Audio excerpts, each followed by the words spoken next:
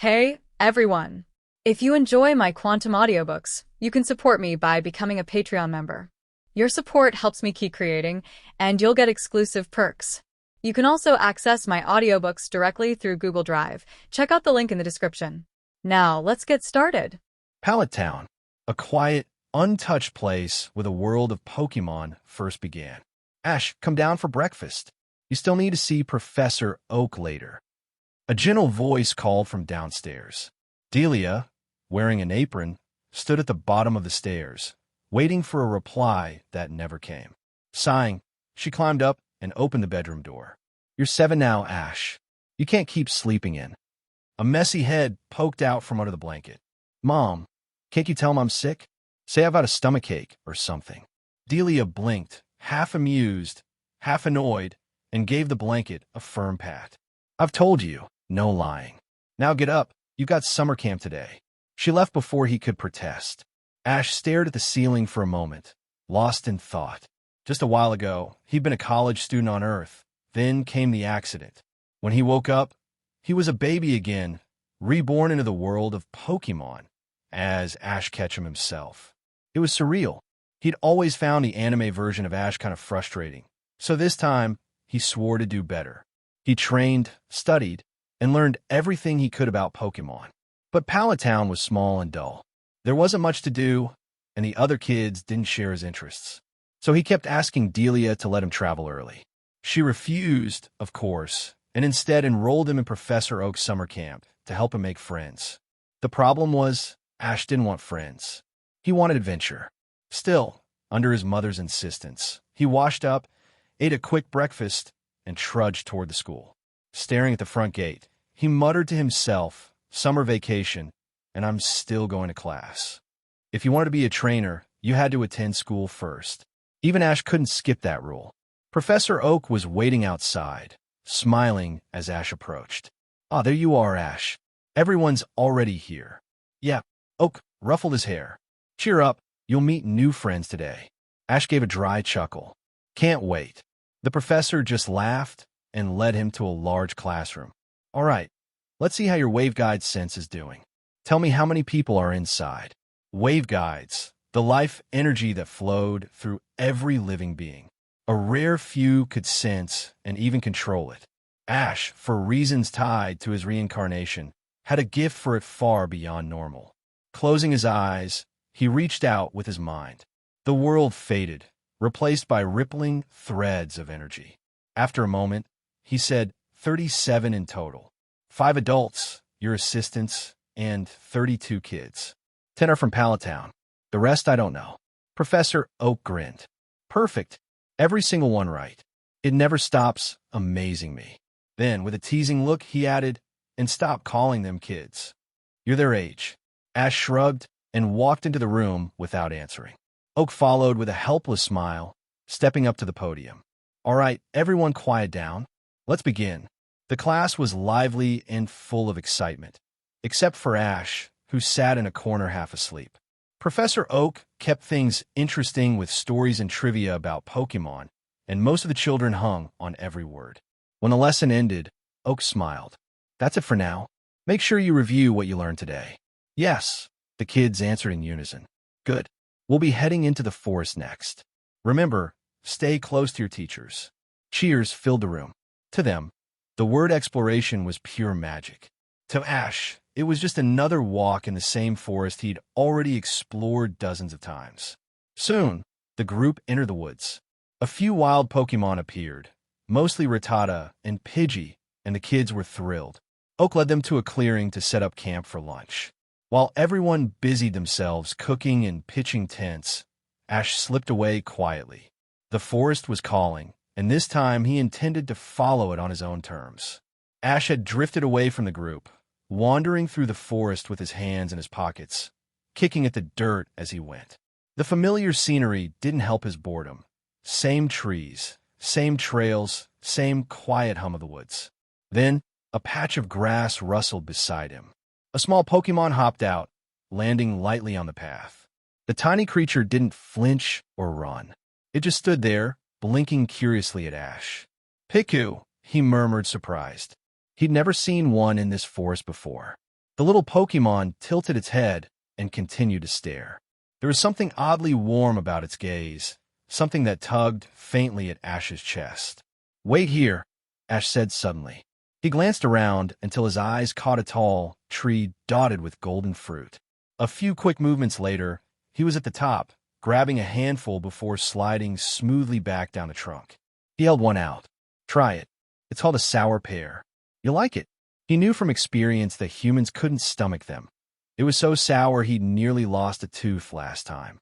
But Piku sniffed the fruit, gave a cheerful chirp, and started nibbling, eyes lighting up with delight. Ash smiled. "Hey, Pitch, how about coming with me? My mom's cooking is way better than that fruit. You'd eat like a king." Piku blinked, hesitating. Ash didn't push. He just crouched quietly, waiting. After a few seconds, the little Pokemon gave a bright cry and bounded onto his shoulder, rubbing its cheek against his. Ash laughed softly. "Guess that's a yes."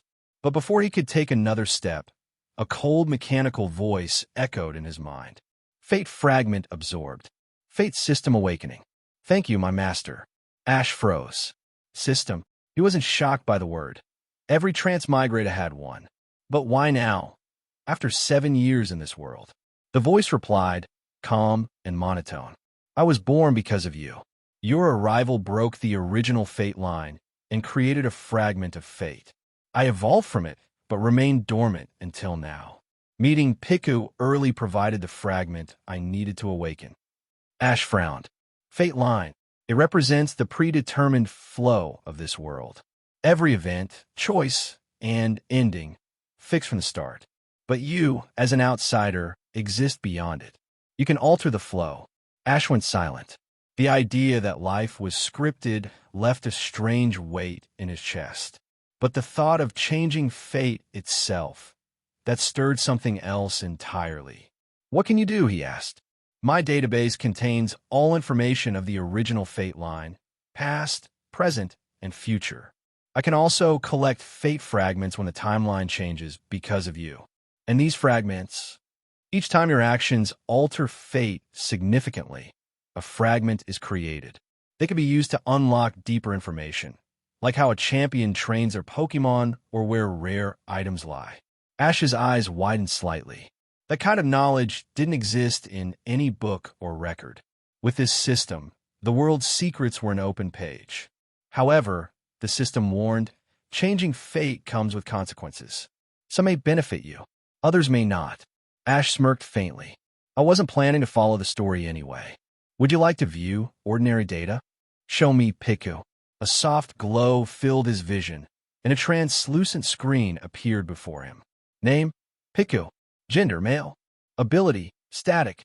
Type, electric. Moves, thunder shock, tail whip. Strength, low. Info, born in the Kanto region.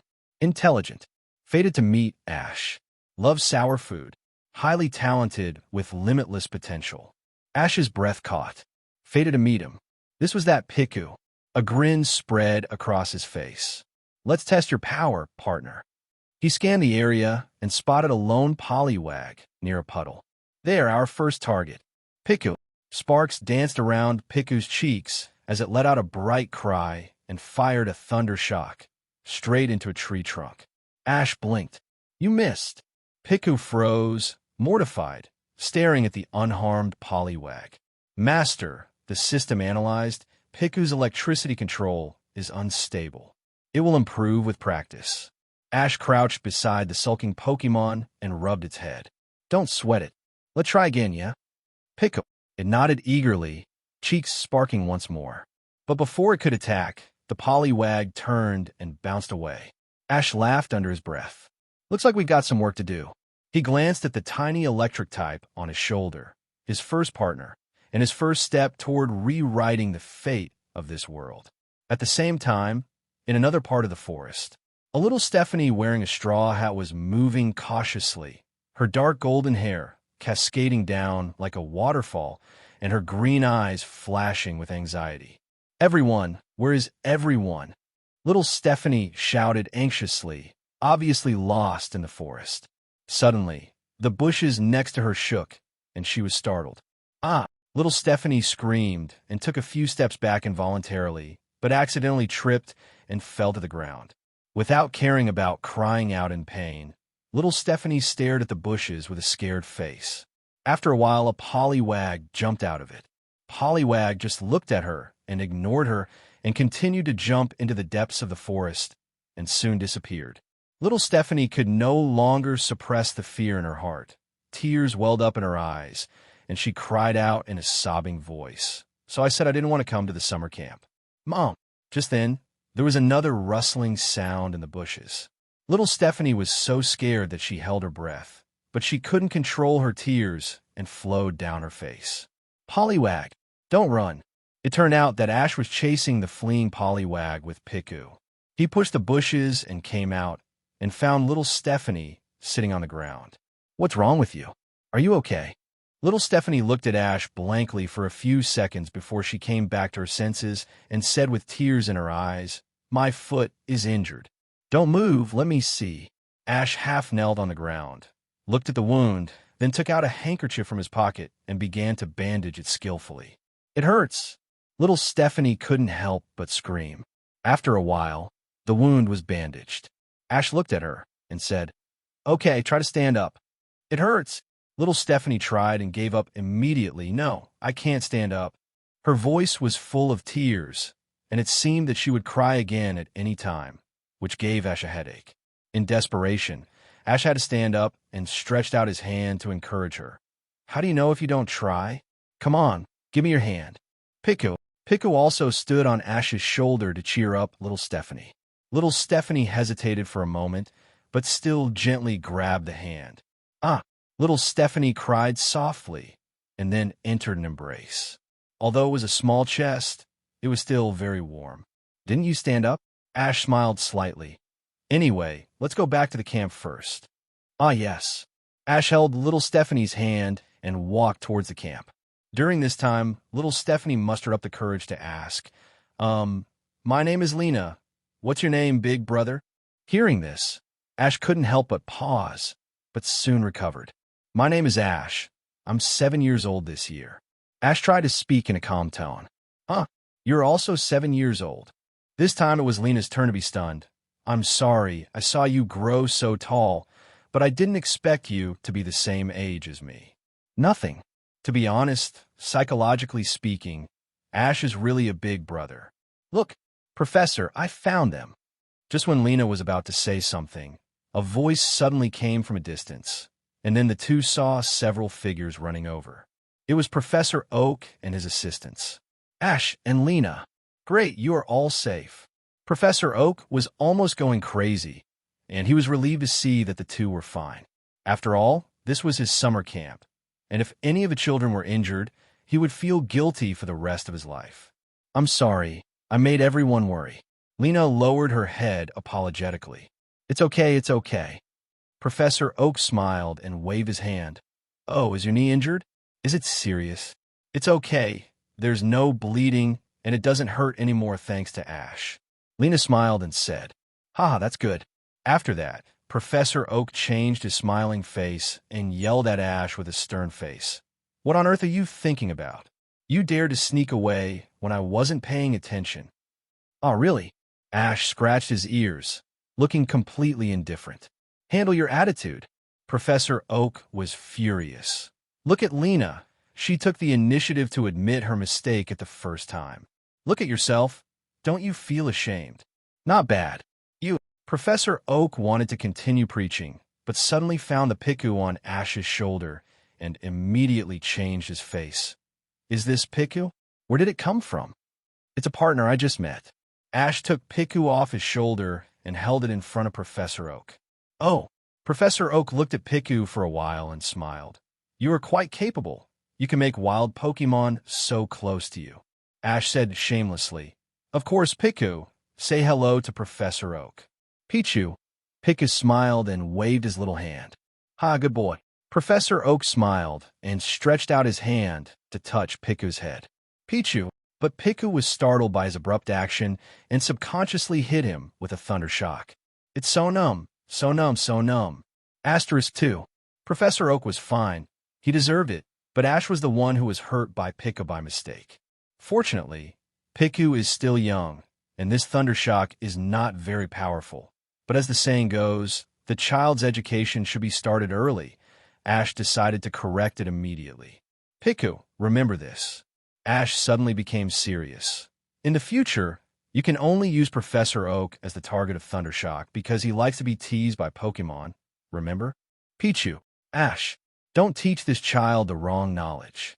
Professor Oak flailed. He doesn't care about pranks, but it doesn't mean he likes it. It's just a small matter. It doesn't matter. It doesn't matter. Professor Oak had no intention of pursuing the matter, and he let it go after Ash made a few casual remarks. Soon a week passed, and the summer camp was about to end. Lena and Ash sat on the soft grass, watching the sunset slide down the hillside, but their moods were completely different. In this week, Lena and Ash became friends, but the summer camp was about to end before they had been together for long, which made Lena very reluctant.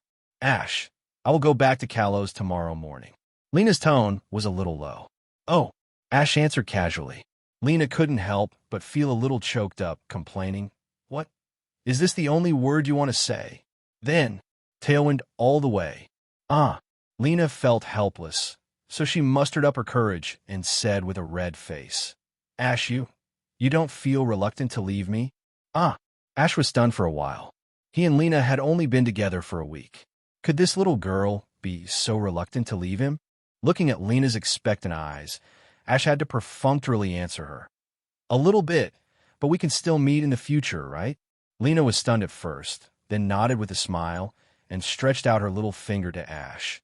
Then let's make a pinky promise. Looking at the innocent smile on Lena's face, Ash hesitated for a moment and still stretched out his little finger to hook it. He couldn't bear to hurt this little Stephanie's heart. Besides, even if he said that, he probably wouldn't see each other in the future, so he might as well fulfill the other party's last wish. Time flies. 3 years have passed. Ash has finally grown into a 10-year-old boy, and today is the day he sets out on his journey. Ash, come down with Pikachu to eat.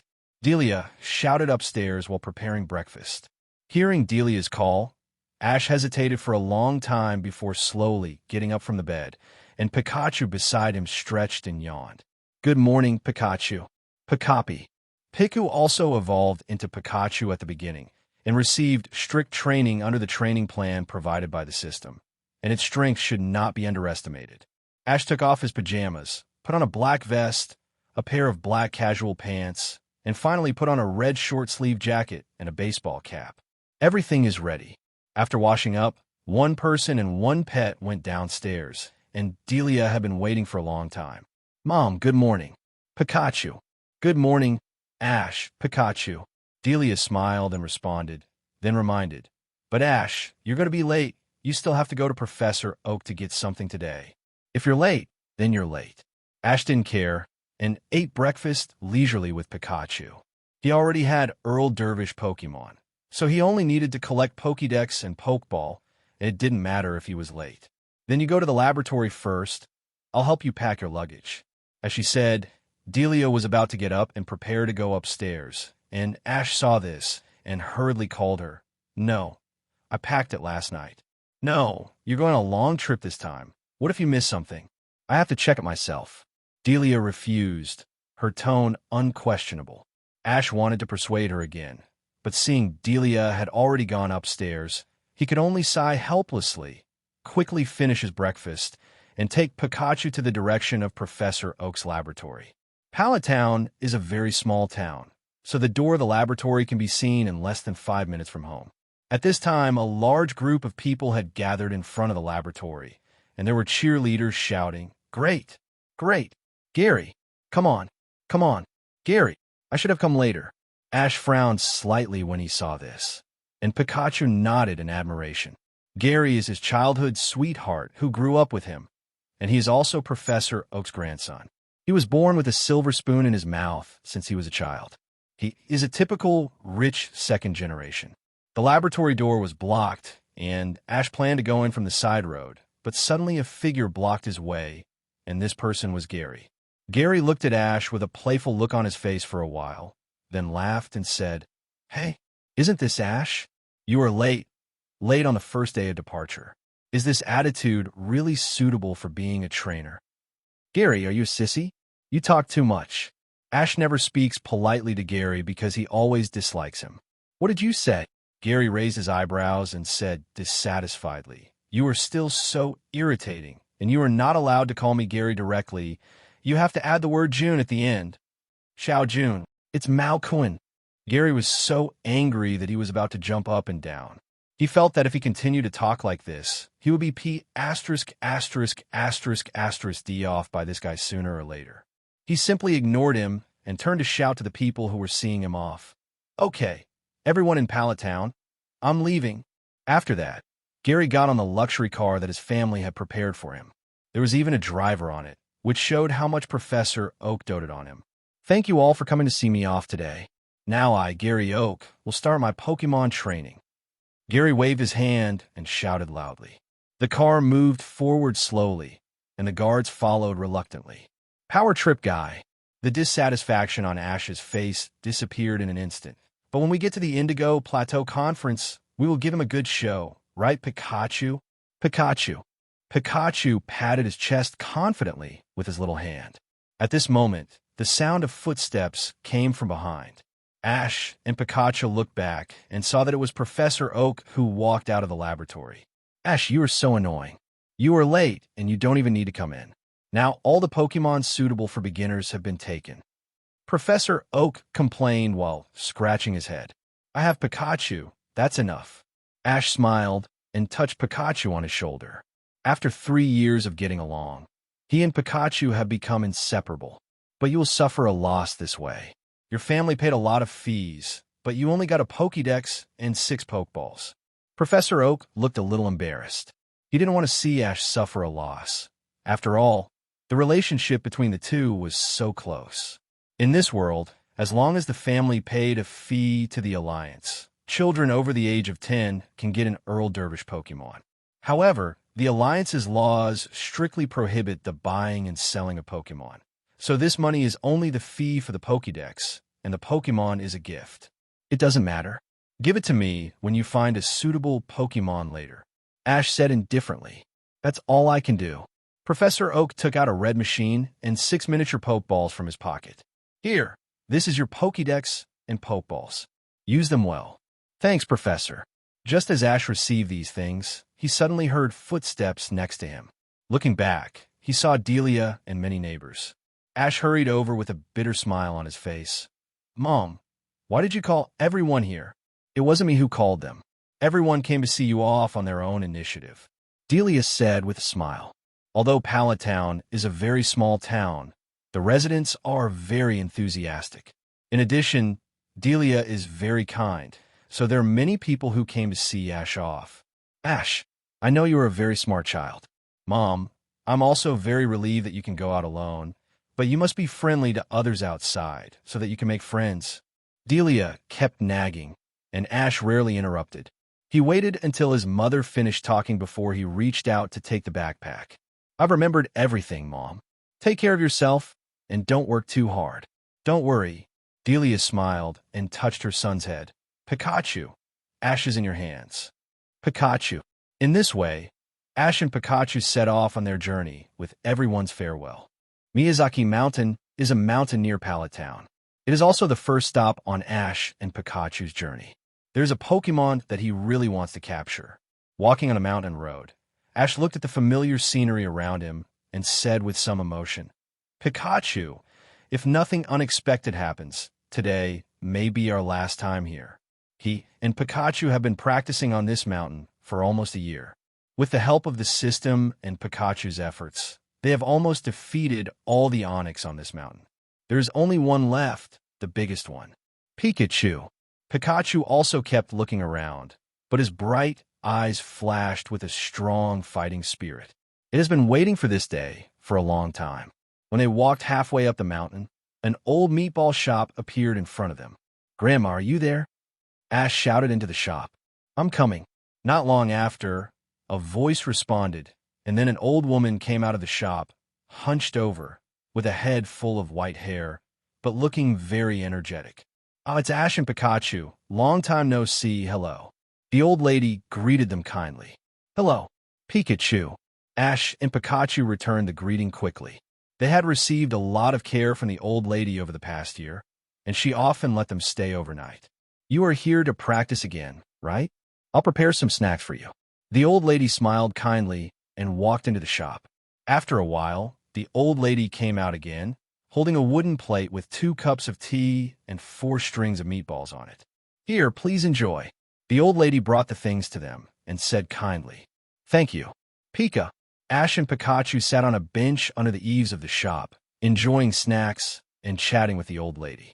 Ash, are you and Pikachu going to challenge the Onyx on a mountain today? The old lady asked.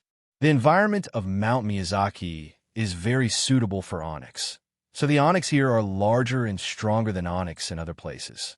Today should be the last day. Ash took a sip of tea and said firmly, Pikachu and I are going to defeat the largest one, and then I will set off to travel. Oh, that guy. The old woman had also heard of the Mega Onyx, and a trace of worry appeared on her face. Unlike other Onyx, that guy has a bad temper. You and Pikachu should not force it too much. The old woman said with concern. Don't worry, Grandma. Today is the most suitable day. Pikachu and I have already prepared. Ash's tone was full of confidence, and Pikachu beside him also nodded his head confidently. Okay, then I'm relieved. The old woman smiled and said, just as she was about to say something else, suddenly a few drops of water fell outside. Oh, is it going to rain? The old woman squinted her eyes and looked up at the sky, which was covered with dark clouds. She said with some worry, the weather forecast does say that it will rain heavily today. After a while, the drizzle at the beginning turned into a downpour. Seeing this, the old woman frowned. It seems that the weather is very bad. You and Pikachu should stay here for one night before leaving. No, thank you for your kindness. We are leaving now. Ash stood up, and Pikachu climbed onto his shoulders. But the old woman was going to persuade her again, but looking at the determined eyes of Ash and Pikachu, she could only sigh helplessly. Okay, I understand. Do you have an umbrella? If not, I have more here. No, Pikachu and I will go to fight later. Hi, you stubborn kid. The old woman's eyes showed a trace of appreciation, and she smiled. Well, I wish you all the way to Tailwind, and this snack is my farewell gift to you. Thank you for your hospitality. Then we will leave. Please promise. Pikachu. Then, with the old woman's farewell wave, Ash and Pikachu braved the heavy rain and began to gradually go deeper into Miyazaki Mountain, and the vegetation on both sides became increasingly scarce, until only various rocks were left. In less than a moment, Ash found a strange road and hurried over to observe it carefully. From the width, it should be that guy. Pika Pika. This so-called road is actually a wide arc-shaped avenue formed by the depression of the ground. Ash, who has been in Miyazaki Mountain for many years, can see at a glance that this is the trace of the huge onyx climbing. Pikachu, it's about to start. Are you ready? Ash turned his head and asked. Pikachu. Pikachu jumped off his shoulder and gave Ash a thumbs up, and Ash nodded and slowly closed his eyes. In an instant, the sound of wind, rain, and thunder all disappeared at this moment, and even the 5 senses disappeared. At this moment, in the world observed by Ash, only the feedback brought by the waveguide remained. Pikachu, can you hear my voice? Pikachu, I can hear it. Because the sound carries the waveguide, Ash can understand the language of Pokemon under the contest condition with the waveguide power turned on. At the same time, Ash can transmit his thoughts to Pokemon through the waveguide. This kind of spiritual communication is much faster than verbal communication. That is to say, if used in a battle, Pokemon can receive his instructions immediately. Seeing that the communication was unimpeded, Ash immediately expanded the waveguide power to the maximum, and soon found the target of this time, a giant onyx. Due to the heavy rain, this giant onyx was resting in the cave, and Ash used the waveguide to send it a message. If you still think you're the most powerful onyx in this mountain, then come out and fight me. If you don't dare, continue to sleep. This onyx has a bad temper. Ash believes that even on a rainy day, this guy will run out because he can't stand the taunt. Sure enough, a moment later, The ground suddenly began to shake, and Ash quickly ordered, "Pikachu, jump back with all your strength." Skin.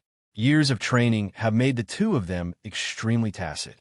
Pikachu, who received Ash's order, didn't think twice, lowered his body, and gathered his two front legs to do a contest backflip. Then, a huge black shadow suddenly rushed out from where Pikachu was originally standing. Roar! A roar swept past. Sand and stones flew, and a thick and long body appeared in the rainstorm. There was even a terrifying cross scar on the gray face. The huge body and the hideous face were full of oppression. What appeared in front of Ash and Pikachu was the huge Onix. However, facing such a ferocious Onix, Ash and Pikachu were not afraid. "Pikachu, get ready." "Pikachu." At this time, the system's voice suddenly sounded. "Excuse me, Master. According to my simulation calculation, your winning rate is probably only 30%. In most cases, Pikachu will be knocked down by the opponent with one blow." "Yes, I know." Ash quickly analyzed the battle situation in his mind and ordered, "System, pass the information of Onix in front of me." Then, Ash looked at Onix, and a lot of information suddenly appeared in his vision. Name, Onix. Gender, male. Ability, Stonehead. Attribute, Rock Ground. Special move, Digging Holes, Knocking, Self-Sacrifice Attack. Smackdown, Sand Tomb, Rock Throw. Strength, Elite. Information, born in Kanto region, even among the Onyx group in Miyazaki Mountain. It is the largest one, up to 15.4 meters long, strong, but lacking speed and reaction ability, irritable and loves fighting, extremely talented, and has the potential of elite. Ash was slightly surprised. He didn't expect that this huge Onyx actually had elite strength. No wonder Bruno was attracted to it. Unless a wild Pokemon has the species strength of a legendary beast, it is almost impossible for it to grow to the elite level. Even if it is an elite level, it is difficult. Only those Pokemon called quasi-gods have a chance. However, although the huge Onix in front of him is very powerful, Ash has enough confidence. His Pikachu is not good at anything else, but its speed is first class. Roar! Onix has a very bad temper, or he is very unhappy about being rained on. Without saying a word, he swung his big tail and hit Pikachu hard. However, Pikachu had been alert to it for a long time and did not need Ash to order it to jump and dodge.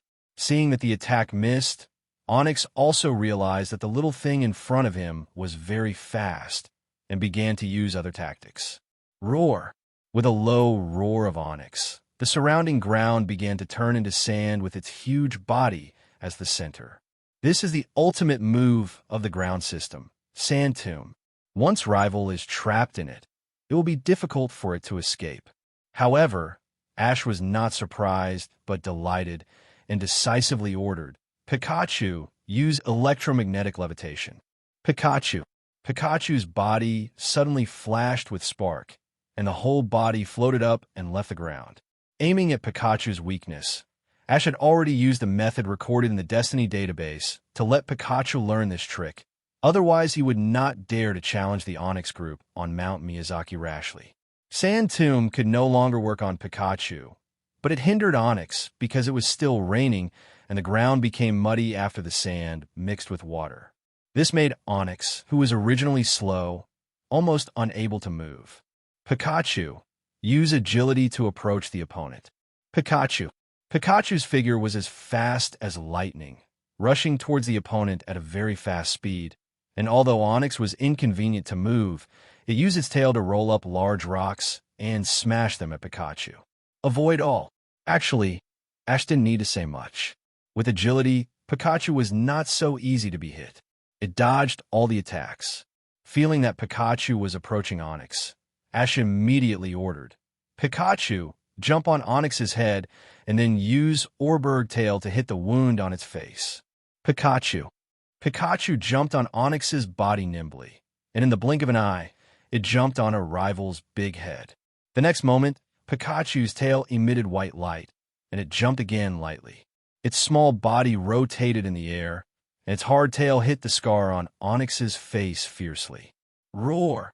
Onyx was in pain, and Rage lost his judgment and used his tail to hit Pikachu without thinking, but forgot that the opponent was still on its head. Seeing the attack coming, Pikachu jumped to the side lightly. Onyx had no time to stop the force, and the huge force knocked him dizzy. Now use Thunder. Ash aimed at the opportunity and decisively ordered Pikachu to use the final blow. Pika! Pikachu immediately began to store electricity, and a dazzling white light came out of its body. Strong currents surged out of the electrical sac on its cheek, flowing through its body like electric snakes. Mike! A huge lightning bolt fell from the sky, completely covering Onyx in the rain. Roar! Even though Onyx has the ground attribute, there is no absolute insulator in the world. As long as the voltage is high enough, even rubber can be penetrated. Moreover, it was raining heavily at this time. Onyx was hit by the thunder, and smoke was immediately emitted from his body. His huge body fell to the ground with a bang. Pika! Success! Seeing that the target was finally defeated, Pikachu jumped up with joy, and Ash also showed a smile on his face. Finally, all the Onyx on Mount Miyazaki were defeated. Ash slowly approached Onyx and said softly, "Although I was a little clever, I defeated you with Pikachu whose attribute was unfavorable. Are you convinced?" Roar! Onyx shouted softly. Although there was a strong unwillingness in his tone, it was not unable to lose. As the strongest Onyx on Mount Miyazaki, he naturally has his self-esteem. "I don't mean to humiliate you." Ash looked into Onyx's eyes. "How about it? Do you think I'm qualified to be your trainer?" Hearing this, Onyx hesitated for a while, and finally nodded his big head gently. "Okay, go ahead." Ash took out a Pokeball from his pocket and threw it to Onyx, who immediately turned into a red light and was taken in. Finally, he succeeded in taming the giant Onyx, which made Ash a little excited, and not only this, but also the new information from the system. "Master, you took the lead in taming Onyx, who originally became an Elite Four Bruno Pokemon, and obtained 2 pieces of Fate Fragments." This was the first time Ash got a Fate Fragment. Although it was only 2 pieces, the less Fate value he got, the less risk he took, which can be said to have both advantages and disadvantages. System, I want to know how many Fate Fragments are needed to be a trainer who can improve Pikachu's strength again. Ash asked eagerly. Although he had been training continuously for 3 years, these were just ordinary performance training, and due to Pikachu's species strength, his strength was stuck at the peak of the elite level, and it was difficult to improve any further. Unfortunately, there is no special method to train Pikachu, either in the past or in the future, but there is an item that is very suitable for Pikachu, and 50 Fate Fragments are required to unlock the information. The system replied, "It actually costs 50 pieces. Now Ash only has 2 pieces of Fate Fragments, which is still a long way from the requirement."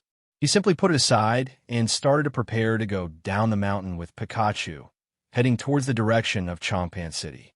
Miyazaki Mountain is located to the west of Viridian City. After descending the mountain, it is less than 10 miles away.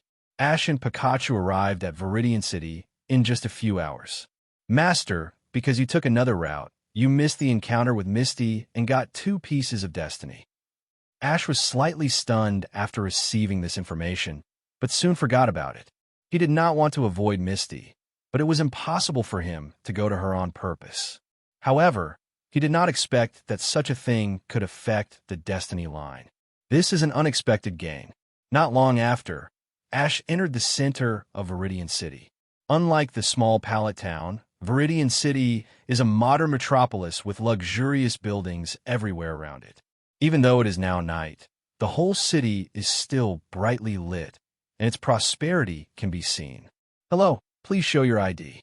Just as Ash and Pikachu were admiring the night view of Viridian City, a pretty lady in police uniform stopped them. This person was Jenny. Ash nodded and took out the Pokemon Pokédex from his pocket and handed it to Jenny. After checking Ash's identity, June Shaw returned the Pokédex and saluted Ash. "Thank you for your cooperation. There have been many Pokemon kidnappings in the city recently. Please be careful. It is best to put Pikachu in the Pokeball. If it is left outside, it will be easily stolen." Pika Pika. As soon as Zhiye finished speaking, Pikachu cried out in dissatisfaction. It hated entering the Pokeball the most. Ash gently patted Pikachu's head and signaled it to be patient. I know, Officer Zhiye. Thank you for your reminder. Ash thanked him politely and left with Pikachu. Of course, Pikachu still lay on his shoulder. Seeing this, Zhiye did not persuade him anymore. She just sighed helplessly, shook her head, and left. However, Ash was worried about what Zhiye said. If he remembered correctly, the kidnapping case Zhiye was referring to was probably done by the Rocket Trio. Although Ash is not afraid of those three guys at all, the problem is that they are annoying. In the original book, they're just like dog skin plasters, and they can't be shaken off at all. Originally, Ash planned to stay at the Pokemon Center. If he consumes in the center, he could get a 50% discount on all expenses with Pokédex. This is also an encouragement policy of the Alliance for trainers. But now Ash doesn't want to be entangled by those three guys. So after recovering the physical strength of Pokemon in the Pokemon Center, he did not choose to stay overnight, but found a cheap hotel. Please give me a single room. Okay, please wait. After checking in at the front desk of the hotel, Ash took the key and entered his room. There was nothing inside, just a bed and a bedside table, but fortunately it looked clean. There is no way. Ash's family is not rich, unlike Gary, who rides a sports car when he goes out, and has a car full of beauties, a standard life of a rich second generation. Pikachu, Pikachu. Pikachu seemed to be extremely tired. As soon as he saw the bed, he jumped off Ash's shoulder, laid down in a comfortable position, and fell asleep in a short while. Forget it, I'll sleep too. Ash originally wanted to give Pikachu a bath.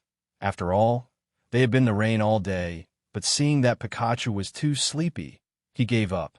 He himself was also very tired after walking on the mountain road all day, so he simply didn't take a bath and rested directly. Early the next morning, Ash woke up and received a report from the system. Master, you missed the encounter with the Rocket Trio and got 6 pieces of Destiny fragments. Hearing this, Ash was dumbfounded. These 3 idiots really have a deep relationship with him. Misty only has 2 badges. Should we say that she's indeed a funny character throughout the original story? The Tokiwa Gym stipulates that challengers need at least 5 badges to prove their strength.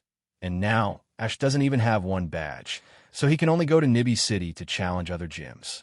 However, as soon as he walked out of the hotel gate, he saw a lot of policemen, and they kept stopping pedestrians to ask questions. Even Ash did the same. Coincidentally, the policeman who stopped Ash was Zhiye, who met yesterday. Oh kid, I didn't expect it to be you. Zhiye was a little surprised. She recognized Ash, or rather, recognized the combination of Ash and Pikachu.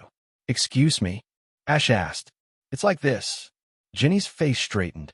Last night, 2 men and women who claimed to be Team Rocket attacked the Pokemon Center and stole many Pokemon. So our police are investigating. Ash finally understood. No wonder he was able to get so many fate fragments in the morning. In the original book, it was Ash who stopped them and also made the trio keep an eye on Pikachu.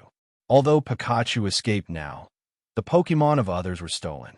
Sorry, after walking all day yesterday, Pikachu and I were very tired. We fell asleep directly and didn't hear anything at night. Ash answered truthfully. Zhiye had never doubted Ash in the first place. After hearing what he said, she asked a few questions and let him go. However, it was not known whether these 3 guys were really stupid or Ash was really destined to be with them. Not long after walking out of Viridian City, Ash was actually stopped by them. Stop, kid over there. The trio suddenly jumped out of the bushes on the side, and Jesse pointed at Ash and shouted arrogantly. Ash was stunned for a moment, then slapped his forehead helplessly, while the trio and Pikachu all looked at him strangely. Pikachu, Pikapi. James, what's wrong with this kid? Jesse, I don't know. He's probably scared of us. Meowth, who cares? Just grab his Pokemon, Meow. That's right. Asterisk 2. After receiving Meowth as reminder, Jesse immediately shouted at Ash fiercely. Kid, hand over your Pokemon obediently, or you will suffer physical pain. Hey, Jesse. James pulled her. We haven't had an opening speech yet. I'm not used to this. There's nothing I can do about it. The kid hasn't said a word yet. Jesse said helplessly, She also felt that she was really suffocated if she didn't say an opening speech. Hey, kids, say something. Like, who are you guys? So that we can continue. James reminded her. Hearing this, Ash looked at the trio expressionlessly and finally spoke under their expectant gaze. Pikachu, Thunderbolt. Hey, little brat. We are the elites of Team Rocket. Jessie had a cold face, and her tone was full of threats. I'll warn you in advance that Team Rocket is not easy to mess with. James echoed arrogantly. Yes, I advise you to be sensible. Meowth nodded calmly, as if he was saying this for your own good. I'm talking to you. Ash looked back at the three guys and said unhappily, You are quite good at making threats, but the premise is that you are not tied up by me. Assholes, let's fight again if you dare. Asterisk 3. Not long ago, Ash unexpectedly let Pikachu use Thunderbolt. The three guys did not expect that the other party would attack without saying hello, and they were knocked down before they could react. After subduing them, Ash found a sack of stolen Pokeballs in the nearby bushes, and then led them to the police station in Viridian City with a rope. The trio behind, Ash regretted it so much that they had stolen so many Pokemon this time. As long as they handed them in to the organization, they would be promoted. What was even more tragic was that they did not ambush Ash on purpose. They were just tired after running all night, so they lay down in the bushes to rest for a while, and when they woke up, they happened to see Ash walking over. These three idiots did not know what it meant to make trouble. Seeing that Ash was still a child, they immediately rushed up confidently based on the principle of whether to steal or not. But what they never expected was that the other party actually started a fight as soon as they said they would, without even giving them time to say a word. This dream was completely ruined. Stinky brat. I don't accept it. You were just a sneak attack. We didn't even have time to release the Pokemon. Jessie was still unwilling to accept it and started to yell. That's right. Do you think you are worthy of being a trainer like this? You actually used such a despicable method. James was even more funny, completely forgetting that he was the villain. You talk too much. Ash didn't even bother to turn his head back this time and ordered, Pikachu, give them some electrotherapy. Pikachu. Pikachu responded with a smirk and immediately gave them continuous thundershock. It's so numb, so numb, so numb. Asterisk 3. The trio was electrocuted by Pikachu and black smoke came out of their mouths. Meowth even cried out with tears in her eyes. Meow. I didn't say anything. Why should I be electrocuted too, Meow? Do you understand that we share the happiness? Ash replied indifferently, and the trio was completely speechless and felt very aggrieved. Bad-tempered brat. However, this made them honest, and they followed Ash obediently with their heads down. After a while, the group arrived at the Tokiwa City police station. Oh, what is this? Seeing this, Ginny was a little confused at first, but she immediately understood after seeing Jessie and James' faces clearly. You are Team Rocket from last night. Yes, it's us. Asterisk 2. Jessie and James were so proud that they completely forgot their current situation. Officer Ginny, I happened to step on these three idiots on the road. This is the Pokeball they stole. Ash said as he handed the sack in his hand to Ginny. What do you mean by stepped on? Do you think we were shit? X3. Ash naturally turned a deaf ear to the roar of the trio. After cooperating with Ginny to take notes, the three idiots were taken away and temporarily detained. Jessie, you stinky brat. Wait for us. James, we will definitely settle accounts with you when you get out. Meowth, we Team Rocket are not easy to mess with. Ash was too lazy to pay attention to them, but Ginny suddenly exploded. She dared to say such things in the police station. She simply didn't take the police seriously. Shut up. Threatening others. Aggravating the crime. Put them in a solitary cell and let them reflect on themselves. Seeing Ginny getting angry, the trio immediately calmed down, and Ash interrupted. Officer Ginny, I'm a coward. Please make sure they stay in jail forever. What a cruel kid. X3. After all the Pokemon were returned, Ginny also gave Ash a bounty of 100,000 Alliance coins. After all, there were quite a few Pokemon stolen this time, and it was a big case. After leaving the police station, Ash first transferred 10,000 to Delia's card. This was the first time he made money on his own, and he should honor his mother. Then Ash came to the store and prepared to start buying a lot. Although 90,000 was not too much, he could buy a lot of things as long as he was careful. High-level Pokeballs were naturally not planned, even if they could increase the success rate of catching.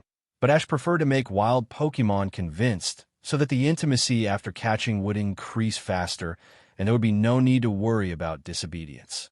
The main purchase targets are various potions, antidotes, and energy cubes. Energy cubes are a necessity for breeder Pokemon. They are very beneficial to the skill power, growth and development, and beauty of Pokemon, but the price is also very expensive. Ash often studies wave power for Professor Oak. In exchange, Pikachu's electric energy cubes in the past 3 years have been provided by Professor Oak, and there are still many left. This time, the main purchase is energy cubes for Onix. Although it can be made by itself with tree fruits, the machine is very expensive, and the effect of the products is also the best. Money is spent like water, and half of it is used up in a short time, but Ash has no hesitation. He would rather eat white rice himself, and he will never be stingy with the cost of breeding Pokemon. After getting everything done, it was noon.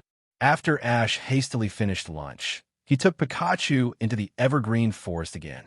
Mier City, the largest city in Kalo's region, a romantic city that leads fashion and trends. At this time, in Professor Fodong's laboratory, a rookie trainer was choosing her first Pokemon. Wow, they're all cute when you look closely. Which one should I choose? The girl frowned cutely, a little undecided. At this time, a middle-aged uncle came over and said, Seralina, before choosing Pokemon, check their information on Pokédex first, and then make a decision. Thank you, Professor Fatong. After 3 years, Seralina has grown into a graceful girl with long brown hair, which adds a bit of pretty lady-like temperament to her. After taking the Pokédex, Seralina looked at the 3 major Kalos Pokemon one by one, and finally chose the playful and cute Flame Fox. Professor Fatong, I've made my choice, Seralina said and hugged Flame Fox in her arms. Dooku. The chosen flame-eared fox called out happily, and the Echinocorus next to him looked depressed. Only Bubble Frog didn't care and still looked calm. Okay. Professor Fatong smiled and nodded. From today on, you are a trainer. You must get along well with the flame-eared fox. I will. Just when Lena was about to say goodbye, Professor Fatong's assistant suddenly came out with a worried look on his face. Professor, it's bad. The trainer who was originally scheduled to go to the Kanto region today suddenly changed his mind and called to say that he didn't want to go so far. That's troublesome. Professor Fatong scratched his head in distress. Although the other party broke the appointment, he didn't mean to be angry or pursue it. However, Seralina noticed the word Kanto, and her heart moved. She asked quickly, Professor Fatong, if it's convenient, can you tell me what's going on? It's like this. Professor Oak from the Kanto region and I agreed to select an exchange student each, but the child I selected didn't want to go. This was not a secret. Seeing that Seralina wanted to know, Professor Fatong told her casually. So that's how it is. After listening to Professor Fatong's words, Seralina couldn't help but feel a little moved. If I go to Kanto, maybe I can meet that person? That. After hesitating for a moment, Seralina still spoke. Professor Fatong, if you don't have a choice, why not? Let me go. You? Professor Fatong was shocked. He didn't expect Seralina to make this request. Professor Fatong, please believe me, I can complete any task. Seralina promised quickly. Well, there's actually no mission. Just write a review when the time comes. Despite this, Professor Fatong still had a dilemma on his face. But you're still a rookie trainer. Is it really okay for you to travel far away from home for the first time? It doesn't matter. It's a trip wherever you go. After hearing what Lena said, Professor Fatong thought about it and agreed. The exchange student thing was originally created to follow the trend. If she wants to go, let her go. But he still said, okay, but you have to get your family's consent first. Okay, I understand. Lena was stunned for a moment, but still nodded. Using the video phone in the laboratory, Lena called her home phone. Hello, can you see it? The beautiful young woman who appeared in the video was Lena's mother, Saki. It's very clear, Mom, look. Lena put the flame-eared fox in front of the video. This child is called Flame-eared Fox, and he will be my partner in the future. Hey, it's very cute, Flame-eared Fox. Lena is in your hands. Saki asked with a smile. Wako. Then Lena talked about this and that for a long time, and couldn't make up her mind to speak, but no one knows a daughter better than her mother, and Saki noticed that her daughter was different. Lena. Saki suddenly showed a naughty smile and said in a playful tone, Do you really just want to talk to me about these irrelevant topics? Nothing else. What, nothing else? Lena is still a little girl after all, and she can't keep her composure. She was a little panicked when she was told this. Oh, if there is no, I will hang up. After saying that, Saki pretended to hang up the phone, and Lena was anxious and quickly stopped her. Wait. Mom, I have something to say. Then just say it quickly. Lena took a deep breath and then quickly shouted, It's like this. Professor Fadong has an exchange student program, and I decided to participate in the trip to Kanto region. That's it. Seeing that her daughter was talking a little incoherent, Saki couldn't help but laugh. This look was really interesting. So that's the case, but why do you want to go to Kanto? Saki asked curiously. Well, it's because that. Unfortunately, Lena couldn't say anything after a long time. Okay. I won't ask you anymore. Just go if you want to. Perhaps because she was afraid that Lena would get angry, Saki decided to stop. Really, Lena said happily. She had planned to use her anger to cover up her embarrassment, but now it seemed unnecessary. Yeah. Saki did not ask any more questions, but just said, But be careful and safe when you go there, and be sure to ask the police for help if something happens. Okay, Mom, I'm not a child anymore, and you said all these things before I left home. Lena said coquettishly, Yes, my Lena is indeed not a child anymore. Saki's words were a double entendre, and Lena was not stupid. She immediately understood what was going on. This made her face turn red like a tomato. Mom, if you have nothing else, I'll hang up first. Seeing that her daughter was about to explode, Saki quickly hung up the video call, and after a moment of stunness, she shook her head and smiled bitterly. It seems that she has really grown up. Viridian City. A few hours ago, Lena took Flame Fox to the city by plane. Although I came here with momentum, what should I do first? At this time, Lena was a little overwhelmed. Professor Fadong did not give her any tasks, but just let her play freely and do whatever she wanted. Just as Lena was walking on the street in confusion, Jenny, who was patrolling, suddenly noticed her. Because of what the Rocket Trio did, the security of Viridian City has been checked more strictly. Although Lena looks like a little Stephanie, Jenny dare not take it lightly. Hello, please show your ID. ID? Oh, okay. Lena was stunned for a moment, then suddenly realized and took out the Pokemon Pokédex and handed it to Jenny. While Jenny was checking, Lena tried to ask, Officer Jenny, do you know a boy named Ash? He should be carrying a Piku. Ash. Piku. Jenny thought for a moment, then nodded. There's indeed a child with this name, but he is carrying a Pikachu. That's him. It must be the Piku that evolved. Lena exclaimed in surprise. She was just trying out, but she didn't expect Jenny in front of her to really know. Then who are you to him? Jenny asked vigilantly. Ash had just captured the Rockets, and Jenny was worried that someone would revenge him. However, Lena didn't know these things and answered honestly. I came to Kanto when I was a child. He was a friend I met at that time. This time I came to Kanto as an exchange student, so I wanted to visit him. So that's it. Hearing Lena's words, there was no loophole, and there was no problem with identity verification. Jenny was relieved and said, It's like this. Not long after he came out of the police station, he should have headed directly to the direction of the Tokiwa Forest and headed to Nibi City. Police station? Hearing this, Lena was immediately startled and hurriedly asked, Officer Jenny, Ash can't do bad things. Is there any misunderstanding?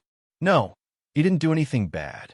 Jenny smiled, and then explained to Lena everything about the Rocket team and Ash. So that's it. At this time, Lena finally breathed a sigh of relief and patted her chest with a look of relief. Huh, it seems that you care about him very much. Ginny joked. No, we are childhood sweethearts, just friends. Lena said in a panic, but Ginny just smiled. You don't need to tell me anything. The person you are looking for hasn't gone far. If you set out now, you should be able to meet him. Ginny pointed to the direction of the Tokiwa forest and said, I see. Thank you, Officer Jenny. Lena saluted Jenny, then hurried away holding the flaming fox. You're welcome. Keep up the good work. Jenny waved her hand to cheer Lena up. She was also a woman, so how could she not understand Lena's thoughts?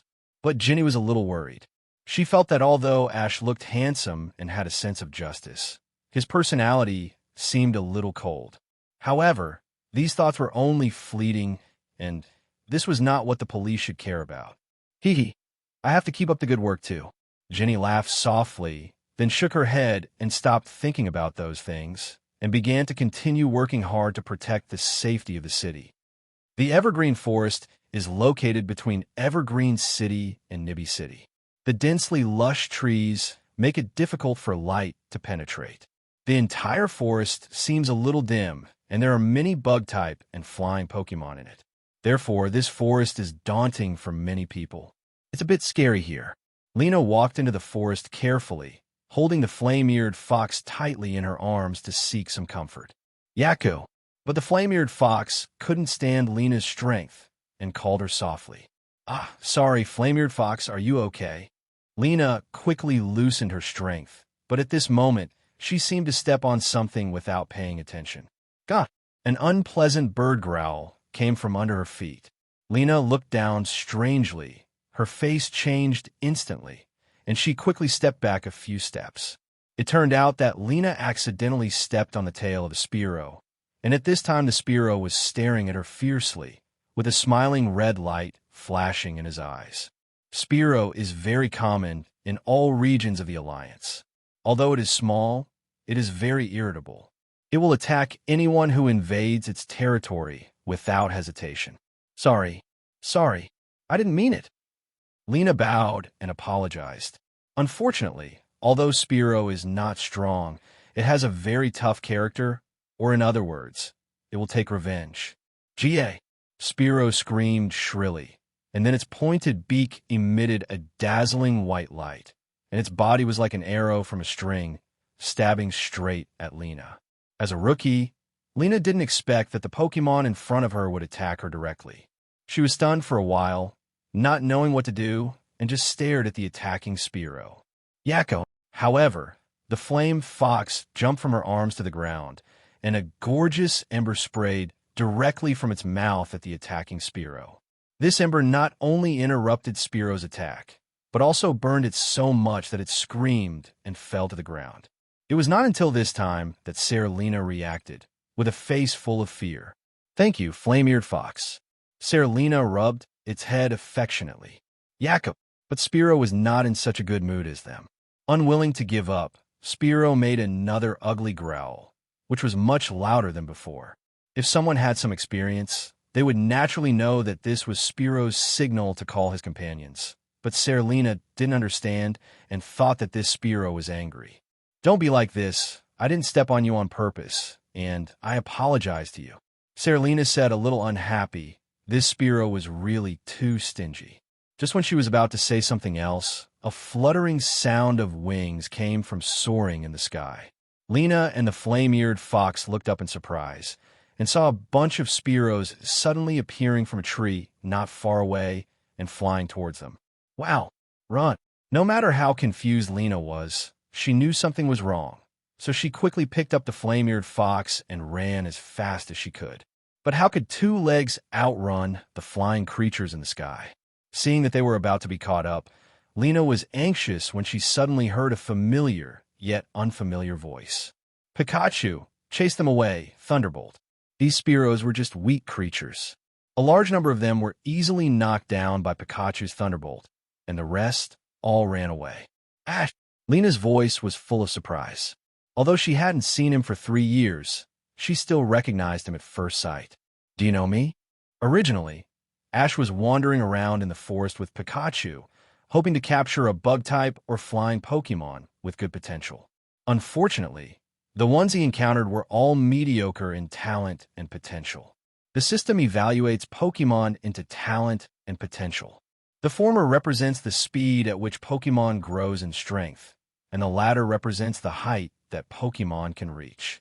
So far, Ash has only seen one Pokemon with infinite potential, which is his Pikachu.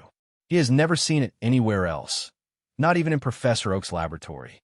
According to the system, it represents infinite possibilities, far beyond the so-called champions and legendary beasts.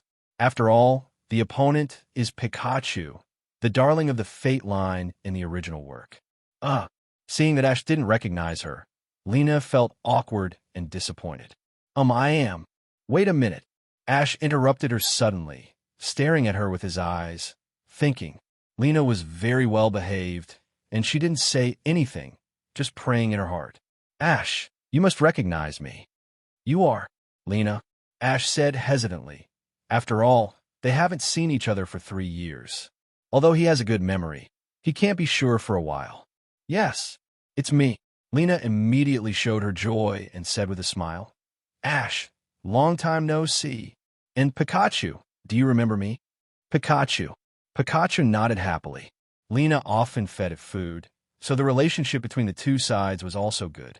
Sorry, I just didn't expect you to come to Kanto. Ash showed a trace of apology on his face. In fact, he didn't expect to meet Lena again. It's okay. Lena smiled and waved her hand. To her, none of this mattered. It was enough for Ash to recognize her. But why did you come to Kanto? Isn't your family in Kalos? Ash asked curiously. This is because it's like this. I signed up to be an exchange student to Kanto region. After I came here, I happened to hear Officer Jenny say that you were in Viridian Forest, so I wanted to meet up with my old friend. That's right. That's it. And this is my partner, Flame-Eared Fox. When Ash mentioned this, Lena started to get nervous again. Fortunately, Ash was too lazy to delve into it and just nodded to show that he understood. Ash, are you going to Nibby City to challenge the gym? If it's on the way, why don't we go together? Lena asked hesitantly. Okay. Ash didn't have any objections. Although it felt good to be a lone ranger these days, he didn't mind having someone to chat with him. Besides, Lena is his childhood friend, and her personality is not as cocky as Gary, so Ash still likes her quite a bit. In this way, the two of them walked together, but the atmosphere was a bit awkward because they had no topic to talk about. Lena followed Ash closely with the flame-eared fox in her arms, her eyes occasionally glancing at the black-haired boy in front of her, her face slightly red, and whispered softly, I haven't seen you for 3 years, and you seem to have become more handsome. What? Ash turned his head and asked. Lena was frightened and said in a panic, No, nothing. I was chatting with the flame-eared fox. It's true. Oh. Ash glanced at her and suggested, Let's take a break. You look sweaty. Yeah, okay. Lena responded softly. Ash's concern made her feel very warm. And Ash also recognized Lena in his heart. Although the other party was a Stephanie girl, her physical strength was not bad. She could actually keep up with his pace. It seems that she has been exercising since she was a child. Even if it was rest time, Ash didn't want to waste it. He was going to practice the power of wave guidance. He found a stone to sit down, slowly closed his eyes, and began to carefully feel the wave guide of all things. Over the years, Ash felt that there was no special way to practice the power of wave guide, that is, to practice it constantly. The methods given by Professor Oak were useless. But this is understandable, because among humans, apart from the legendary waveguide warrior, no one else has heard of the power of waveguide, and now Ash can be considered unique. Just as Ash was practicing silently, he suddenly sensed that a strange waveguide reaction was quietly approaching him, and he was holding a samurai sword in his hand. Ash immediately thought of who this person was. It must be the warrior Fat Man. The reason why he was called the warrior Fat Man was because he was wearing a samurai suit, plus he was a little fat man, so he was the warrior Fat Man. Feeling that he was being stared at, Ash did not make a sound, but just pretended not to know and continued to close his eyes and wait for the other party to attack. And the development of things was indeed as he expected.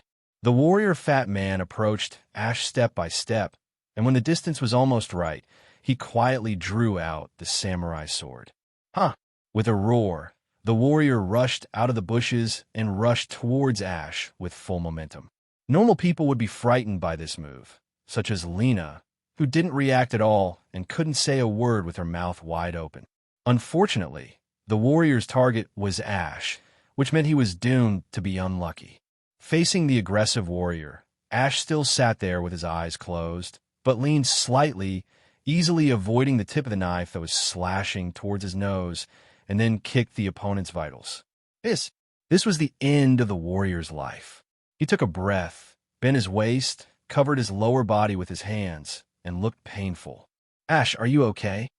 At this moment, Lena also came back to her senses and immediately ran over and asked anxiously. It's okay, Ash said calmly, still playing with the samurai sword in his hand. Seeing that Ash was not injured, Lena was relieved, and then she yelled at the warrior, You fat guy, what do you want to do? Do you know that this is dangerous? After that, she kicked him a few times, which surprised Ash. You know, Lena has always been polite, and he has never seen her get angry like this. Forget it, Lena. Ash stopped her and threw the knife back to the warrior, saying, This knife is not sharpened yet. He just wanted to scare me and play a prank. Although Ash didn't use all his strength in this kick, it was still quite strong. It took the fatty warrior a long time to recover. How did you do it? You kept your eyes closed. How did you avoid my sneak attack? The fatty warrior asked in shock. Hearing this, Lena looked at Ash in surprise. She was just worried about whether Ash was injured and didn't notice this. Although my eyes are closed, my mind's eye is open, Ash said calmly. In fact, this statement is not wrong. Besides, not everyone knows the power of wave.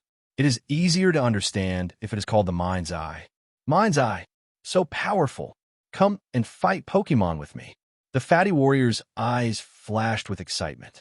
He didn't want to miss such a master. I accept your challenge. Pikachu, you go. Ash was bored. He rarely met other trainers in Pallet Town.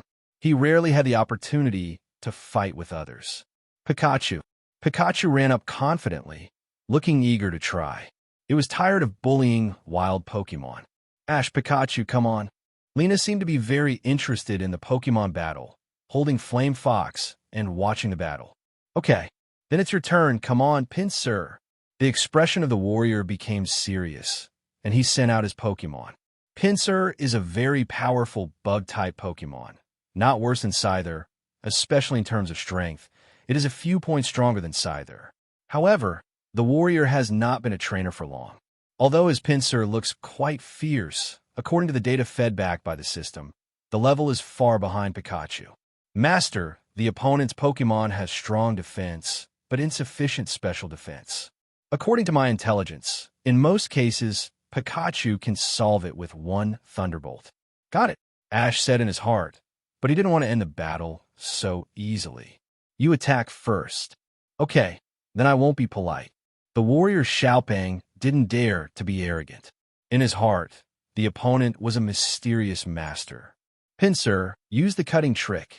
After receiving the training order, the two long horns on Pinsir's head first clamped several times, bursting out several crisp sounds, as if to encourage himself or to intimidate the opponent.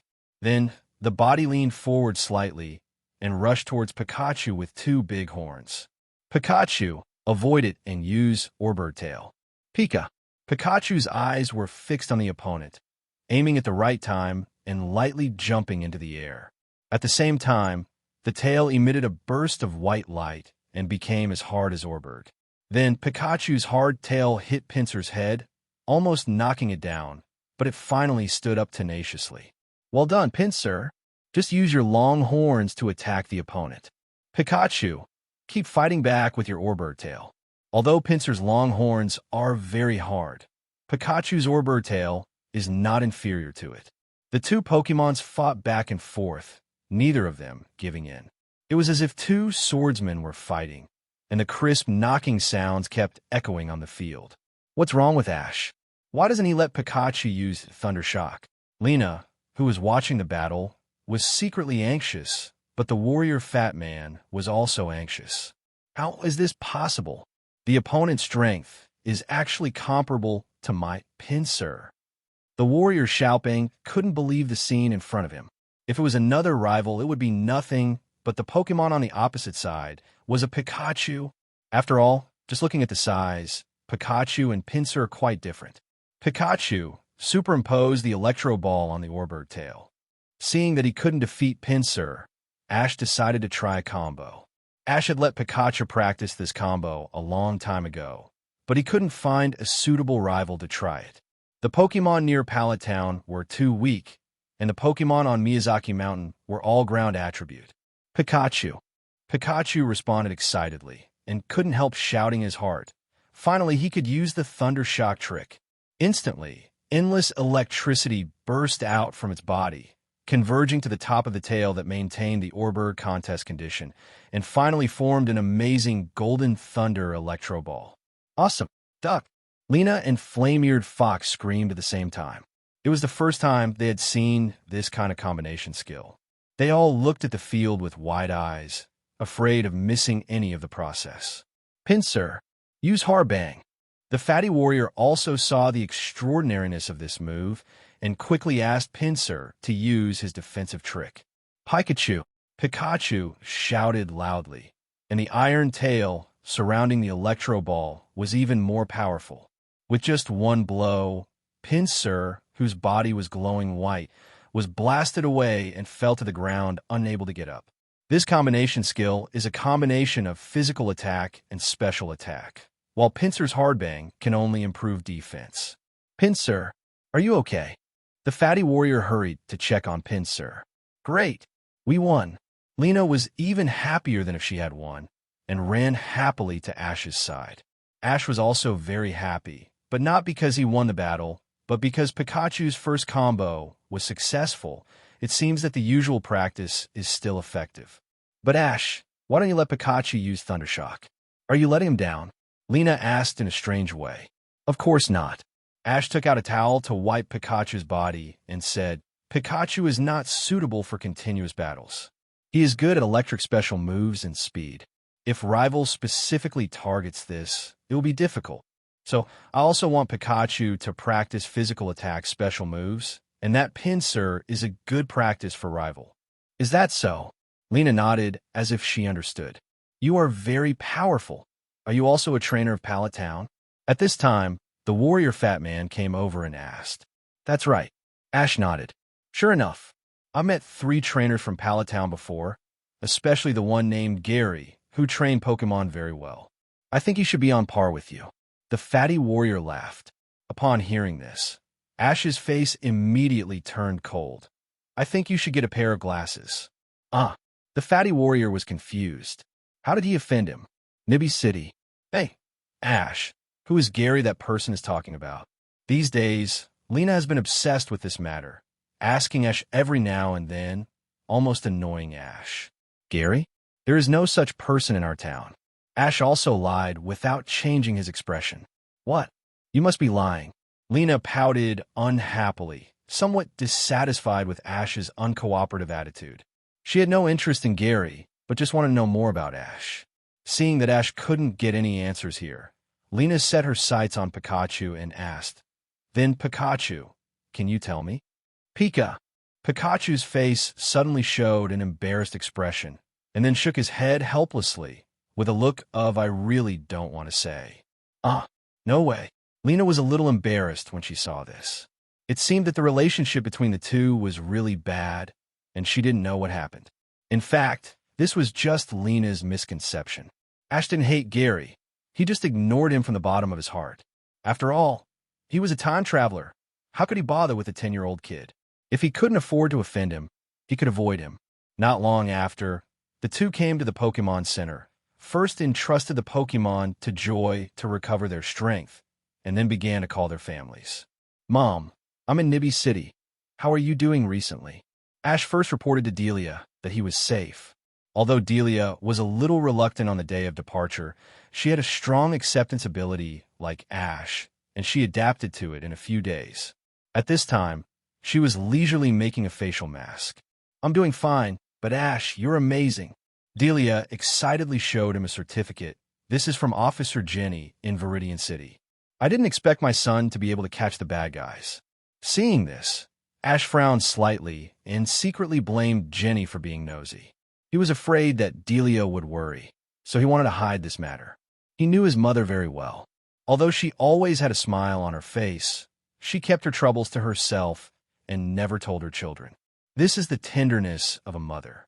After patiently listening to Delia's nagging nonsense, Ash called Professor Oak again.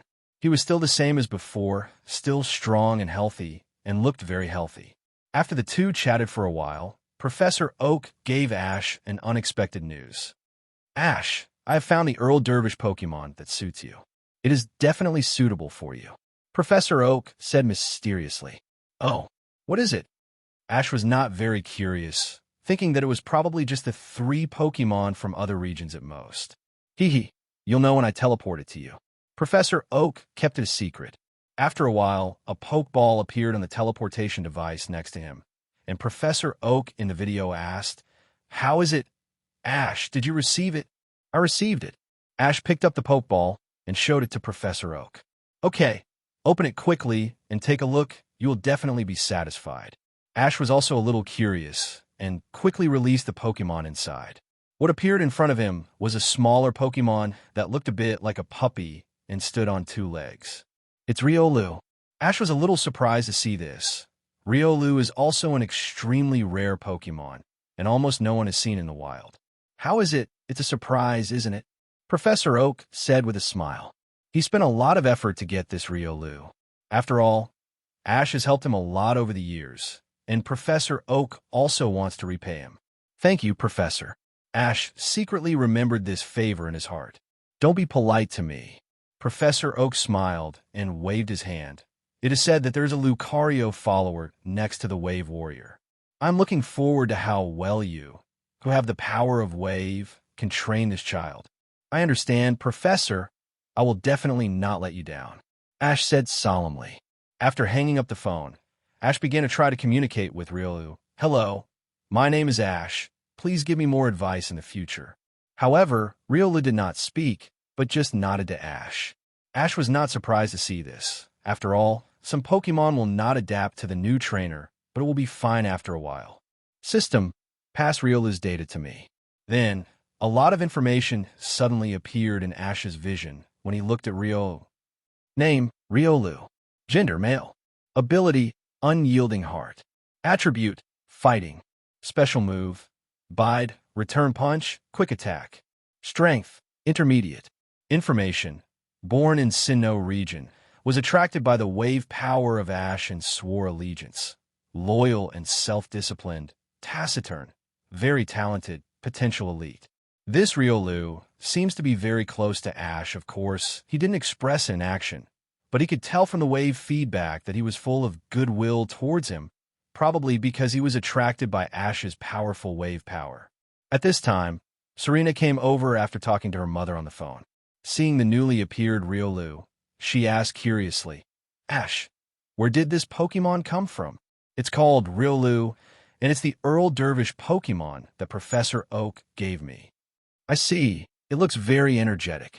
Serena praised with a smile, and then greeted, Hello, I'm Serena. This is Flame-Eared Fox. Please teach me. Yakka, Flame-Eared Fox called to it happily. Unfortunately, just like the attitude towards Ash, Riolu still just nodded at them, looking taciturn. It seems that it is a little shy. Serena laughed dryly, and Flame-Eared Fox turned its head away in dissatisfaction. If you ignore me, I will ignore you. It's still early now. I want to challenge the IB gym. Lena, are you going to watch the battle? Of course I will go. The Pokemon battle looks really exciting. I feel like I will get addicted once I get excited, Lena said excitedly. However, although Lena said so, she never fights or trains the Flame Fox because her Flame Fox has mysophobia and doesn't like to get dirty. Lena, who dotes on the Flame Fox, never forces it. She also carefully combs its hair every day and dresses it up beautifully. If it were Ash, it would never happen. He is not very interested in Pokemon that only loves beautiful things. After getting Pikachu and Onix back from Joy, Ash and Lena came to the Nibby Gym. The Nibby Gym is a rock-style gym, so the architectural style is basically close to rock. Although Lena thinks it is not very beautiful, Ash thinks it is also a unique beauty. The two pushed the door and walked in, but found that the hall was pitch black and could not see anything at all. "Who is it?" A dull voice suddenly sounded, and then all the lights in the hall calmed, and on a platform not far away, a black-skinned boy with a hedgehog head sat cross-legged. "I am Ash from Pallet Town, and I am here to challenge the gym," Ash replied, and he recognized that the person opposite was Xiaojing. "Haha, don't worry." Xiaojing slowly stood up and smiled at Ash. But this smile made Ash a little unhappy. He always felt that he seemed to be treated as a rookie by Xiaojing. "This is your first time to challenge a gym, right? The gym competition is very different from the small battles on the roadside. This is a formal competition of the Alliance, and there are rules," Xiaojing said slowly, and then looked at the Pikachu on Ash's shoulder. "How long have you known that Pikachu?" Hearing him ask this, Ash immediately realized that he was indeed underestimated, and said unhappily, "What does it have to do with you? Do you think I will use Pikachu to fight you?" "Haha, that's good." Xiaojing was not angry, but just started to explain the rules. Both sides of the game can use 2 Pokemon until one side loses all combatable Pokemon. Challengers can exchange Pokemon freely, but gym owners cannot exchange. "Do you have any objections?" Ash shook his head to show that he had no objection. Seeing this, Xiaojing immediately jumped off the platform, and at the same time, the walls on both sides of the venue slowly opened, and finally formed a rock venue the size of a basketball court. "Ash, you must cheer up." Lena, who was watching the game on the side, cheered him up. Hearing this, Ash nodded slightly at her, and Xiaojing on the opposite side had already sent out his first Pokemon. "Use Geodude first, go." Ash glanced at Geodude's data expressionlessly, and after thinking for a moment, he decided to send out Riolu. A flash of white light passed, and Riolu's figure appeared on the field. But even in the face of battle, it remained silent, staring at its rival without blinking. Ash was not worried that Riolu would fail. From the data, Xiaojing's Geodude was not much different from Riolu, and in the original book, it could not even withstand Pikachu's Thunder Shock and was stunned by a single blow. What's more, Riolu still had an advantage in attribute, and the system also indicated that the chance of winning was less than 50%, so this battle was not impossible. However, Lena was a little worried. Riolu was something Ash had just obtained, and the rival in the first battle was a gym trainer. Would this work? "Oh, your Pokemon is rare." Gon showed an interested look, and then asked, "How about it? Do you want to attack first?" "I don't care, you go first," Assolation said, but this tone annoyed Gon a little. In that case, I won't be polite, Geodude. Use the rollout trick." Geodude immediately hugged his body with both hands after receiving the order, and then started to roll out, raising a layer of light smoke on the rock field. "Riolu dodge," Ash ordered briefly. After Riolu easily dodged the attack, Geodude did not stop rolling out, but circled around the field and attacked Riolu again. The rollout trick can increase speed and power through continuous attacks. Ash looked at Geodude, which was rolling out continuously, and let it attack, just letting Riolu dodge blindly, while Geodude's speed was getting faster and faster. Lena, who was standing by, was sweating coldly. If this continued, Riolu would definitely be hit. She was afraid of disturbing Ash, so she didn't say anything and stared at the situation on the field nervously. Ash, who was the person involved, was calm all the time. When Riolu was about to dodge, he ordered, "Riolu, use the bide trick to catch the opponent's next attack." Riolu did as he was told, and his body emitted a white light, and he resisted Geodude's attack, and the opponent's body finally stopped. "Take advantage of now. Use the return punch." Ash seized the opportunity and ordered. "What?" Xiaojing was shocked. He originally saw that the opponent was hit by Geodude's most powerful rollout trick, and thought that the battle was a sure thing, but who knew that the opponent actually had such an idea? "Geodude, get out of the way," Xiaojing shouted hurriedly. If Geodude is hit by this powerful counterpunch, he will definitely lose his fighting ability. But even though Xiaojing gave the order, Geodude had just performed rollout, and his body was still a little unstable, so he couldn't dodge it at all. As if to retaliate against the opponent, Rolla hit Geodude's body firmly, and the huge force directly knocked it out, and circles appeared in his eyes. Geodude had come back. Xiaojing smiled gently, took out the Pokeball to take back Geodude, and whispered, "You did a good job, just rest inside first. It's a good tactic, but it's not my next rival." Xiaojing confidently took out another Pokeball. He sent out the strongest Pokemon in the Team Onix. "I don't deny this," Ash said calmly, and took back Riolu at the same time, let alone the now exhausted Riolu. Even if the contest conditions are fully fulfilled, the current Riolu will definitely not be a match for this Onix. Ash sees this very clearly. "So, what are you going to send out next?" Xiaojing showed a hint of amusement on his face. He has absolute confidence in his Onix. Lena on the side also looked at Ash anxiously. Although she knew that Pikachu was very powerful, in her cognition, the electric type was ineffective against the ground type, and this might be a fierce battle. However, there was a trace of sympathy in Ash's eyes, and under Xiaojing's puzzled eyes, he threw the Pokeball. "Go, Onix. Roar!" After a burst of white light, in the unbelievable eyes of Xiaojing and Lena, Ash's huge Onix appeared on the stage, and its huge body almost occupied half of the venue. How is this possible? Xiaojing almost screamed. He had seen many Onix, but he had never seen such a huge one. How could he train to be so big? Even if the size difference is huge, we will not lose easily. Go, Onix. Xiaojing was also very brave. He did not give up directly, but tried to fight to the end. Unfortunately, the reality was very cruel. Seeing that the opponent was twice as big as his body, Xiaojing's Onix immediately lost his fighting spirit and was knocked unconscious by the giant Onix's tail. He could not hold on for a single move and failed. "You win. This is the Boulder Badge." With a look of decadence, Xiaojing took out the badge and gave it to Ash. After thanking him and taking it, Ash hurriedly pulled Lena away quickly. He couldn't bear to see Xiaojing's expression anymore. "Master, you missed the encounter with Flint and didn't make Xiaojing want to travel with you. You get 2 pieces of Destiny Fragments." As soon as he left the gym gate, Ash received this message from his system. Xiaojing's father Flint sells various stones. He feels ashamed to see his children, so he has been hiding in the suburbs of Nibby City. Although the two met Flint on the way to Nibby City, neither Ash nor Lena was interested in stones, so they didn't come forward to talk. As for Xiaojing, if he didn't travel with Ash, he might be at ease to be a gym trainer, but these are not Ash's business. The battle just now was really unexpected. Riola performed really well, but the most exaggerated thing was your Onix, Ash. I always feel that the gym owner is a little pitiful. After watching the game just now, Lena couldn't help but feel a little emotional. She felt that she would never forget Xiaojing's expression at that time. Obviously, he was so confident that he sent out his most proud Pokemon, but he didn't expect that the opponent also used the same Pokemon, and the gap in strength between the two sides was so big. So big that he didn't even have the ability to fight back. Actually, I didn't want to do that either.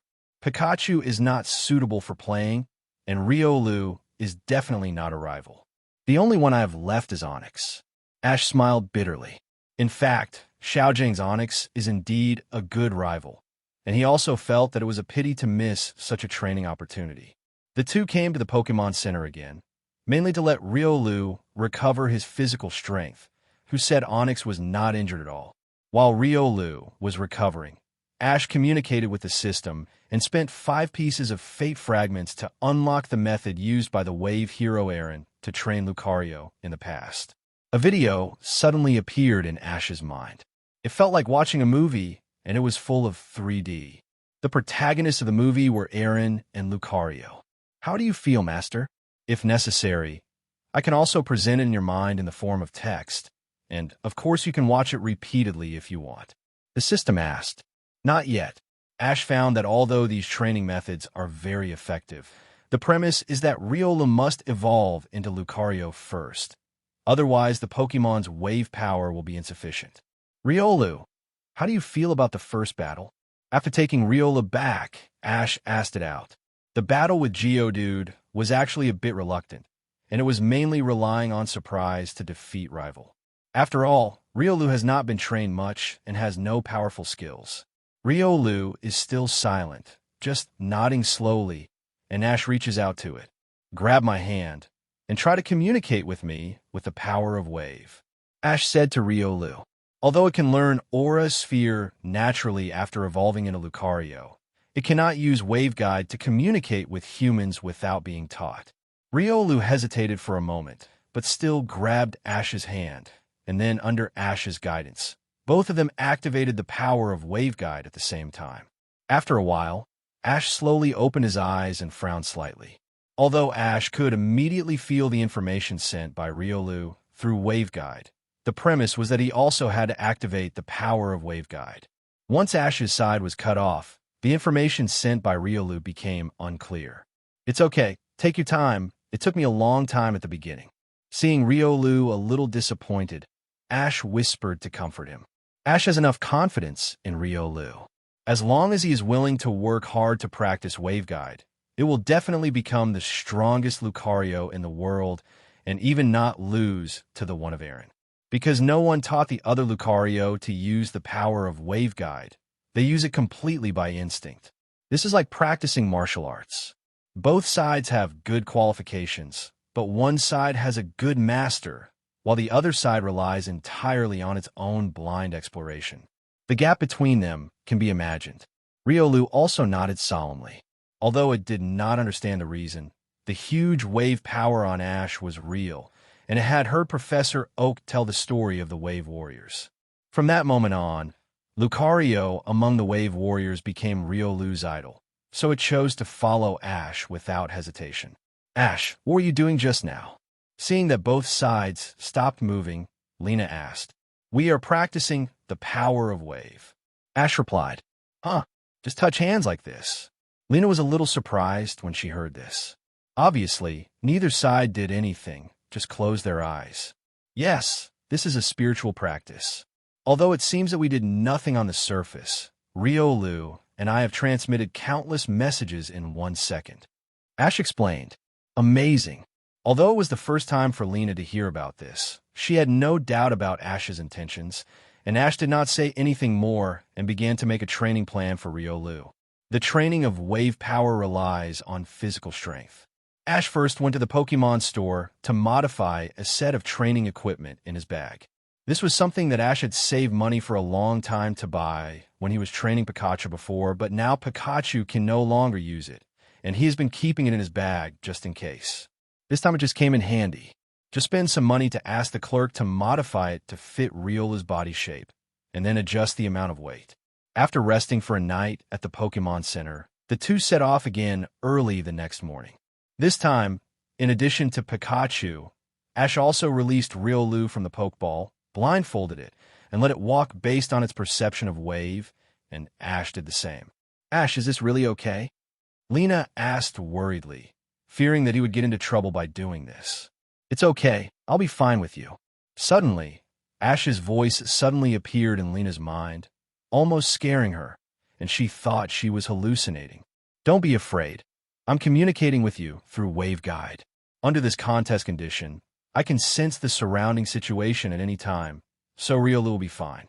Ash explained. Is that so? Lena was relieved a little, but her eyes still passed over Ash's figure from time to time, fearing that something might happen to him.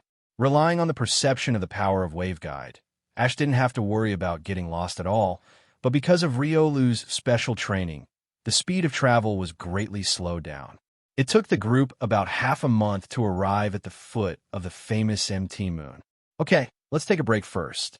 Halfway through the journey, Ash suddenly opened his eyes and said, Riolu and I will go into the cave for special training later, and Lena will stay outside first. Yes, Master Ash. In the past half-month, under Ash's guidance, Riolu has gradually learned to use waveguides and can also use waveguides to communicate with people in a simple way, and even calls Ash Master. Although Ash felt a little uncomfortable at first, he felt it was nothing after hearing it more.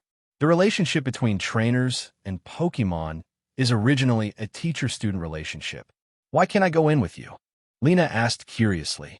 Ash glanced at her and said lightly, I'm going to a cave that has not been developed by humans.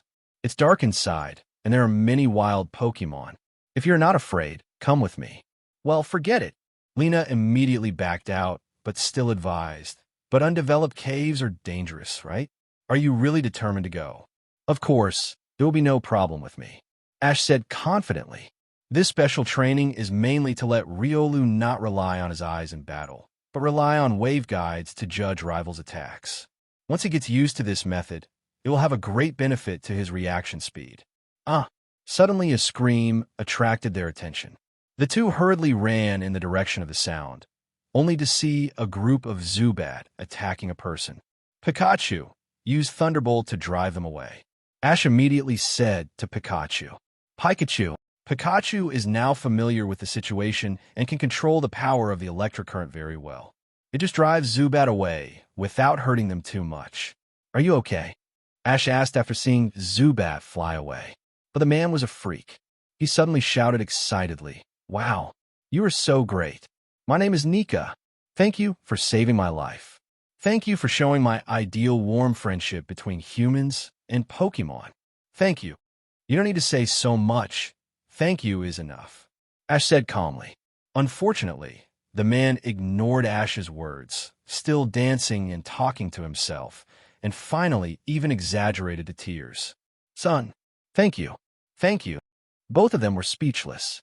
Lena approached Ash and said, This guy is so weird. Let's stay away from him, shall we? Hearing this, the man seemed to have returned to normal and said with a smile, Sorry, I was so moved just now that I haven't introduced myself yet. I'm Nika from the Nibby City Science Museum, a researcher of love and courage. Hello. Lena laughed dryly at him and suddenly realized that it was no wonder that this guy had such a weird temper. He turned out to be a researcher, but Ash was not as reserved as Lena. He said without hesitation, So that's why you are a freak. Ash. Lena quickly pulled him and then apologized to Nika. Sorry, he just said that way. He didn't mean it. It doesn't matter. You should take a look here first. Nika shook his head and pointed to the cave. The two looked inside in the direction he pointed and saw many incandescent bulbs hanging on the wall of the cave, making the inside as bright as day. Who did this? Lena frowned. She knew that doing so would definitely destroy the ecological environment inside. Some strange people made the cave like this. They all came for the moonstone. Nika explained angrily. Although Ash knew this a long time ago, he still felt a little strange. He clearly sent the Rocket Trio to prison, and they should still be in prison at this time. Could they have been released early? Or is it someone else? Well, can you two help me get these people out? Nika pleaded in a sincere tone. Ash, is it okay? Although Serena wanted to help him in her heart, she still asked Ash. I also ask you, Master Ash. Even the taciturn Riolu on the side spoke up. Wow. Before Ash spoke, Nika shouted. What was that just now? Is it telepathy? Is it this Riolu? I've heard of it before. Okay. Do you still want to save him, T-Moon? Ash interrupted him impatiently. Yes. Although he was very interested in Riolu, Nika still knew which side was more important. Then let's go. With that, Ash entered the cave first, and the others followed quickly. However, Nika's words reminded him that he had to let Riolu practice transmitting waveguide information to specific targets in the future, instead of transmitting messages indiscriminately like now. This will not only improve the accuracy of Riolu's waveguide control, but also avoid a lot of trouble. Along the way, everyone kept seeing Pokemon with disordered schedules, Zubat flying around, Paras growing mushrooms, and Sandshrew that was almost dehydrated. Too much, Lena said sadly, while Ash walked in front without saying a word, but his face was not very good. Pika Pika! Suddenly, Pikachu called out and pointed his little hand forward. Let's go and have a look. Ash hurriedly led everyone to run over, and gradually heard noisy digging sounds, and finally saw two people and a cat digging a cave there. It's you. Ash narrowed his eyes slightly, revealing a dangerous look. You three idiots were released so quickly, and you ran ahead of me? Huh, this voice is so familiar. *3. The three members of Team Rocket looked at each other and looked back at the same time, which scared them immediately. Smelly kid, how could it be you? At the same time, Jesse and James quickly took out the pokeball and released Eakins and coughing.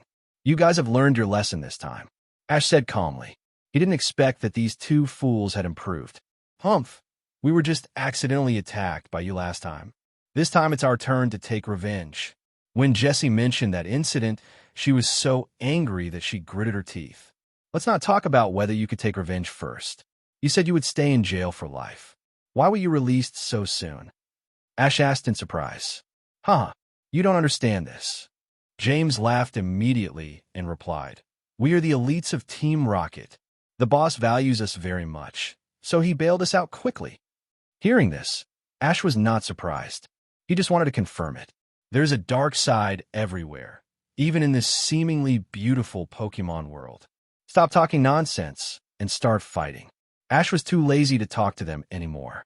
Just when he was about to ask Riolu to teach them a lesson, he saw the three idiots on the opposite side, waving their hands desperately for no apparent reason.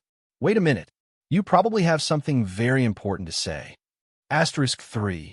Who cares about you? Use noise. Ash didn't want to give them a chance to start the conversation, so he ordered directly. Yes. Riolu didn't hesitate. After receiving the order, he immediately bulged his mouth, and an extremely harsh sound wave came out of his mouth. Combined with the special structure of the cave, the effect of this noise was even worse. It's so noisy. You damned little brat.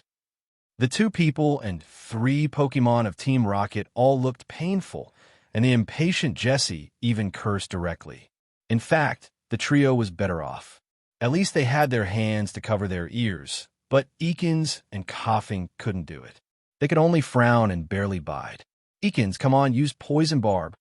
Jessie didn't care about the opening remarks at this time, and quickly ordered the Pokemon to attack. Otherwise, their heads would explode with pain if they continued like this. The poison barb spit out by Eakins was pitifully weak in both speed and quantity, and Riolu dodged it by jumping back lightly. Riolu, go forward and fight back. Remember what I taught you. Ash said calmly. Even if it was a one-on-two situation, he believed that Riolu would not be at a disadvantage. Understood. Riolu didn't have a trace of fear in his heart. He believed in Ash's judgment wholeheartedly, but his expression was solemn, and he slowly closed his eyes. The next moment, the invisible wave power in his body was instantly fully opened, and he rushed towards the opponent alone. Damn it! How dare it underestimate us? Jessie! James! Show it some power! Meowth said angrily, but it itself had no intention of fighting. It was completely a sly guy. You don't need to command us. Jessie and James naturally looked like they didn't buy it, but they still let their Pokemon rush forward. They thought that 2 against 1 would be a sure win, but the result almost made the 3 of them drop their jaws. After the two sides fought together, Riolu relied on its perception of the wave guide and its flexible skills, and Eakins and coughing couldn't even touch it, but were beaten frequently. Of course, this doesn't mean that Riolu is very strong now, but the two opponents are too weak. Jessie and James only know how to think crookedly all day long, and don't train their Pokemon at all. Damn it, what the hell are you two doing? You can't even beat 2 against 1. Jessie shouted anxiously, but James was calmer and thought of countermeasures. Coughing, used smokescreen to interfere with the opponent's vision. James suddenly had an idea and came up with what he thought was a good idea. Also in the thick smoke, Eakins and coughing were in a panic because their vision was obstructed, looking around anxiously to prevent being attacked. However, Riolu was not like that. It's over. Ash put his hands on his chest and said confidently, Riolu, aim and use Force Palm. After receiving Ash's order, Riolu used the wave guide to carefully observe the opponent's field of vision.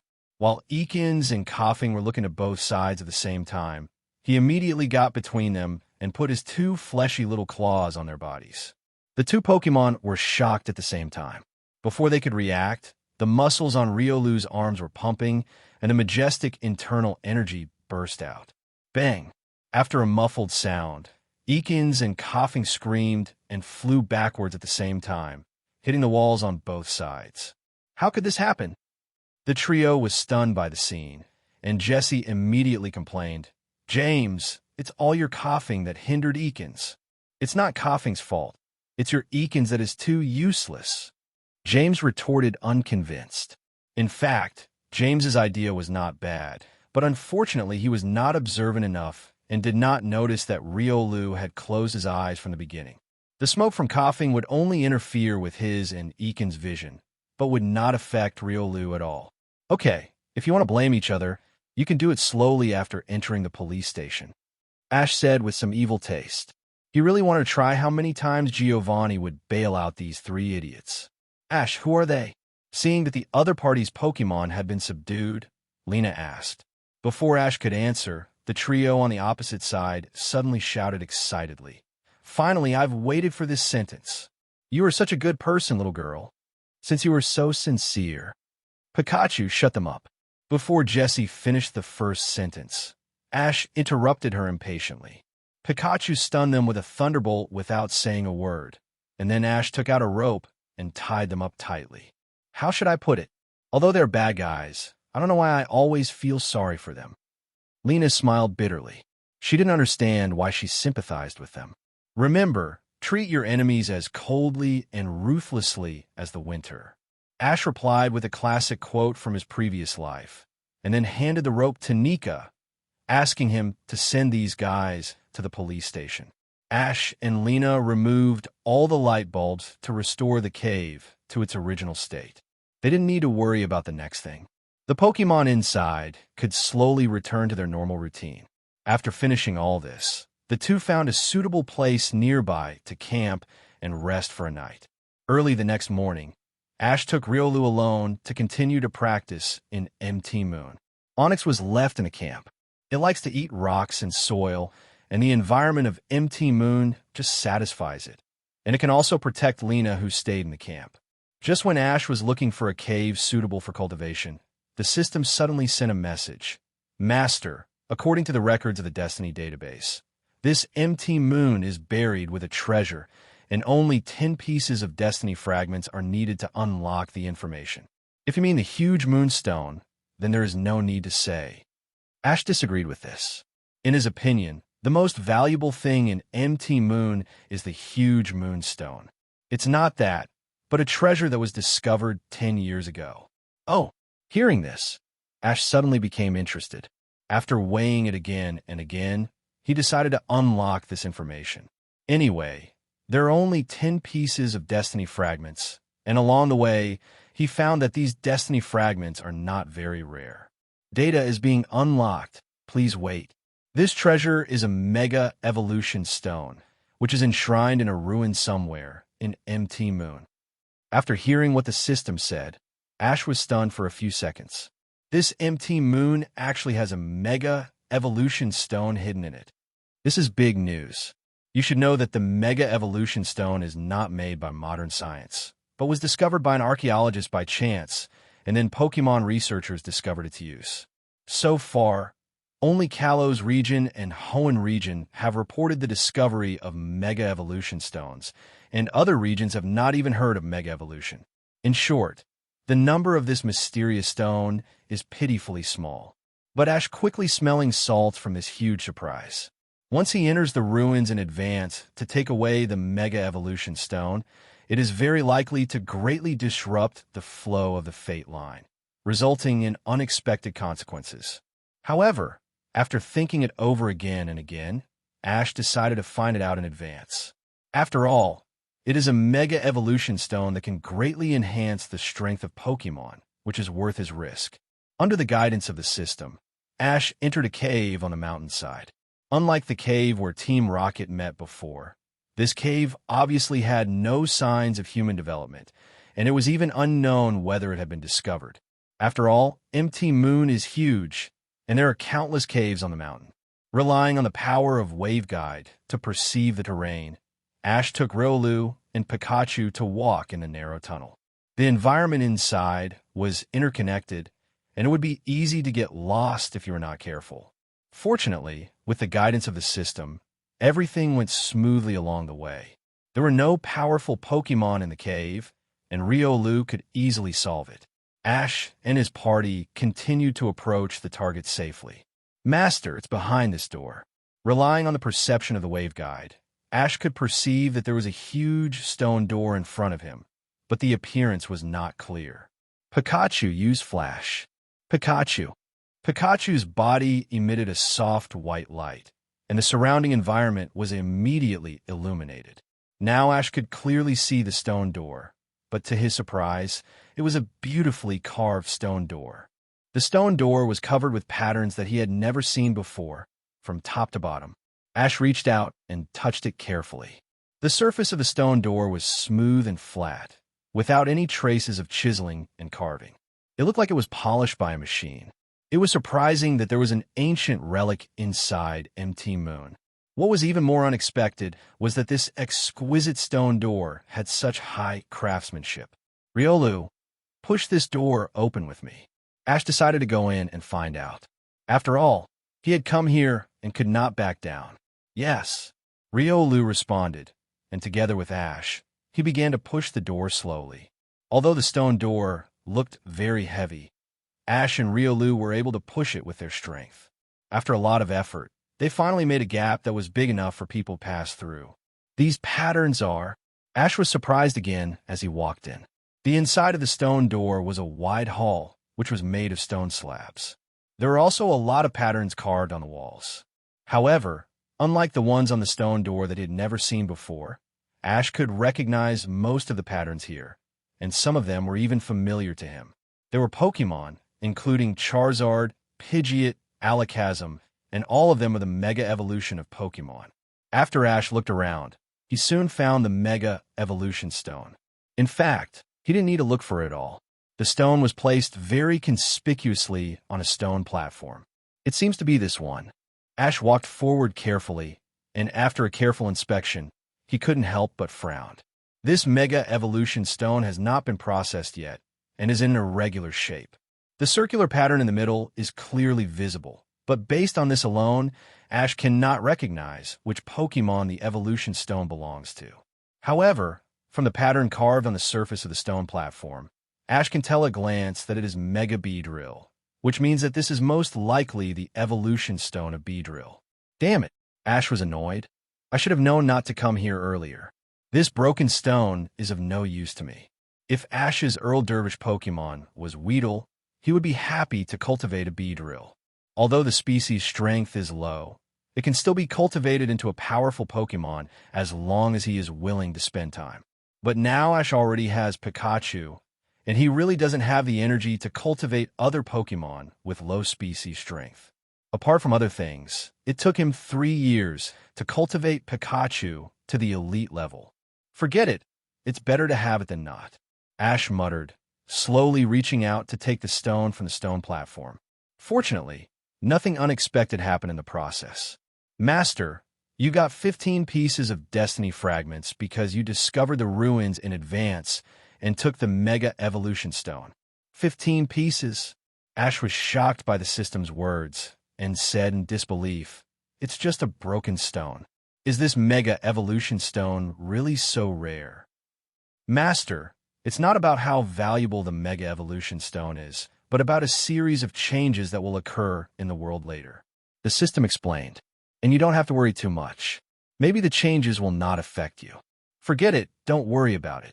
At this point, Ash was too lazy to think about it. He just had to deal with it. He had to find a way to improve the strength of Pokemon.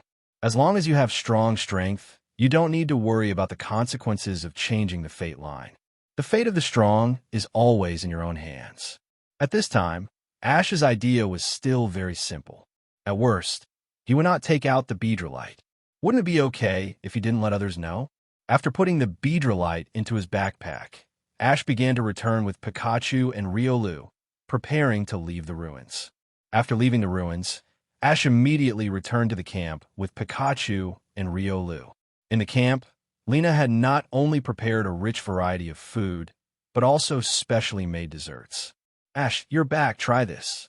Lena happily handed him a pink dessert and said proudly, "This is Pokemon Puffs. Although it is made in a simple oven, the taste is not bad." Puffs. Ash looked at the dessert in his hand with a strange look.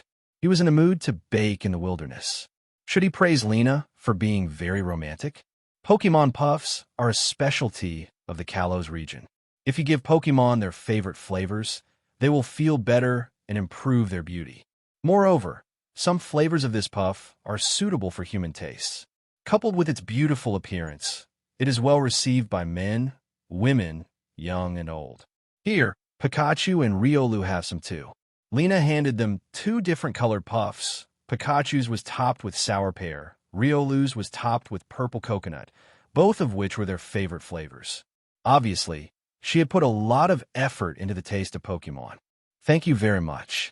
Riolu took it without hesitation, stuffed it directly into his mouth, and swallowed it without even biting it. Pikachu. But it was the first time Pikachu had seen this kind of food, and he was a little hesitant to eat it, so he just got close and sniffed it with his nose. Riolu was surprised to see it. Pikachu, why don't you eat it? Pika. I saw Ash didn't eat it, so I doubted the taste of this thing. Pikachu replied. As Pikachu said, Ash held the puff and didn't eat it for a long time. This didn't mean that he didn't have confidence in Lena's craftsmanship, but that Ash didn't like sweets very much. At this time, the flame-eared fox beside him shouted in dissatisfaction, Waka, Humph, my master's food is delicious. You electric mouse have no taste. There was a small branch on the puff that flame-eared fox ate. This Pokemon likes to eat small branches as snacks, and the taste of this puff is also very spicy, suitable for the taste of fire Pokemon. Pikachu, don't call me electric mouse. Pikachu glared at it, and then took a small bite on the puff. Pika, to Pikachu's surprise, this thing seemed to taste surprisingly good, but seemed to be missing something. Pika. Pikachu quickly thought of it, and ran to Ash and pulled the corner of his clothes, and Ash immediately understood, took out a bottle of ketchup from his bag, and then poured it on the puff. Hey, eat puffs with ketchup? Will it taste good? Lena exclaimed when she saw this.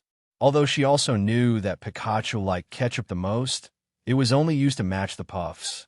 She couldn't accept this way of eating from the bottom of her heart. In fact, it was not only Lena. Ash also thought this way of eating was very weird, but Pikachu was eating it very happily. It can only be said that the taste of Pokemon and humans is really different. Clefairy.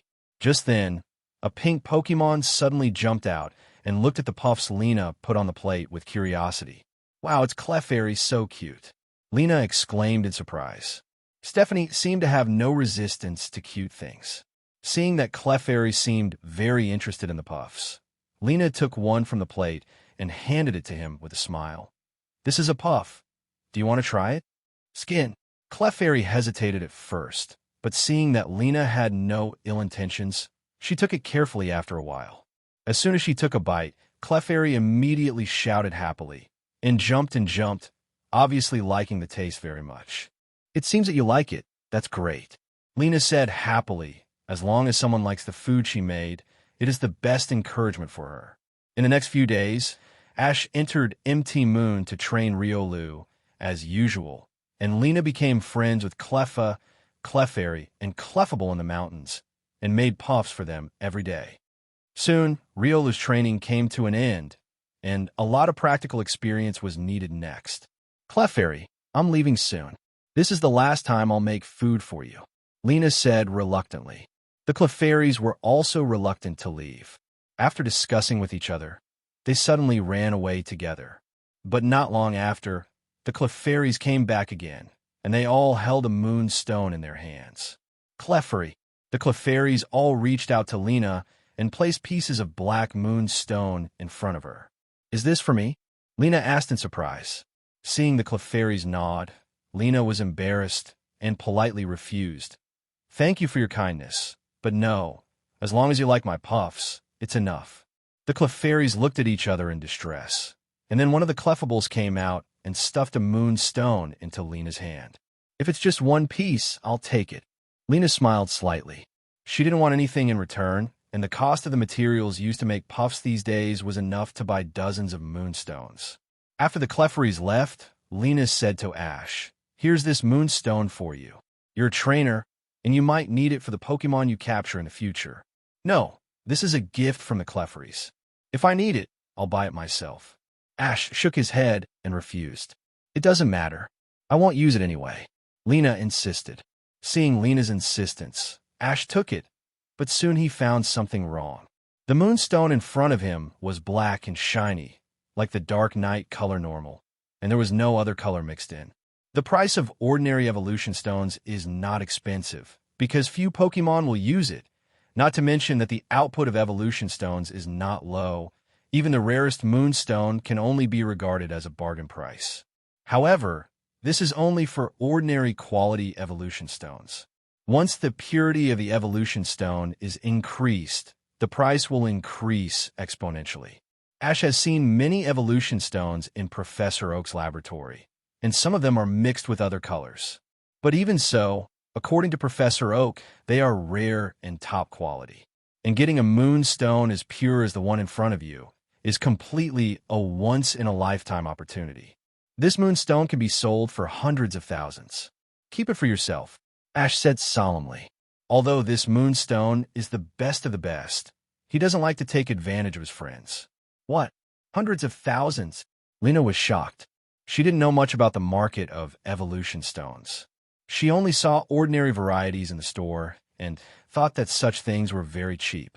In fact, it's more than that. If I'm lucky, I might be able to sell it for millions. Ash vowed. One advantage of Pokemon that can only evolve with the help of evolution stones is that the purity of the evolution stones can greatly improve their strength and even potential. In other words, the top quality evolution stones are equivalent to giving Pokemon a chance to change their fate. There is no shortage of wealthy trainers in the world, so as long as the opportunity is right, it is not uncommon for top quality evolution stones to sell for millions of dollars. Millions! Hearing this, Lena opened her mouth in shock. Although her family is considered middle class, millions are still a bit exaggerated for her. Especially she never thought that such an inconspicuous black stone could be sold for millions. How crazy is this world? Then what should I do? With such a large fortune in hand, Lena couldn't help feeling at a loss. Ash frowned and thought carefully and suggested, first, hide it, and then go to a regular store in a big city to sell it. Of course, it's best to entrust it to an auction, so that the price will definitely be better. After listening to Ash's long talk, Lena was overwhelmed and said with embarrassment, "Why not give you this stone? Anyway, I've already given it to you. What nonsense are you talking about? Keep it for yourself." Ash glared at her fiercely. I don't know what this silly girl is thinking. It's also a good thing that she met him. If she met someone else, she would probably be sold and still help count the money. After being so fierce by Ash, Lena felt a little wronged and said with a pursed mouth, "But I really don't know what to do." Then take the first step and hide the moonstone. Remember, don't take it out when you have nothing to do. Ash felt a little helpless. Although Lena was sensible and mature, she would inevitably panic when encountering such a thing. It seems that he has to help her more. Lena followed his instructions and carefully hid the top-quality moonstone in the deepest part of her backpack. Then, after packing up their luggage, they started to head to Cerulean City. After passing MT Moon, they soon saw the shadow of Cerulean City. As the water capital of Kanto, Cerulean City is a cyan-wood-colored coastal city, as its name suggests. The surrounding water resources are extremely abundant, and water-type Pokemon can be seen everywhere. After the two went to the Pokemon Center to restore the physical strength of the Pokemons, Ash immediately decided to challenge the gym. In his memory, the strength of the three Cerulean sisters was completely unimaginable, and there was no pressure at all. The appearance of the Cerulean gym looked like an aquarium, and there was a huge dugong sign hanging on it, which made people know at a glance that the gym trainer used water-type Pokemon. As soon as I arrived at the door of the gym, I could hear waves of excited shouts and whistles from men inside, which made the simple Lena a little puzzled. What's going on inside? Is the competition so intense? You too. The Cerulean Gym is holding a water ballet performance. If you want to enter the gym, please buy tickets first. The security guard at the door stopped the two and said, "Water ballet?" Lena was speechless. What's the matter with this water ballet? I came to see Ash challenge the gym, not some inexplicable water ballet. Ash didn't expect to be charged for entry, but since he was here, he might as well go in and take a look, otherwise it would be too troublesome to run back and forth again. After spending 1,000 Alliance coins to buy 2 tickets, Ash pulled Lena, who was somewhat reluctant, into the gym. The seats inside were almost full, and 99.9% of them were men. The 3 beauties with different hair colors in the pool in the center of the stage wore swimsuits, which attracted cheers from the audience. They really look good. Ash also thinks that the 3 Cerulean sisters are pretty, but he is not as excited as other men, mainly because he has seen many beauties in his previous life. Although most of them are on the hard drive. But a bunch of perverts. Serena spat quietly, then quietly observed Ash sitting next to her, which immediately made her angry. "Why are you so fascinated?" Serena glared at him and shouted. "I just don't want to waste the ticket money, and it's not like I haven't seen beauties before." Ash replied lightly. "Who are the beauties you have seen?" Serena asked relentlessly.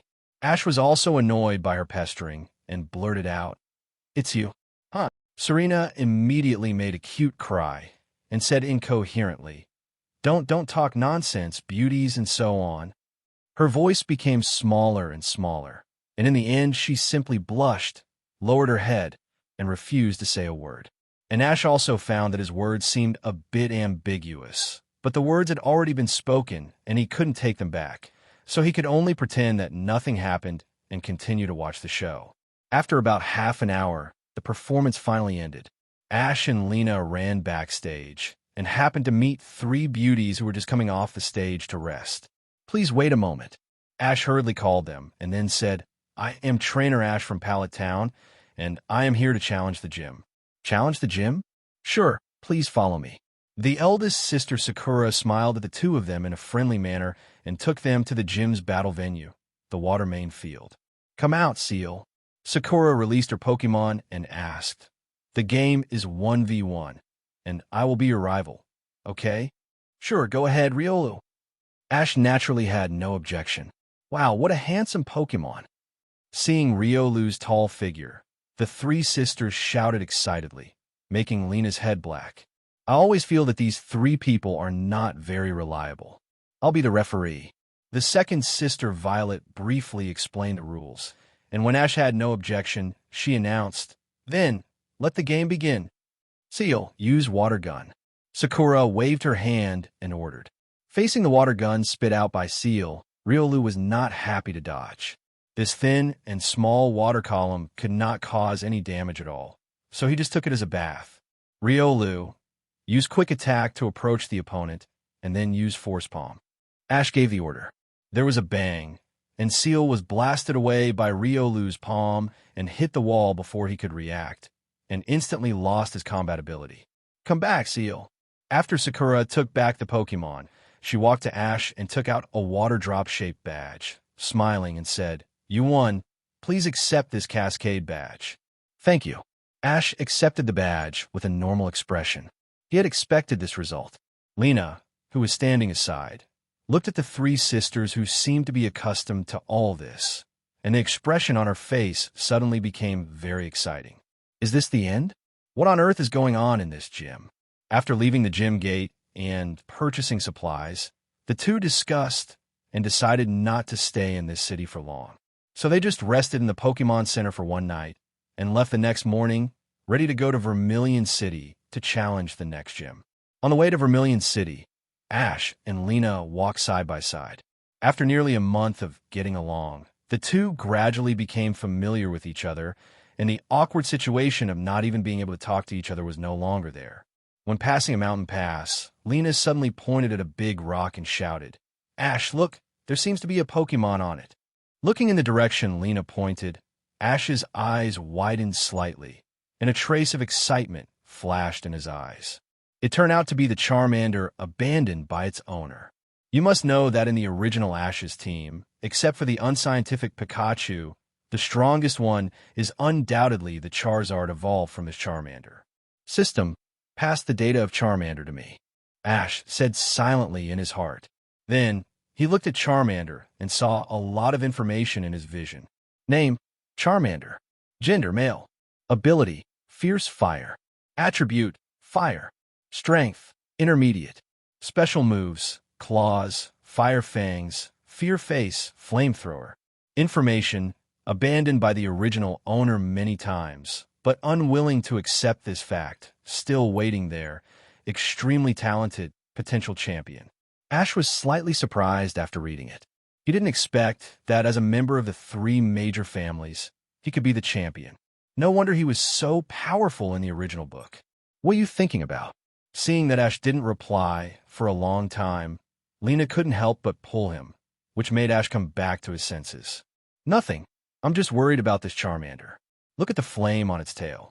Contest condition doesn't seem to be very good. Ash quickly responded to cover up. Hearing this, Lena observed it carefully and then compared it with the Pokédex and exclaimed, "Really? The flame on the tail is so small. Is it sick?" "Not sick. It should be out of energy." Ash shook his head and denied.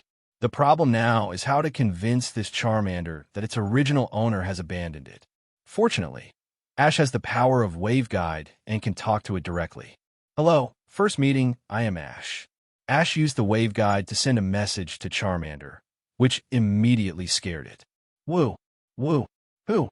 Who is talking?" Charmander turned his head nervously and looked around. "I'm right in front of you." Ash slowly walked to the front of Rock, and Charmander noticed that there was a stranger and looked at him curiously. "Woo, you're talking? What's the matter?"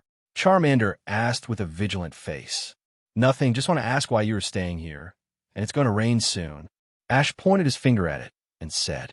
Hearing this, Charmander looked up and found that, as Ash said, the sky was covered with dark clouds, and it was indeed about to rain. "Woo woo, I'm waiting for my master. He told me to wait here, and he will come to pick me up soon." Charmander replied, "I'll take you to find a place to shelter from the rain first. Otherwise, you will get sick if you get wet." Ash tried to invite it, intending to persuade it slowly later. "Woo, woo, no, I have to wait for my master here. I won't go with you," Charmander said excitedly. Seeing that Charmander was very vigilant, Ash had no other good way, so he had to lie to it and said, "Actually, I know your master. He is in the Pokemon Center not far ahead. I will take you to find him." "Woo, really?" Charmander said with a suspicious look on his face, not believing Ash's words at all. It was the first time it saw this human. How could he be the master's friend? "Of course, your master's name is Damien, right? I knew him before he conquered you." Luckily, there's a system to ask, otherwise Ash really can't remember the name of this extra. Hearing that Ash really knew his master's name, Charmander hesitated again and decided to go and see first. After all, it was really afraid of getting wet in the rain. "Woo-woo, don't lie to me, or I'll burn you to death," Charmander warned fiercely. "Don't worry, you'll know when you go." Seeing that Charmander was finally convinced, Ash finally breathed a sigh of relief, and then opened his eyes to cut off the connection with the waveguide. "Ash, what did you talk about with this kid just now?" Lena asked curiously. She already knew the existence of the waveguide power, so she was not too surprised. Its owner asked it to wait here and said that he would pick it up later. I saw that it was about to rain, so I planned to take it directly to find it. There's a Pokemon Center in front. Let's go there to have a look," Ash replied. In this way, the group set off again. Ash and Lena walked in front, while Charmander seemed to be still alert and followed them far behind. But halfway through, it suddenly started to rain, and soon it turned into a downpour. "Oh no, take out the raincoat quickly," Lena hurriedly said to Ash. However, Ash did not put a raincoat on himself, but hurried to the back and covered Charmander with it. "You are afraid of water. This is for you." After Ash finished speaking, he said to Pikachu next to him, "Sorry, Pikachu, you can only bear it for a while."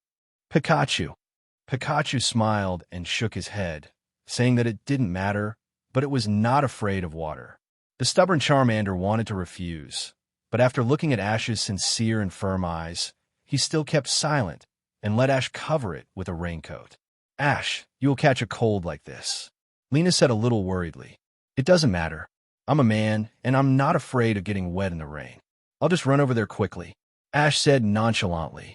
The group trotted and soon arrived at the Pokemon Center, and Charmander finally got to meet its owner, Damien, as he wished. "Woo, Woo! Charmander shouted happily to Damien. At this time, Damien and a few companions were sitting on the sofa, surrounded by a warm stove, and were boasting about their Pokemon with a proud look on their faces. He was surprised to see Charmander actually find this place, and then he said impatiently, "Really, this rubbish can't be thrown away no matter how hard you try, and it actually comes back again." Woo! Hearing this, Charmander was stunned. It didn't expect to get such an answer. Haha, is this the Charmander Damien was talking about? It looks really lame. That's right, it can't even beat Poliwag. What's the use of such a Pokemon? Just throw it away as soon as possible. Damien's companions also started to make a noise, making Damien laugh, while Charmander lowered his head with a sad and aggrieved look. Obviously, it has worked hard to find its owner. Why is it like this? These damn guys. Lena looked at the group with an ugly face, and now she realized that this Charmander was abandoned. What owner will come to pick it up? Those words are completely lies. Shut up.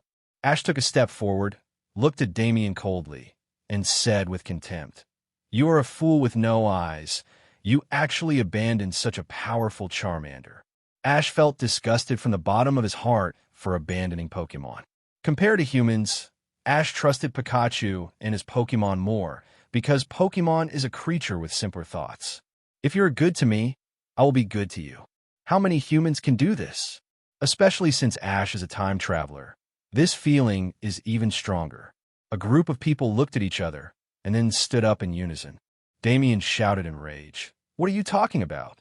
It seems that you're not only blind, but also deaf." Ash scolded unceremoniously. "You are blind. This Charmander can't even beat Poliwag, and you still say it is powerful? It's so funny," Damien replied, and a group of boys also laughed. The responsibility for the failure of the Pokemon battle lies entirely with the trainer. "Guys like you should just go home and drink milk," Ash said with a cold face. His eyes seemed to be looking at a pile of garbage. There are many rookie trainers in the Alliance who abandon Earl Dervish Pokemon. Most of the reasons are because of the failure of the battle. They never look for the reasons in themselves, but blame their Pokemon blindly. These children who can get the 3 starters have very privileged family backgrounds. They treat Pokemon like toys and never know how to cherish them. UB asterisk asterisk asterisk asterisk asterisk D. Damien finally couldn't stand Ash's insults, picked up a Pokeball from the table, and said hatefully, "Do you want to be beaten? If so, I will help you." "Brother Damien, we will help you too." The other boys also shouted in unison, glaring at Ash at the same time. Facing such a group of little ghosts, Ash certainly would not be afraid, and sneered, "Garbage put together is still a pile of garbage." Pikachu. Pikachu also looked at them with anger, and the electric capsule on his cheek burst out a few harsh currents from time to time. As a Pokemon, it felt sympathy and regret for Charmander's experience, and at the same time it hated this irresponsible trainer. "No, you all stop here." Just when the two sides were about to fight, Joy suddenly came out and stopped them. "Pokemon is not a prop for you to fight. If you continue like this, you will lose your qualification as a trainer." Joy taught. "TSK, they taunted first," Damien said with dissatisfaction, but Joy was still very prestigious, so he didn't dare to continue. "It's not like that. Nurse Joy, it was this guy first." Lena was about to explain, but was interrupted by Ash. "Nurse Joy is right. You shouldn't fight with Pokemon," Ash said as he put the Pikachu on his shoulder to the ground, then tore off his coat, revealing his strong muscles. "At times like this, I should do it myself." As soon as he finished speaking, before the other party could react, Ash punched Damien in the stomach, causing him to vomit bile and pain. Then, Ash kicked him again, with great force, sending Damien flying and knocking over a table and chairs. "Damn it! Beat him!" Only then did the group of boys react and rush towards Ash with roars. Fortunately, Ash had fought before in his previous life, and he was in good physical condition in this life. He was taller than those little ghosts by more than a head. Seeing the other party rushing over, Ash picked up a chair and threw it at the other party without saying a word. This fierceness stunned the boys. Fighting often depends on momentum, not to mention that the other party is a group of little ghosts. "Enough! Stop it!" Joy didn't expect Ash to fight himself, but the two sides fought fiercely. She, as Stephanie, didn't dare to rush up to stop the fight and could only shout anxiously beside. Lena was also anxious and at a loss, but she was just afraid that Ash would suffer. After all, there were so many people on the other side. Fortunately, Ash had rich experience in fighting in his previous life, and he was very ruthless. He used whatever dirty means he could and beat those little ghosts to tears. Damn it, go out and fight. I won't use Pokemon to kill you. Damien, who was beaten to the ground and couldn't get up, still said harsh words, but his miserable appearance was really funny. Let's go now, Ash shouted coldly, ignoring Damien's struggle, and dragged him out the door. The other boys didn't dare to stop Ash. They were all scared by the beating and just picked up the Pokeball on the table and followed him. Lena and Charmander also hurriedly followed him out. At this time, the rain outside had stopped. Ash dragged Damien to an open space and then let him go. That's it. Let your Pokemon out, Ash said coldly, and Pikachu beside him also glared at Damien. Damien struggled to get up, and just as he was about to speak, his companions arrived with a bunch of Pokeballs on their bodies. Brother Damien, these are your Pokemon. Okay, help me release them all, Damien said fiercely. He was determined to teach Ash a lesson he would never forget. White light flashed, and Pokemon were released one by one, but all of them had not evolved, just different species. Although the Pokeball system set a limit of 6 Pokemon per person, the extra Pokeballs would be locked so that the Pokemon inside could not be released. However, Damien cleverly took advantage of the loophole and let his companions carry his Pokemon, so that several people could release all the Pokemon together. Hey, you are so despicable. Lena, who arrived at the same time, happened to see this scene and immediately criticized it with dissatisfaction. Woo, woo. Charmander also screamed in rage, and now it has completely despaired of its original owner. Stop talking nonsense. This is not a Pokemon battle. This is a group fight. Damien didn't care about Lena's accusation, but said smugly, Since you are a woman, I will let you go. Get out of here. Naive. That's why I said you were trash, Ash said calmly, and took out Onyx's Pokeball. Roar. Onyx roared when it appeared, and the oppressive feeling brought by its huge body shocked the group of Pokemon on the opposite side. The level difference between the two sides was obvious at a glance. Even though it had an advantage in numbers, Damien's Pokemon had no intention of fighting at all. Not to mention Pokemon. Even Damien and his companions looked at Ash's exaggeratedly huge Onyx with dull eyes and almost peed. Especially Damien, who had said something cruel before, but now he didn't even dare to think about it. Use Pokemon to teach the other party a lesson? I'm afraid that he will be crushed to death by the opponent's Onyx before he even gets on the field. Sorry, it's all our fault. We won't dare to do it again. Facing the huge Onyx, Damien and his group resolutely admitted their mistakes and apologized. The difference in combat power between the two sides was too great, and they couldn't deny it. Okay, let's go. Ash was not a person who would not give up, not to mention that the other party was only a teenager and was at an age of ignorance. In fact, he didn't intend to stand up for Charmander at the beginning, but Damien and his group's words were really unpleasant, and Ash couldn't help but go to the other party for trouble. After all, people abandon Pokemon every day in the world, and he couldn't manage it even if he wanted to.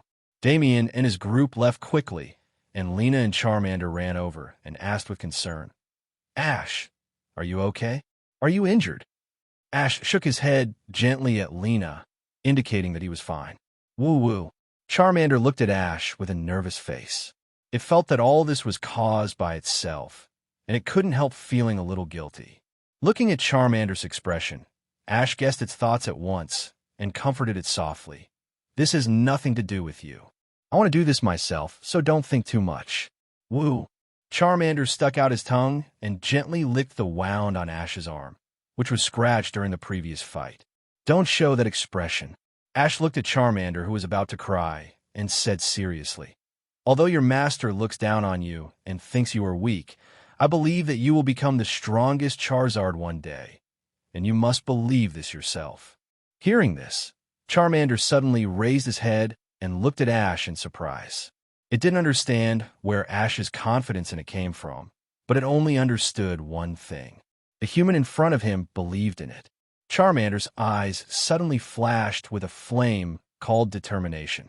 It has always been Pokemon fighting for humans. Well, have you ever heard of humans fighting for Pokemon? Based on this alone, Charmander decided that he had found a master worth following for life. It was determined to work hard to respond to Ash's expectations. Woo! Woo! Charmander danced and called to Ash twice. Seeing that Ash didn't understand, he became anxious and simply reached out and patted the Pokeball on Ash's belt, turning into a red light and drilling into it. It seems that this kid likes Ash. Well, it's true after all. You're working so hard for it, Lena said as if it was a matter of course, and finally didn't forget to tease Ash. Don't talk so much, or think about where to sleep tonight, Ash said helplessly. Because of the fight, Joya Pokemon Center probably won't let them stay overnight, so the two had to find a clean place to set up a tent. Sorry, I've caused you trouble. Although Ash didn't care, Lena was implicated by him. Otherwise, the two should sleep comfortably in a warm room instead of a simple tent and sleeping bag. Don't worry about it for now. Lena took out the first aid kit from her backpack and said anxiously, just sit still. I'll help you treat the wound, otherwise it will get infected. No need, it will heal in a few days. Ash thought this was a bit of an exaggeration. It was just a few scratches on his arm. But Lena didn't think so. She raised her beautiful eyebrows and said firmly, no, you must treat it properly. Seeing that the other party was so insistent, Ash had no choice but to let her do what she wanted. Lena gently took a clean cloth and dipped it in iodine, carefully wiping the wound, and asked Ash from time to time if it hurt. Then she applied the medicine, and finally wrapped it carefully with a bandage, and only stopped after confirming that it was correct. Okay, be careful not to get it wet, Lena repeatedly told Ash worriedly, which reminded Ash of his mother Delia, both of whom were equally nagging. However, it gave people a very warm feeling. It was late at night, and the two of them took out their sleeping bags and got in, but probably because of the fight, Ash's mood could not calm down for a long time, and he tossed and turned and couldn't fall asleep. It happened that Lena seemed to have insomnia, and seeing that Ash was also awake, she took the initiative to talk to him. Today, it really opened my eyes. What? Ash asked with a frown, feeling puzzled by her words. I didn't expect you to have such a side. I was really shocked just now. Lena smiled slightly. She was not angry about Ash's fight. Instead, she thought he fought well. People like that deserve to be beaten. What was your impression of me? Ash had a blank expression on his face. He was not curious about it. He just asked because he couldn't sleep. Lena thought for a moment and replied, I should say you were steady. No matter what you encounter, you are calm. If it weren't for what happened today, I would have thought that nothing in the world could make you happy or surprised. I'm not a robot. Ash complained speechlessly. Lena smiled immediately, then hesitated for a while. It seemed that she wanted to say something, but she didn't dare to say it. However, she finally said, Actually, when I first met you at the summer camp, I didn't feel good about you. I always felt that you looked down on people, and everyone was a little afraid of you. I know. Anyway, I have never been popular in my class since I was a child, and I'm used to it. Ash said indifferently, Well, why don't you try to change yourself? If you smile more, you might become a popular person. Lena suggested with a little expectation, but she regretted it as soon as she said it. Isn't this looking for a rival for yourself? What on earth am I thinking? Just when Lena was annoyed, she heard Ash said firmly, I won't change myself. All my efforts so far are to live freely and never look at other people's faces again. Although I don't understand it very well, I believe you can do it. Lena encouraged with a solemn face. It's normal that you don't understand. After all, you're only 10 years old. Ash said this as a matter of course, without realizing how inappropriate it was. What? You're also 10 years old. Why do you act so old? Lena retorted coquettishly. Suddenly, Ash was speechless. After a while, he turned over and said, It's late. Go to bed. Early the next morning, while Lena was preparing breakfast, Ash released all the Pokemon to let them meet the new Charmander. Everyone come out. Ash pointed at Riolu and introduced him to Charmander. You met Pikachu and Onyx yesterday. This is Rio. Woo! Charmander waved to Riolu in a friendly manner, and Riola nodded at it, then looked at Ash again, as if he was about to say something but stopped. Master Ash, I saw what happened yesterday. To be frank, your approach was not appropriate. After hesitating for a while, Riolu still spoke. What? Ash said a little strangely. In his impression, Riolu should not be a pacifist. Battle should be left to us Pokemon. Your responsibility is to command the battle. Riolu said this in a serious tone, and the other Pokemon beside him kept nodding, obviously agreeing with Riolu's statement. This is a deep-rooted thought of Pokemon. Since ancient times, humans have driven them to fight, and this has been passed down from generation to generation in their genes. Ash was stunned at first, then patted Riolu on the shoulder. You have to beat someone in person to vent your anger. Just like if you lose the battle, even if I send Pikachu to help you retaliate, you will still feel unhappy, right? Hearing this, Riola nodded thoughtfully, and at this time, Seralina's breakfast was finally finished. Master Ash, don't be busy teaching your apprentice. Come and eat quickly. Seralina greeted with a smile. Let's go, everyone. Ash decisively ignored Seralina's teasing and sat at the table with a group of Pokemon. Seralina made a Western breakfast that she is good at, sandwiches, fried eggs, and milk, and prepared Pokemon puffs of various flavors for Pokemon. Charmander, try this. Lena handed it a fiery red puff and said with a smile, this is the super spicy flavor that Flame Fox likes.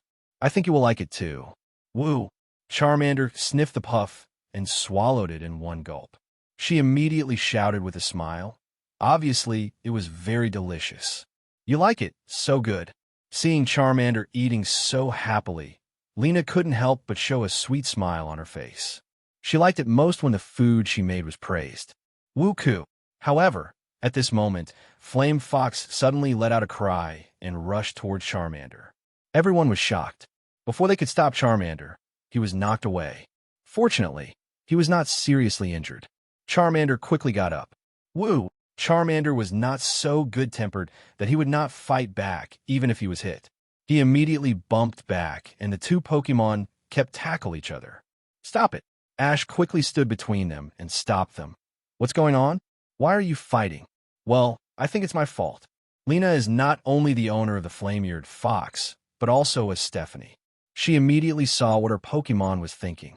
It's probably because she gave Charmander the puffs that flame-eared fox usually likes to eat. So, this little girl is jealous. Lena smiled bitterly in her heart. It seems that not only human Stephanies, but also female Pokemon will lose their temper. She should pay more attention to these in the future. And Ash didn't think so much. In his cognition, it's just eating puffs. What's the big deal? In that case, let's just have a Pokemon battle. Ash suggested to Lena. He thought that since there was a conflict between Pokemon, they should just have a fight, and everything would be fine after the fight. Huh? Fight? A hint of hesitation flashed across Lena's pretty face. Although she sometimes trained Flame-eared Fox, this was her first time fighting against someone else. Especially since rival was Ash, who she thought was very powerful. Lena's momentum was already weakened before the fight even started. Dooku! Dooku! The Flaming Fox thought this was a good idea. It wagged its tail and called out to Lena with great interest. Flaming Fox. Okay, I understand. Staring into the eyes of the Flaming Fox, Lena finally made up her mind after a moment. As a trainer, the most important thing was to respond to the expectations of Pokemon. Lena didn't want to disappoint the Flaming Fox that always accompanied her. Thinking of this, her eyes were suddenly full of determination, and she said loudly, Ash, I accept your challenge. Who challenged you? Ash was speechless, but the confident Lena did look more charming. Charmander, how are you? In fact, Ash's question was completely redundant. Charmander had a strong self-esteem.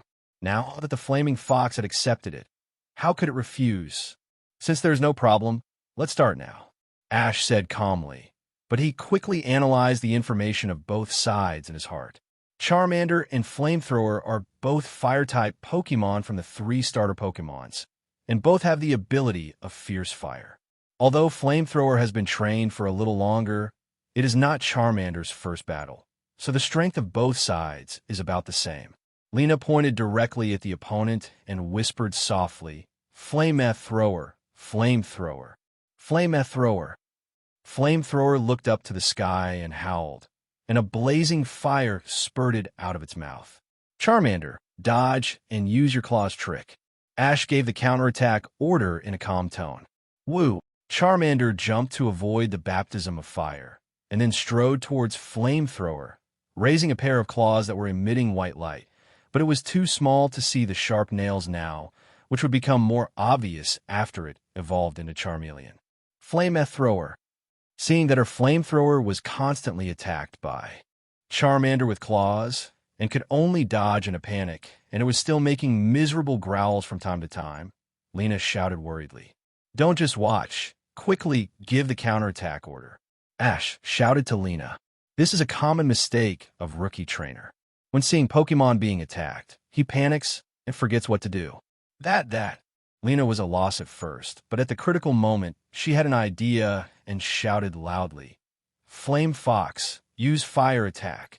Flame Fox's body was immediately wrapped in layers of flames, and it rushed towards Charmander with a cry.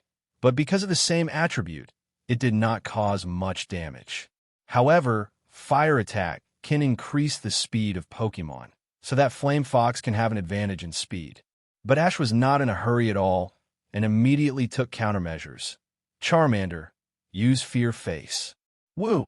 Charmander screamed, and then pulled his face with both hands, putting on a scary face. Flame Fox was a little timid to begin with, and was immediately frightened by Charmander, and involuntarily stepped back a few steps. The last blow used the Fire Fang. Charmander opened his mouth, and his sharp teeth emitted a little red light, biting the Flame Fox. And after struggling for a while, the Flame Fox's eyes were full of circles and lost its ability to fight. "Flame Fox, are you okay?" Lena hurried over to check the situation. Fortunately, the Flame Fox was not seriously injured and woke up in a short while. "How is it? You feel better after the fight?" Ash rubbed the Flame Fox's furry head, but the Flame Fox turned his head away and ignored him, just licking the dirty parts of his body during the fight. "What a conceited guy. Pika Pika." Woo! Ash and his Pokemon were all speechless. It was just a little dust. Is it necessary to care so much? Lena took out a small comb and began to carefully groom the fur of the flame-eared fox, saying, "You guys are really stupid. Flame-eared fox is a Stephanie girl. It's normal for her to love beauty, right? Flame-eared fox. Woo-coo." The flame-eared fox cried out in a good mood. It seemed that, like her master, she didn't care about the victory and didn't feel depressed after the failure at all. While Lena was helping Flame Fox clean up, Ash asked, "How was it? How did you feel about your first Pokemon battle?" "Well, how should I put it?" Lena's brows furrowed slightly, and she said a little embarrassedly, "Although I felt excited when watching the battle, I didn't know what to do when I was on the field myself." It's your first time to fight. It's normal to have this feeling. You'll get used to it after a few more times. Ash analyzed. It's impossible for people to know everything when they are born. He also took Pikachu to fight wild Pokemon until he gradually became proficient. No, I still decided not to be a trainer. Flame Fox is afraid of dirt and doesn't like fighting.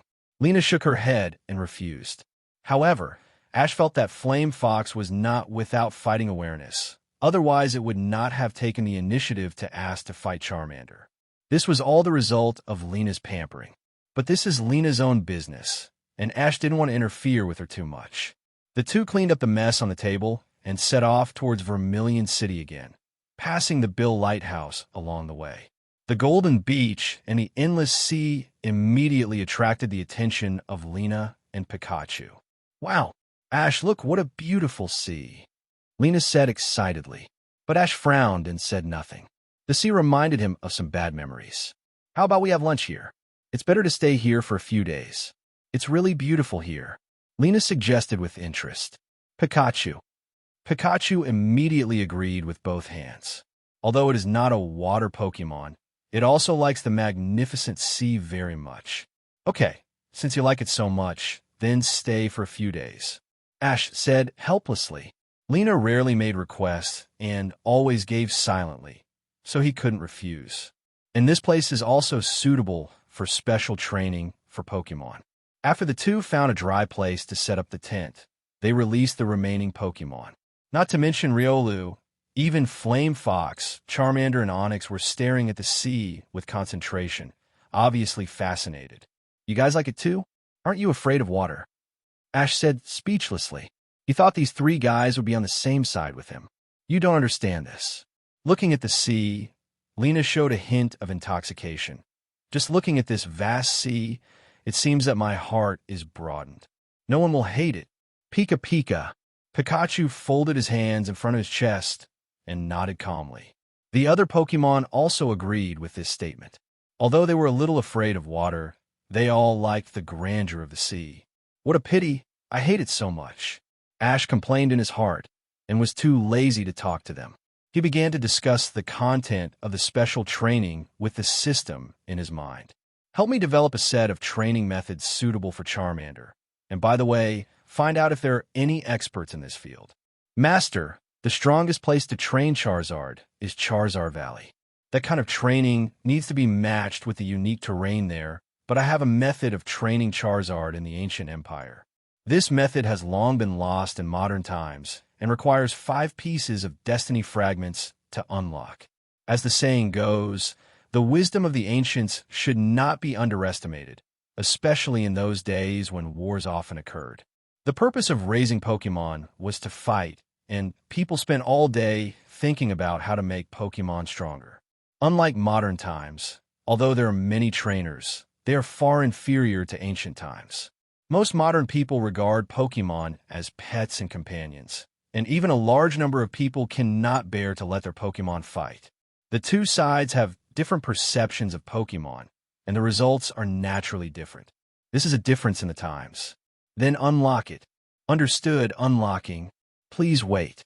After a while, a video appeared in Ash's mind, which was similar to the clip of Aaron he had watched before, except that the scene was much larger this time, and there was more than one protagonist, but the training targets were Charmander, Charmeleon, and Charizard. After Ash carefully watched the Charmander part several times, he was ready to start training. Charmander, you and Riolu form a pair. Your task is to practice increasing the concentration of Spit-Up's flames so that you can learn to explode the flames. Riolu, you use the wave guide to try to avoid it. Woo! Understood. The two Pokemon responded seriously and stood on the beach to start practicing. The unskilled Charmander often needs a long time to condense a small fireball with high concentration. However, Riolu is the one with the best temper in Ash's team. Not only does he not urge or laugh at Charmander, but he often encourages it. Looking at the two Pokemon getting along harmoniously, Ash nodded with satisfaction, but when he saw the other side's combination, his face immediately fell. That was Pikachu and Onix. They were bored and started to practice against each other. However, because Ash defeated Onix with Pikachu, Onix had never been convinced by Pikachu. The two guys fought fiercely, turning the whole beach upside down. Pikachu also cheated from time to time. When he saw that he couldn't beat the other party, he dived into the sea, which made Onix angry. God knows when Pikachu learned to swim. Anyway, Ash never taught it. A few days passed in a blink of an eye. Charmander's talent was extremely high. In this short period of time, he mastered the explosive fire, and Ash also used ancient training methods to train it. However, some of these training methods were very cruel, and they were completely intended to train Pokemon into war machines. Ash decisively eliminated this part. All he wanted was a reliable companion, not a machine that only obeyed orders. Vermilion City. After several weeks of long journey, Ash and Lena arrived at the harbor city. Although the city is small, the shipping industry is very developed, and sailors can be seen everywhere resting on the shore. The two first came to the Pokemon Center, ready to recover the Pokemon's physical strength before challenging the gym. However, after entering the center, they found that there were injured Pokemon lying everywhere, and each of them was seriously injured, with traces of electric burns on their bodies. So pitiful. Lena suddenly felt sympathetic and asked Joy, "Excuse me, What happened to these children? Everyone was defeated by Zhiye of the Vermilion Gym. Joy answered while taking their Pokemon to recover. He is so powerful. Lena's beautiful eyes flashed with worry, and she quietly glanced at Ash, who looked nonchalant. Why are you looking at me? Ash noticed her gaze, and with a strange look on his face, he said, Do you think I would be like these ignorant kids and rashly challenge a strong enemy? Upon hearing this, the trainers accompanying him in the ward glared at Ash, but Ash didn't think he was wrong. These seriously injured Pokemon are Rattata, Oddish, and the like, and they haven't been trained yet. It's the trainer's own responsibility to blindly challenge the gym with such Pokemon. Okay, just stop talking, Lena said awkwardly, and quickly pulled Ash to a corner away from everyone's sight. Although Ash didn't think he was wrong, he wouldn't argue with a group of people. He just quietly waited for the Pokemon to recover and headed to the Vermilion Gym in the city center. Along the way, trainers holding injured Pokemon ran past the two of them from time to time. Obviously, all of them were players who failed in the challenge. Although Zhiye's strength is not particularly strong, because his electric-type special moves are powerful and look a bit scary, he has an advantage against rookie trainer. After entering the gym, Ash immediately introduced himself. I am Ash from Pallet Town, and I am here to challenge the gym. A man and a woman came towards them, dressed like a gangster and a girl. The man turned around and shouted, Boss, another challenger is here to die. After a while, a tall blonde man came out from inside, wearing a jacket and bulging muscles all over his body. Welcome to Vermilion City. I'm the gym leader, Zhiye. Baby, are you going to challenge the gym? Zhiye seemed to be very enthusiastic and opened his arms to Ash, but he was not very polite when he spoke.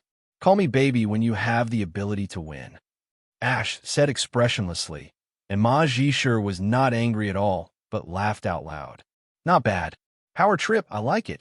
However, just after Zhiye finished speaking, he suddenly noticed the Pikachu on Ash's shoulder. Is it Pikachu? Look, the Pokemon of the baby is indeed a baby. Zhiye and the two little brothers behind him immediately laughed at Pikachu, which made Pikachu so angry that he was fuming. No, it should be said that he was fuming. Pika! Pika Pika! At this time, Pikachu wanted to use Thunderbolt to electrocute all three guys in front of him, but it knew that Ash would not be able to challenge the gym, so it tried its best to restrain itself.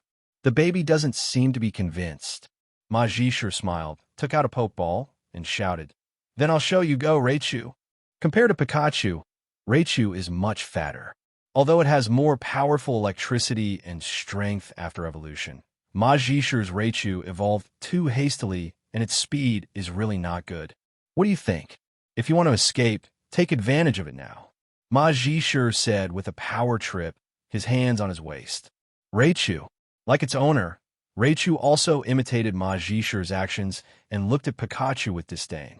This look is quite interesting. Pikachu. The taunted Pikachu showed a dangerous look in his eyes, and a trace of electricity burst out from the electric sac from time to time, obviously extremely angry. Don't go too far. Lena, who was standing by, couldn't stand it any longer and retorted loudly. Ash is a very powerful Onix. He won't be afraid of your Raichu at all. Although Lena's words were correct, the timing was wrong. Before Zhiye could reply, Pikachu had already shouted in dissatisfaction. Pika! Pika Pika Pika! Pika!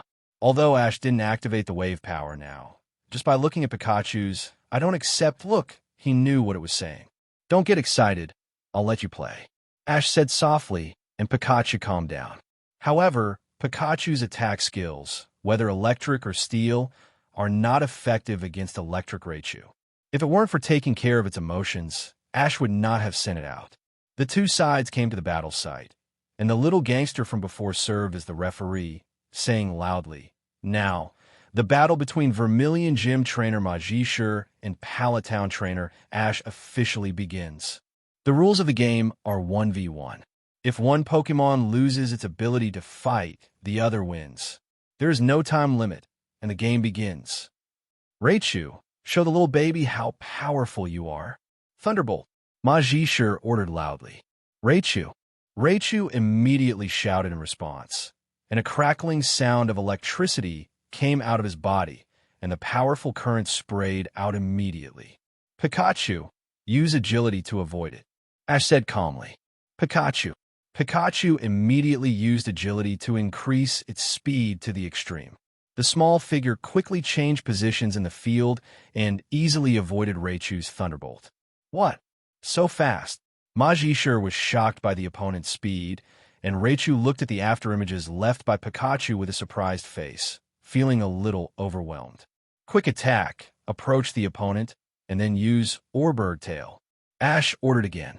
You actually want to compete with my Raichu in strength? Majishur laughed when he heard it. Raichu used the million-ton punch to knock it away. However, Pikachu's speed was much faster than Raichu's. He ducked and dodged the opponent's punch. Then his tail emitted a white light and used Orbird Tail to hit Raichu. Raichu was beaten back a few steps and suddenly felt a little embarrassed. It was such a big Raichu, but it was beaten back by small Pikachu. How could it survive like this? The angry Raichu did not give up and pounced on Pikachu again, but he was dodged by the opponent every time and was hit on the face by Pikachu's tail repeatedly. Damn it! Majishur realized that this would not work and clenched his fists and ordered, Raichu, use the most powerful Thunderbolt to block the opponent's actions. Pikachu, stick your tail into the ground. Ash said hurriedly. He didn't dare to let Pikachu take this blow. Thundermike, the power of Raichu Thunder Shock that exploded with all its strength was really not to be underestimated. Not only was the ground hit with holes, but the glass windows of the entire gym were all shattered. It's over, Majishur said with a little pride. Although the opponent was a bit difficult, it was still a victory for him and Raichu in the end. However, when the smoke cleared, Pikachu appeared in the field in good condition, without even suffering any damage. How is this possible? Bozishi and Raichu were both shocked, and they didn't expect such a result. It's over. Ash shook his head gently and said, Pikachu, give it the last blow, Electro Ball superimposed on Orbird Tail. After being hit by Pikachu's electrically amplified Orbird Tail, Raichu flew backwards, with circles in his eyes, and lost his ability to fight. Congratulations, winner Ash, Pikachu. This is the proof of defeating me, the orange badge. Bozishi laughed and took out a badge from his shirt pocket and handed it to Ash. I really misjudged this time. I haven't had such a good fight for a long time. Although Bozishi is a power trip, he is not unable to lose, and even applauded Ash and Pikachu. His Raichu was the same, happily congratulating Pikachu on his victory, making Pikachu almost embarrassed. Thank you. Ash smiled slightly. At first, Majishur didn't give him a good impression, but this kind of demeanor is still worth learning. After leaving the gym, Lena asked curiously, Ash, how did Pikachu avoid Raichu Thunderbolt? When she saw the Thunderbolt just now, Lena's heart was in a knot, fearing that Pikachu would get into trouble. But in the end, it was safe and sound, which made her curious. I let Pikachu use its tail as a grounding wire to conduct the current to the ground. After saying that, Ash added, this move can be used by both electric and grass types. Although it is not harmless, it can greatly reduce the damage received. So that's how it is. You know a lot, Lena exclaimed. She had never thought of this. I saw it on TV. Ash replied, Huh? Will TV explain this? Lena was surprised by this, and Ash just shook his head and smiled without saying anything. Of course, he was not talking about the TV programs here. After resting for a night at the Pokemon Center, the two continued their journey and came to a harbor town after crossing a bridge. This place is not far from Vermilion City. It is mainly for some sailors to live in, and there are all kinds of large ships docked here. What a big ship! I really want to take a leisurely trip on this ship. It must feel great. A glimmer flashed in Lena's eyes, and she murmured, This S.S ticket is very expensive. Unfortunately, Ash directly poured cold water on Lena. With their family conditions, they were reluctant to take such a luxury cruise ship. What's more, he had no interest in taking a ship, and he would not go even if he was given an S.S ticket. Oh, that's right. By the way, I can sell the Moonstone, so I can have money to buy an S.S ticket. Lena said excitedly. Ash felt bad when he heard this, and quickly advised, I think you might as well use this money as travel expenses to reduce the burden on your family. I say, Ash. A smirk suddenly flashed across Lena's face, and she said in a playful tone, Are you a landlubber? You also behaved like this last time at the beach. Nonsense. I'm known as a swimming athlete. Ash retorted dissatisfiedly. Hey, since you said that, let's go to the swimming pool next time. Seeing Ash so excited, Lena was even more convinced that Ash was a landlubber. But what she didn't understand was that even if he was a landlubber, he didn't need to be afraid of riding a boat, right? Anyway, let's get going quickly. Ash turned around with a guilty conscience and was about to leave when he was suddenly stopped by two dark-skinned Shibuya-style female middle school students. Congratulations. You look like super lucky people. Asterisk 2. When he saw the appearance of these two people, Ash felt that his eyes were going blind. The two female middle school students in front of him were actually Zhiye and James. Especially James, not only did he put on lipstick and dyed his hair yellow, he even deliberately made his skin dark brown. Ash didn't know what to say. Zhiye aside, James gave up being a rich young man and came to Team Rocket to be a minion, and even dressed himself up like this. He really worked hard for Team Rocket. Excuse me, what can I do for you? Lena asked curiously. Although she also felt that the two people in front of her were a little strange, she didn't think much about it and didn't recognize their true identities. Actually, it's like this. We have a ticket to the Saint and... Zhiye took out the S.S ticket from her pocket and showed it to the two of them, saying in a captivating tone, There are many trainers gathering there to hold a party, and there are many delicious foods. It's super fun. Super fun. James even deliberately chimed in with a cute little girl's gesture. Seeing the two of them acting like this, Ash forced himself to hold back the urge to vomit in his heart. Zhiye pretended to be cute and talked.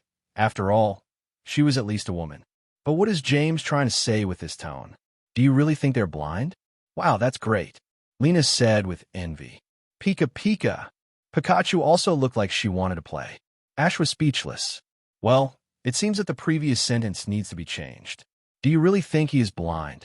So, do you want this gift ticket? If you want, I can give it to you. It's free, Zhiye asked with a smile on her face, which reminded Ash of a sentence. Grinning, not a good thing. I want it very much. Pikachu. The two ignorant girls and ignorant Pokemon Lena and Pikachu answered immediately, and the reaction speed was so fast that Ash couldn't stop them in time. Then I'll give it to you. Zhiye stuffed the gift ticket into Lena's hand very straightforwardly, waving her hand and saying, Then, you must have fun. We'll leave first. After that, the two immediately left the scene at a high speed, jumping away. Great, we are so lucky. Lena said happily, This is a good thing that fell from the sky. Lucky you. I think I'll take you and Pikachu to see an eye doctor. Ash said unhappily. Pickup truck? Ash was too lazy to explain to them and just said, Let's go to the police station. Now, the two of them were even more confused. What is the connection between seeing an ophthalmologist and going to the police station? On the other side, Zhiye and James, who were hiding in the dark, saw Ash and his group accept the S.S ticket and thought they had been fooled. They were overjoyed. Very good. It seems that this operation was a great success. Zhiye said excitedly. I think I am very suitable to play the role of little Stephanie, right? James was still playing tricks, which immediately made Zhiye unhappy. What stupid things are you talking about? Idiot.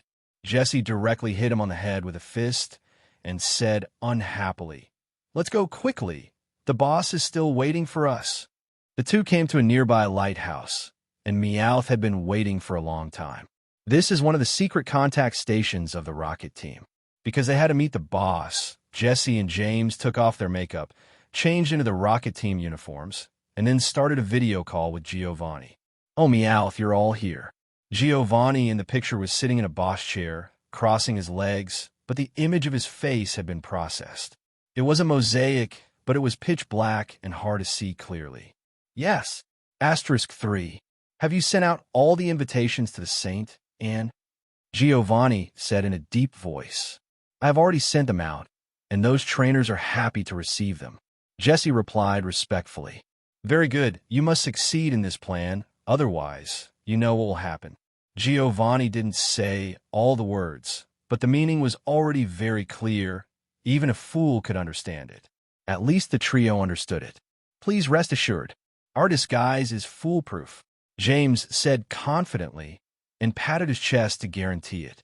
But at this moment, the door of the lighthouse was suddenly knocked open, and a large number of uniformed police officers rushed in. Don't move. This is Jenny from the Vermilion City Police Department. Team Rocket, you've been surrounded. The trio looked at each other, and after a while they shouted in unison, "What the hell is going on?"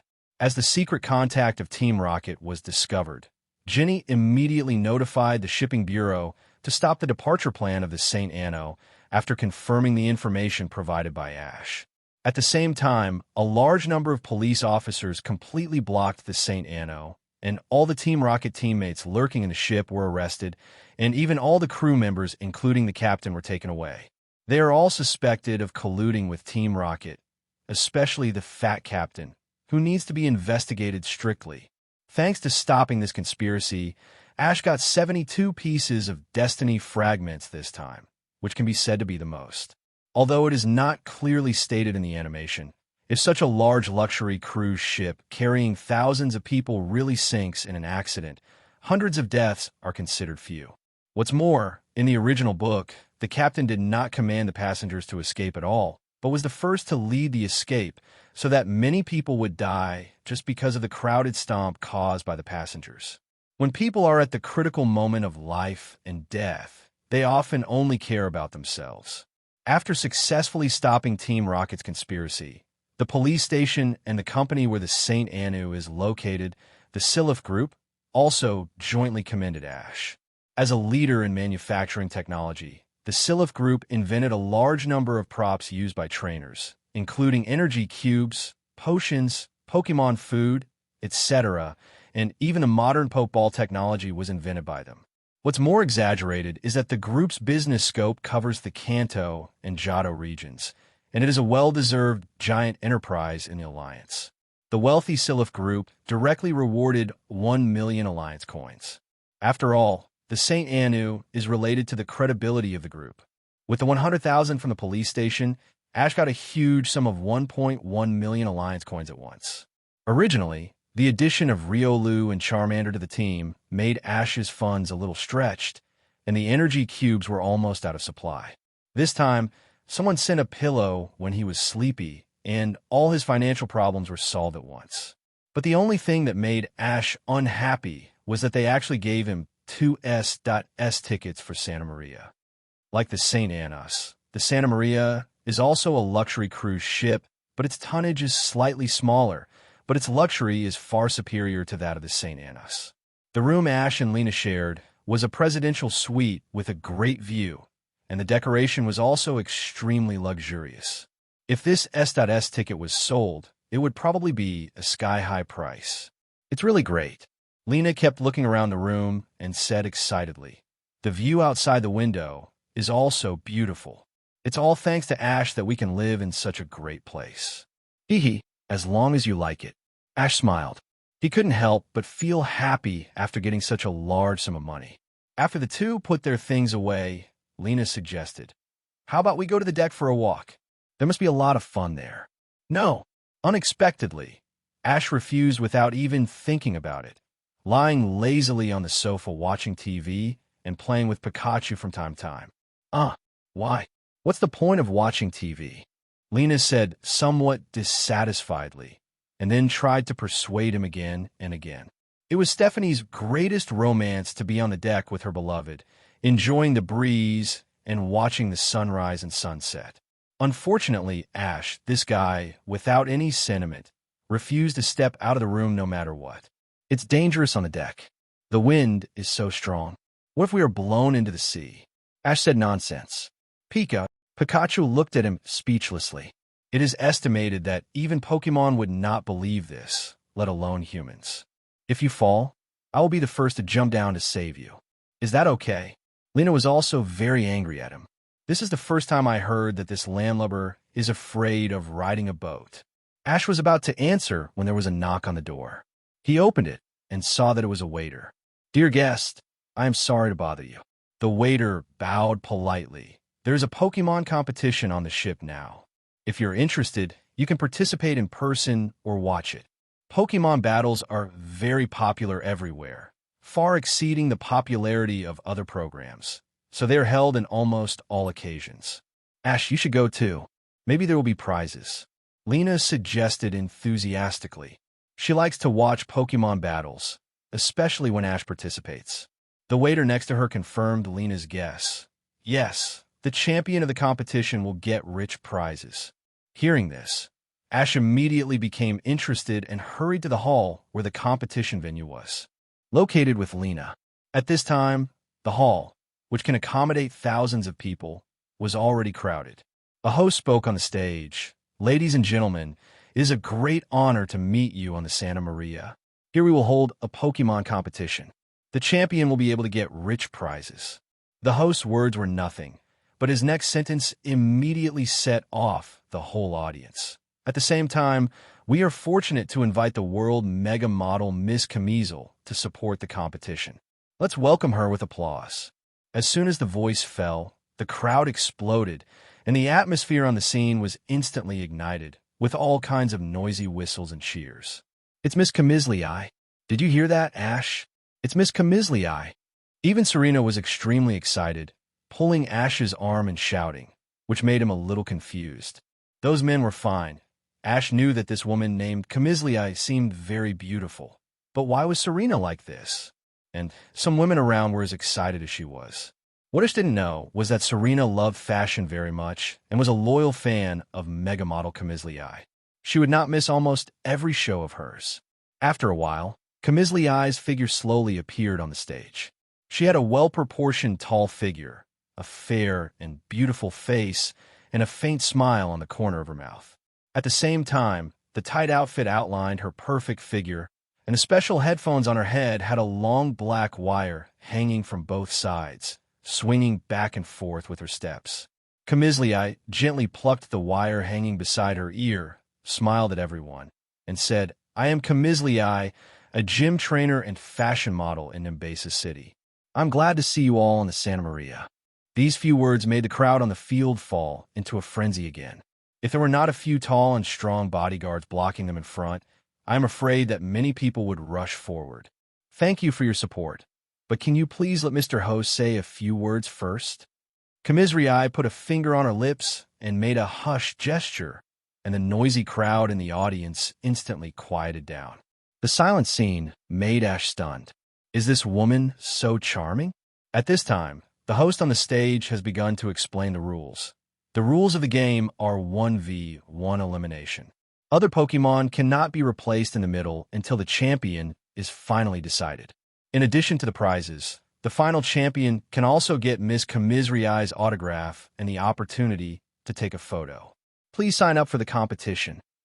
Just after the host finished speaking, Camisole on the side added, "Not only that, the champion can also challenge me. If you can defeat me, I will also give you a mysterious present, and it is a unique present in the world." After Camisole finished speaking, she also winked at everyone playfully.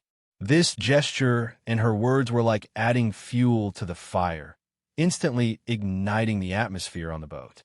This so-called mysterious present, just thinking about it makes people excited. Everyone is eager to try, wanting to perform well in front of the beautiful Miss Camisole. Looking at the crowds rushing to the registration office, Ash's heart is also difficult to calm down. Whether it is the mysterious Pokemon provided by the Silph group as a prize, or Camisole's mysterious present, it must be very valuable. The competition venue is divided into 8 areas, all of which are held on the deck. The Pokemon sent by Ash is naturally his strongest Pikachu. But what surprised him was that the first rival used Caterpie.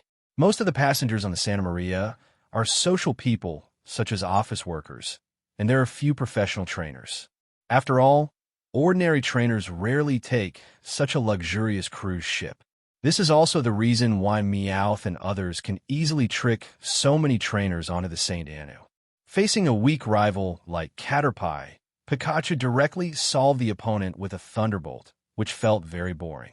The next few rivals were not good either. Almost all of them were just joining in the fun.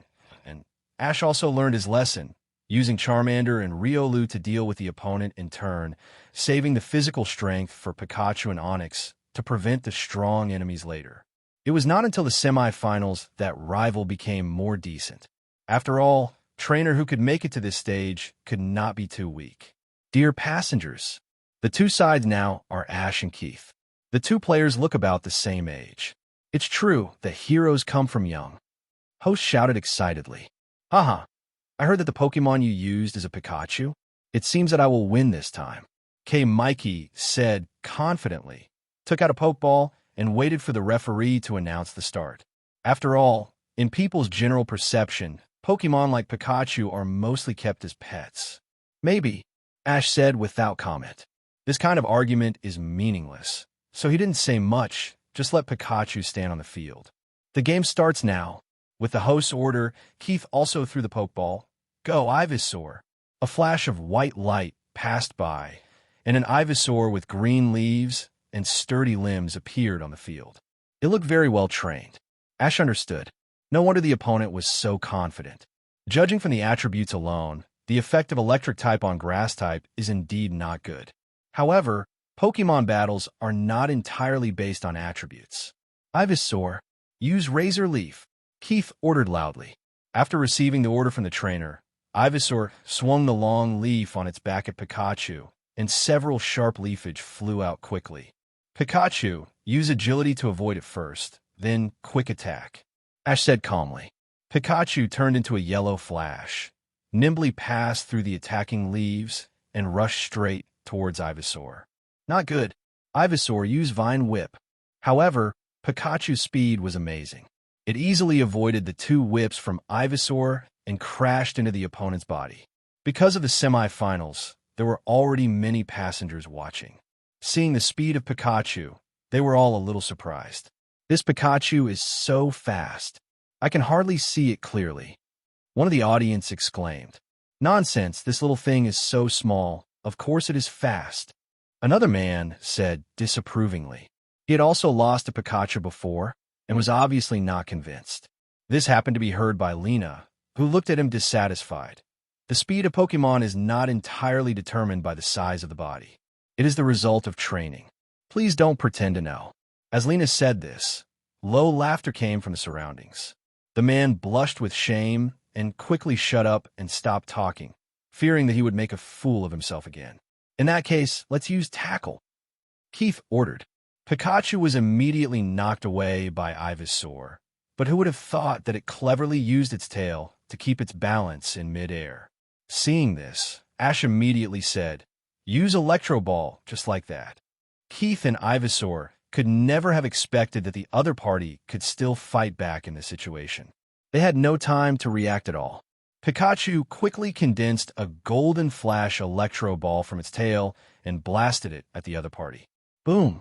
The Electro Ball hit the target and immediately raised a thick smoke. Keith anxiously observed the situation in the field, and everyone was looking forward to the result. Ivysaur, who was a grass type, was thought to be resistant to the electric type and should not be knocked down by one blow, but they ignored the huge speed difference between the two sides, which doubled the power of the Electro Ball. After shaking a few times in place, Ivysaur finally couldn't hold on and fell to the ground with mosquito coils in his eyes. How could this happen? Mikey lowered his head in disbelief. He didn't expect that he would lose so easily. Dear passengers, the Pokemon battle on the Santa Maria is almost over, but before that, please enjoy the free luxury buffet. We will decide the final winner in the lobby later, the host announced. With the end of the semifinals, Ash successfully entered the finals, and the time and place of the finals were set in the lobby at night, when almost all the passengers on the ship will come to watch. At the luxurious buffet provided by the cruise ship, Lena diligently picked up food for Ash and Pikachu, and said with a smile, "Come on, eat more. You have to strive to win the championship later." Ash nodded, and he was determined to win this time.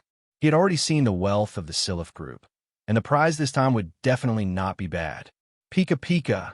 Pikachu answered vaguely while stuffing food into his mouth frantically, because the buffet provided was too rich and it couldn't eat such good things normally. Hey, are you the Ash who entered the finals? Suddenly, someone came over to talk to them. Ash, Lena, and Pikachu turned around and saw that the person who came was Kamizliai. Miss Kamizliai. Saralina's eyes lit up immediately, and she said excitedly, I am Ash's companion. My name is Saralina, and I am your loyal fan. I like your fashion show the most. Haha, it's really my honor. Thank you for liking my performance. Kamizliai had a friendly smile on her face, and she didn't act like a big star at all, which made Ash have a good impression of her. Ash remembered that there were some celebrities in his previous life who were not very famous, but their attitudes were very power trip, but those fans liked to stick to the cold buttocks with their hot faces, so he never paid attention to any celebrity. At this moment, Kamizliai suddenly bent down and stared at Pikachu, without even blinking, and her face was flushed with excitement. This is the first time I've seen a real Pikachu. It looks sparkling.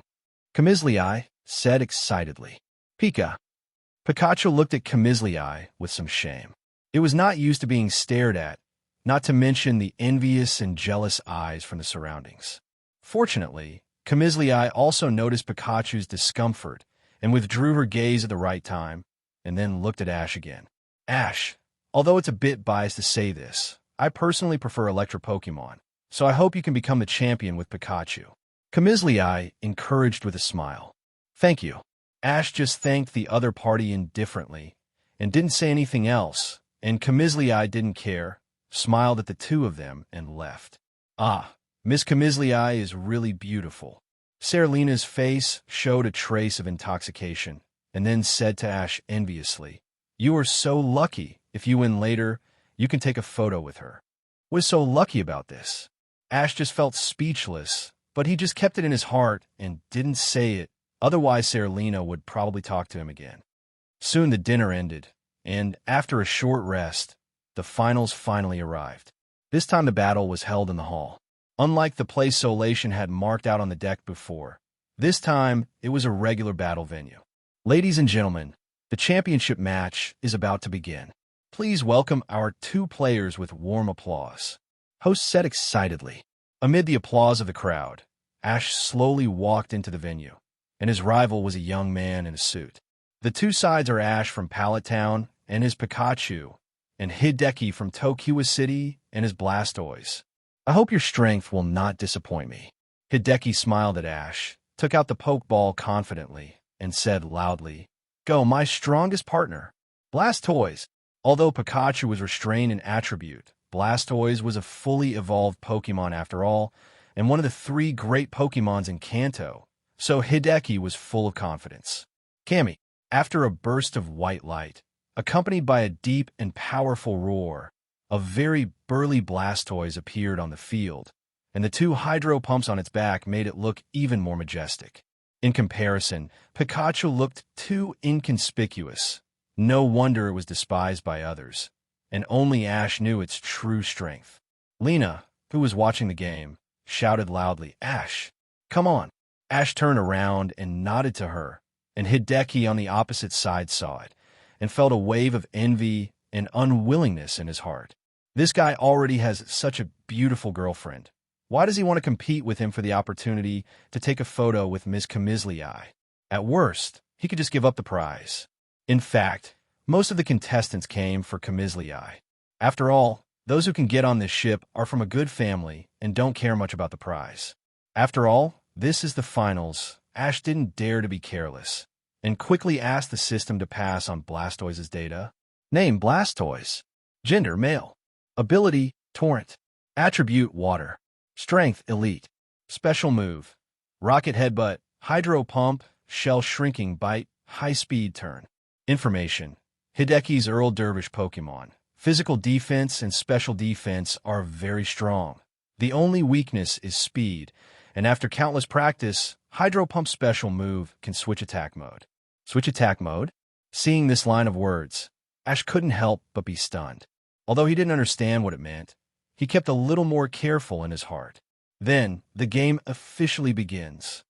Seeing that the Pokemon of both sides were in place, the host immediately announced with a big wave of his hand.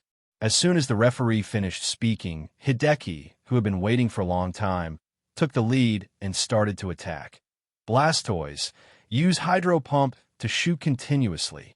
Kami, Blastoise's body slightly bent, and the two Hydro Pumps on his back took turns to shoot out balls of water and quickly blasted towards Pikachu. Pikachu, use Agility to dodge. Ash hurriedly said. Originally, when he heard that the opponent was going to use Hydro Pump, he subconsciously wanted Pikachu to fight back with Thunderbolt, because water can conduct electricity and Thunderbolt can be transmitted along Blastoise's Hydro Pump and hit the opponent's body. But he never expected that the opponent's Hydro Pump was not in the form of a water column, but a group of separate water balls, so the current could not be transmitted. Fortunately, Ash was prepared in advance and took countermeasures quickly. It's so beautiful, the host was talking excitedly, saying, I didn't expect that Hideki's Blastoise would have such a trick. I thought the electric Pikachu would have the advantage. But now it seems that the result of the game is even more unpredictable. Pikachu, use Quick Attack to circle around the opponent. Naughty, with the blessing of Agility and the acceleration of Quick Attack, Pikachu's speed instantly reached its peak, turning into a golden flash that kept circling around Blastoise. Kami, this time Blastoise was panicked. The opponent was so fast that it couldn't aim at all. Its big head subconsciously turned left and right along the trajectory of Pikachu. Don't panic. Blastoise, get ready to listen to my instructions. Hideki hurriedly calmed his Pokemon's emotions, and after hearing Trainer's words, Blastoise also calmed down a little, no longer staring at Pikachu, and began to be alert and ready at any time. Without any warning, Ash suddenly gave the instruction, Thunderbolt. Use the shell. Hideki also shouted at the fastest speed. Pikachu, the powerful current hit Blastoise mercilessly, but Blastoise was well prepared. His head, tail, limbs, and even the two Hydro Pumps were all retracted into the shell at the fastest speed. He was well prepared. Pikachu, don't worry about it. Continue to use Thunderbolt. Ash said calmly. Think you will be fine if you retract into the shell? You are kidding. In fact, there are quite a few trainers who don't know the difference between physical defense and special attack, and confuse the two. In fact, that's a big mistake. Just like the trick of shrinking the shell, it can only improve physical defense, but it has no effect on resisting Thunderbolt, which belongs to special attack. Hideki is one of them. He thought that this would be foolproof. If it was a physical battle, Blastoise would definitely win. At that time, he just needed to hold on until Pikachu was exhausted and then come out to fight back. Kami, however, what he didn't expect was that after a while, Blastoise couldn't help but stick out his big head and let out a painful growl. Blastoise, are you okay? Now Hideki knew that the situation was wrong no matter what. When he was anxious, he suddenly had an idea and ordered loudly, Blastoise, use Hydro Pump first, then Rapid Spin. The two Hydro Pumps that Blastoise had retracted into the shell immediately re-extended, and the head retracted again, while the body spun rapidly. Blastoise, spinning like a gyroscope, was like a sprinkler head normal, launching a full 360-degree Hydro Pump attack. Although the centrifugal force of the rotation reduced its power, Pikachu had no way to dodge it. Pikachu tried to charge up several times to launch another attack, but was repeatedly interrupted by the spray of water, and even had difficulty standing. Beautiful! Hideki's Blastoise actually used this combination skill. And how will our Ash respond? Host shouted excitedly. Ash! Seeing Ash fall into a disadvantage, Lena's eyes were fixed on the situation on the field, and her heart was about to jump out of her mouth. Huh, how about it? Let's see how long your Pikachu can last. Hideki showed a smug smile on his face, as if he had already won, but Ash turned a deaf ear to this clumsy taunt, and he had a countermeasure in his mind. Use Orber Tail to insert into the opposite side. Ash ordered calmly. Pikachu. Pikachu immediately obeyed the order, and its lightning-like tail suddenly emitted a dazzling white light, piercing into the ground like a sharp sword. In this way, Pikachu's body was completely stable and would no longer be affected by Blastoise's attack. At the same time, the electric sac on its cheek began to crackle. Being poured with water by this turtle for so long, Pikachu was already annoyed, and a smile of revenge appeared on its face. At this time, Kamislii was in the VIP room above the hall. Seeing the situation on the field, she immediately had a result in her heart. Haha, it seems that it's over. I have to prepare myself. Kamislii smiled lightly, then turned and left. This is not good. Hideki was puzzled at first, and then he was shocked. However, when he just reacted, Ash on the opposite side had issued the last order. Pikachu, Thunderbolt. Pikachu. After staying with Ash for so long, Pikachu could already guess some of his thoughts, so he had already prepared for the power storage. The violent current immediately leaked out and hit Blastoise's body along the water flow. Kami. This time, Blastoise finally couldn't stand Pikachu's thunder shock. His spinning body slowly stopped, and his big head popped out of the shell again. But this time, its eyes were full of mosquito coils, and it lost its ability to fight. It's over. I didn't expect that Ash was the better player in the end. Blastoise lost her ability to fight, and Pikachu won. So the winner is Ash from Pallet Town. As the host's excited announcement sounded, it also meant that the battle between the two was finally over. In this battle, both Ash and Hideki performed well, and the audience couldn't help but applaud them. Pika, the winning Pikachu, jumped up happily and then threw himself into Ash's arms. You performed very well. Come back and rest, Blastoise. Hideki smiled bitterly and took back Blastoise, but he didn't expect that he still lost in the end. At this time, Lena's heart was finally put down, and she ran to the field excitedly to congratulate Ash. Congratulations, it was really wonderful. Thank you. Ash smiled and nodded in response. This battle also benefited him a lot and opened his eyes. Next, Kamislii came on stage again and presented Ash with the prize for the competition, a new type of fruit mixer made by the Silph Group, also known as an energy cube maker. This most advanced instrument is priced at 150,000 Alliance coins. It does not require manual operation. You only need to follow the instructions to put in the appropriate amount of various fruit to make the most perfect energy cube, which is convenient and saves money. Then, according to the agreement, cameraman, please come over and take a photo with me and Ash. Kamislii waved and greeted. As soon as these words came out, Ash immediately felt countless pairs of hostile eyes shooting at him, some of whom even wanted to peel his skin off. Ash was not interested in taking photos, and he was not afraid of these people, but he suddenly thought of Lena's fascination with Kamislii. Ms. Kamislii, although it is a bit abrupt, can I let my companion take a photo with you on my behalf? You have seen her. She is your loyal fan. Ash tried to negotiate. Hearing this, Kamislii was stunned, but then smiled and said, Okay, go and ask your friends to come over. Thank you. Ash thanked him and immediately turned around to look for Serena. Looking at Ash's departing back, Kamislii felt strange. It was the first time she saw someone actively refuse, especially when the other party was a man. Not long after, Ash pulled Serena back with a dazed look. Serena thought she was hallucinating when she heard the news, and she didn't come back to her senses until she saw Kamislii. Are you really giving me this opportunity? Don't regret it later.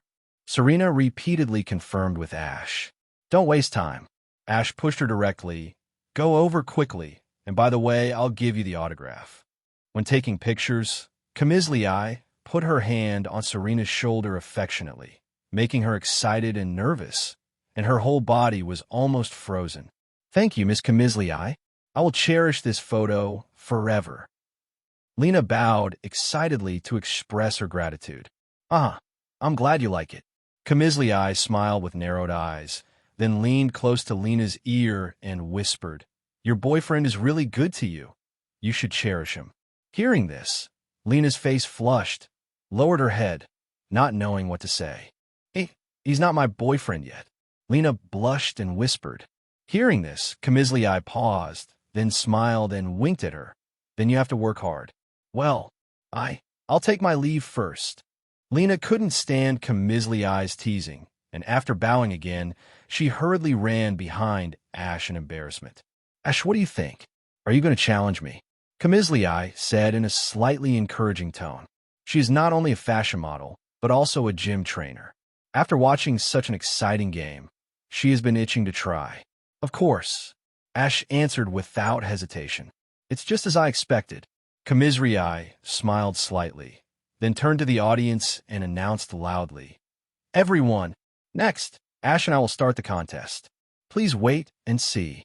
As soon as these words came out, the atmosphere on the scene was instantly ignited, and the applause and laughter from the audience were continuous, and almost everyone shouted Kamizliai's name.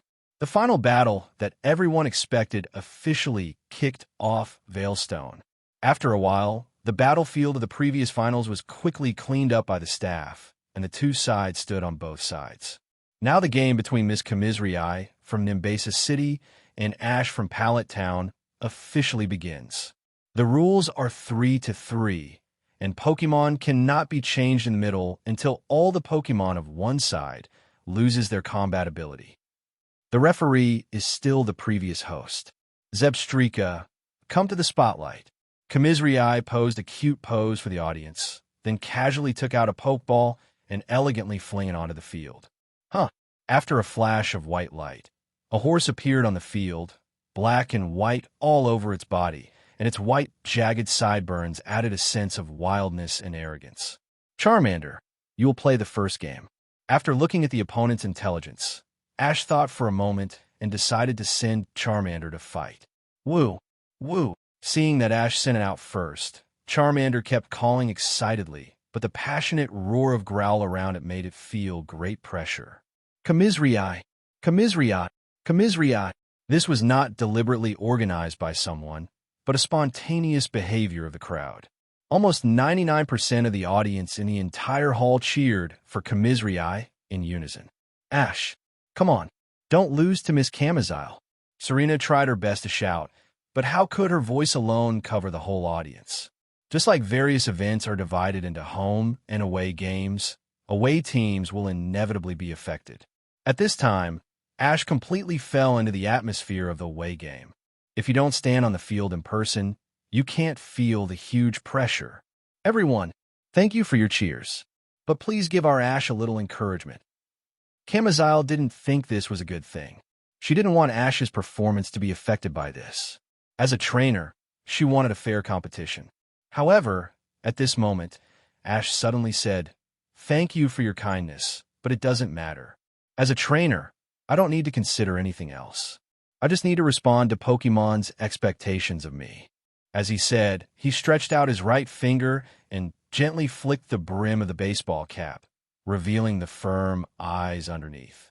At this moment, those red eyes seemed to turn into a blazing fire, and no matter who stood in front of them, they would be reduced to ashes. Woo! Infected by Ash's words, Charmander suddenly recalled the first time they met, and immediately roared. The flames on his tail suddenly jumped up and stared at rival with high morale.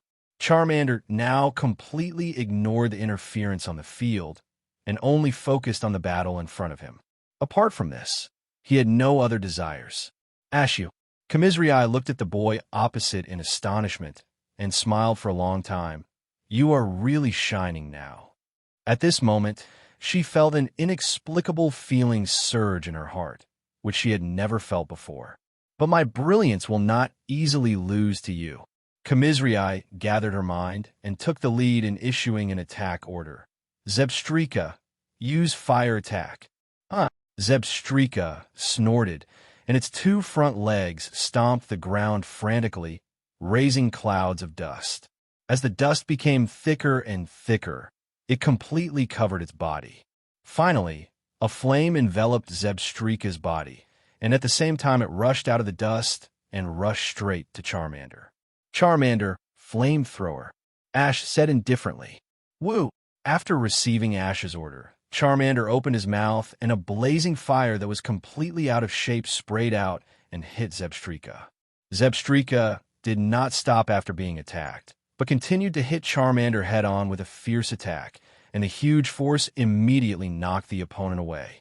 However, The Fire-type tricks were not effective for Charmander with Fire-type, so Charmander immediately climbed up as if nothing had happened. Encore Fire Attack. Camisliai waved her hand and said confidently. Zebstrika rushed towards Charmander again with her whole body wrapped in flames. Ash frowned slightly when he saw this. He knew that he could not let the opponent rely on this trick to increase his speed. Charmander used Smokescreen. The thick black smoke immediately blocked Zebstrika's sight, forcing it to stop and look around blankly. Don't panic. Be careful to guard against the opponent's sneak attack. Camisliai quickly spoke to comfort Zebstrika. Smokescreen has a wide range of effects, so unless you're extremely lucky, ordinary ranged attacks will not hit you at all. As long as you don't lose your composure and get attacked at close range, there will be no big problem. However, Ash did not intend to let Charmander rush in for a melee, but calmly ordered, Charmander, use explosive fire at the position where the opponent just now was. Zebstrika, move quickly, Camisliai said quickly. Charmander's mouth bulged, and then a high-concentration orange-red fireball blasted out of his mouth, and the bursting flames splashed around the venue. This move was originally a beat-up attack. Although the splash damage was not high, it still made Zebstrika scream after hitting her. Right there, use slash, Ash shouted, pointing in the direction of the sound. Woo! Charmander rushed up without saying a word, and his raised claws emitted a white light and slashed fiercely at Zebstrika, who had not yet reacted. This attack directly knocked the opponent out and hit the wall, and then he slowly slid down the wall with mosquito coils in his eyes.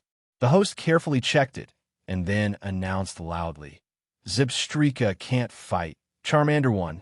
Ash scored a point first. Woo! The winning Charmander couldn't suppress his excitement. After a roar to the sky, his whole body began to glow with dazzling white light. This is going to evolve. Ash was not too surprised by Charmander's evolution. It had already reached the edge of evolution before, and this victory just became a catalyst. The people on the field also watched Charmander's evolution process with excitement. No matter what kind of Pokemon it is, it will make people feel incredible from the bottom of their hearts when it evolves. Pokemon is a creature that humans still don't understand deeply enough until today. Roar! As the white light gradually dissipated, the evolved Charmeleon directly raised its head and spit up a flame, making a domineering howl. Compared with Charmander, Charmeleon not only has a much larger body, but also has a horn on its head. The claws that were not clear before have now become clearly visible, emitting a cold light under the light, which looks extremely ferocious. Congratulations, Charmeleon. Ash smiled at it faintly. Although Charmander in the original book began to disobey orders after evolving into Charmeleon, Ash now doesn't think he will be unable to control Charmeleon. Roar! Roar! Sure enough, Charmeleon just waved his claws and called out to Ash twice with a happy face, without any sign of rebellion. Oh, that Charmeleon is so powerful and so handsome. Yeah, it defeated Miss Camisliai's Zebstrika so easily. Although I like Miss Camisliai very much, that one called Ash is really strong. The audience below was talking about it. Originally, a large part of the so-called audience belonged to the fence-sitter type. Even if they were attracted by Camisliai's beauty, there were also some who admired the strong more. With Charmander's victory, a small number of people have turned to cheer for Ash. Although they are still far less than Camisliai's fans, the atmosphere on the field is not as one-sided as before. Zebstrika contest is over, but you are still very beautiful now. Camisliai seemed to regard the battle as part of the performance. After saying the sensational lines, she took Zebstrika back. Indeed, Ash and his Charmeleon are dazzling now. Camisliai smiled and threw another Pokeball, but it's his turn to be dizzy next. Come on, Emolga, go to the spotlight. M.O. Accompanied by the cute growl, Emolga glided onto the field, and as soon as he appeared, he attracted waves of screams from the female audience. Wow, so cute. I really want to hold it in my arms. Unlike Zebstrika, Emolga has both electric and flying attributes, which is also a good Pokemon. Coupled with its cute appearance, It is also very popular among female trainers. Come back, Charmeleon. Let Pikachu go next. Ash took back Charmeleon. After all, it had just evolved and needed some time to adapt to its new body. Pikachu. Hearing Ash's words, Pikachu immediately jumped onto the field and looked confidently at Amalga, who was flying and soaring in the sky. Oh, Ash sent Pikachu. Both sides are electric type. Which one will be stronger? Host shouted excitedly. Amalga, Electro Ball. Pikachu, Thunderbolt. As soon as the host finished speaking, both sides issued commands almost at the same time. The charging speed of the two Pokémon was almost the same. Electro Ball and Thunder Shock collided in midair, making a huge explosion, equally matched. Just when Commisrii wanted to say this, she was surprised to find that Pikachu's Thunderbolt actually blasted Electro Ball and hit Amalga. Ammo! Amalga cried out in pain, and her body was shaky in the air, almost falling down. Fortunately, the Electro Ball offset some of the power, and finally let it maintain its balance. Thunderbolt is an electric trick, but it is not bad for Amalga, who has both electric and flying attributes. It seems that we're not as powerful as the opponent's shining. Faced with this situation, Commisrii did not panic, but showed an alluring smile. Amalga, let them see your beauty. Use charm. Hey, Mo. Like its owner, Amalga playfully blinked at Pikachu, and pink hearts flew over quickly. Pikachu, use Thunderbolt to disperse them. Ash ordered hurriedly. As long as the reaction is fast enough, these hearts can be knocked down. Pika. It was just that Pikachu had seen this charm trick for the first time, and looking at these pink hearts, he couldn't help but become a loss, and was immediately hit without paying attention. Pika. Pika. Pikachu. Pikachu's eyes were occupied by two big red hearts, and he was shouting something. His body was also swaying, and he couldn't even stand steadily. Obviously, Pikachu was completely confused at this time, and only the other person was left in his eyes. Pikachu, cheer up, Ash shouted anxiously, but his shouts could not reach Pikachu's ears. It seems that your Pikachu has been completely dazzled by Amalga. Commisrii would naturally not miss this great opportunity, and quickly issued an order. Amalga, fancy flying? Emo. Amalga kept using fancy flying to attack Pikachu, and Pikachu was not only not smelling salts coming over after being hit, but also giggling, looking very happy. Not only Ash, but also Lena in the audience was a little dumbfounded. It was the first time they saw Pikachu in this state. This is not Pikachu. He is a total masochist. In desperation, Ash quickly activated the power of Wave and sent a message with Wave. Pikachu, you virgin Pokemon, cheer up. Pikachu. Ash's roar suddenly exploded in Pikachu's mind, making it smelling salts. At this time, Amalga attacked again, but Pikachu dodged it with a quick reaction. Emo, quick attack now. Ash immediately seized this opportunity and ordered quickly. Neither Commisrii nor Amalga expected Pikachu to suddenly smelling salts, and they had no time to react. Before Amalga even turned around, he was hit by the opponent's head and flew out and embedded in the wall. Amalga can't fight, Pikachu wins. The referee announced loudly after checking. Seeing that he finally turned defeat in a victory at the last moment, Ash finally breathed a sigh of relief, but Pikachu looked at him strangely. Pika, Pika? Ash, what did you call me just now? I didn't hear it clearly. I called you Pikachu, what's wrong? Ash asked, pretending to be confused. Pika. Really? Pikachu showed a suspicious look on his face. It always felt that Ash had said something very shameless to it just now, but I just couldn't remember it. Let's not talk about this for now. The current game is the most important thing.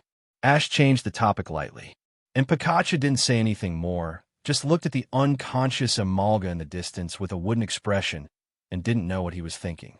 Amalga, your eyes are shining like dizziness. After saying such a meaningless sentence, Commisrii took out the Pokeball to take back Amalga, and then took out the last Pokeball on her body. Ash, you and your Pokemon are unexpectedly shining. Commisrii smiled. Even though she lost 2 games in a row, she still had a confident smile on her face. Therefore, I decided to send out my trump card, my Thunder Shock Queen. Kamisliai kissed the pokeball gently and then threw it out. Seeing this charming look, the men present were so angry that they wished they could become that pokeball. Come on, go to the spotlight. A flash of white light appeared, and a small white fish appeared on the field. It was Kamizree's trump card, Tynamo. Hey, is that little thing the trump card of Miss Kamizree? Everyone watching the game on the field was a little surprised. After all, Tynamo didn't look like a strong Pokemon. It could even be said that it looked very weak.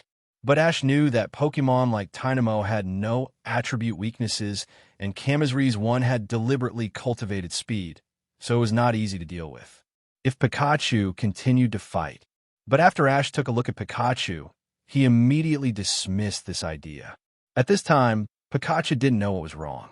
The whole person looked like he was not in the contest condition, as if he had lost his soul. Pikachu, come down first. Pikachu, Ash called several times in a row, until he repeatedly raised the decibel level. Pikachu finally came to his senses as if waking up from a dream and ran back in a panic, which made him feel even more strange. However, Ash did not think much about it. First, he was still in the game, and second, he just thought that the previous battle consumed too much of Pikachu's physical strength, making it a little depressed. To deal with Tynamo, Ash decided to send Riolu.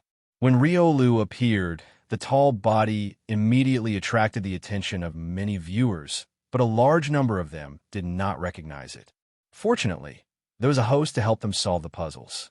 Maybe many viewers don't know that Ash sent Riolu, which is rare in the Kanto region. It is a very magical Pokemon that possesses a mysterious power called Wave Guide. Let's wait and see its performance. I didn't expect it to be real. Kamisliai smiled slightly. Then let's see who shines brighter. Tynamo, use the impact trick. As soon as the voice fell, Tynamo turned into a white light and rushed over directly. Riola didn't even have time to react and was directly knocked out. So fast, the audience was shocked. In fact, not to mention them, even Ash was slightly shocked. It wasn't until he saw it with his own eyes that he realized how fast this Tynamo was.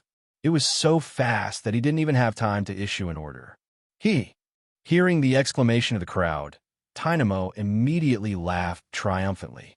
Fortunately, its attack power was not too strong, and Riolu stood up again soon. How is it? My Tynamo shines dazzlingly, right? Kamisliai asked proudly. Not bad. No matter what he felt in his heart, Ash remained expressionless. Riolu lock on the opponent.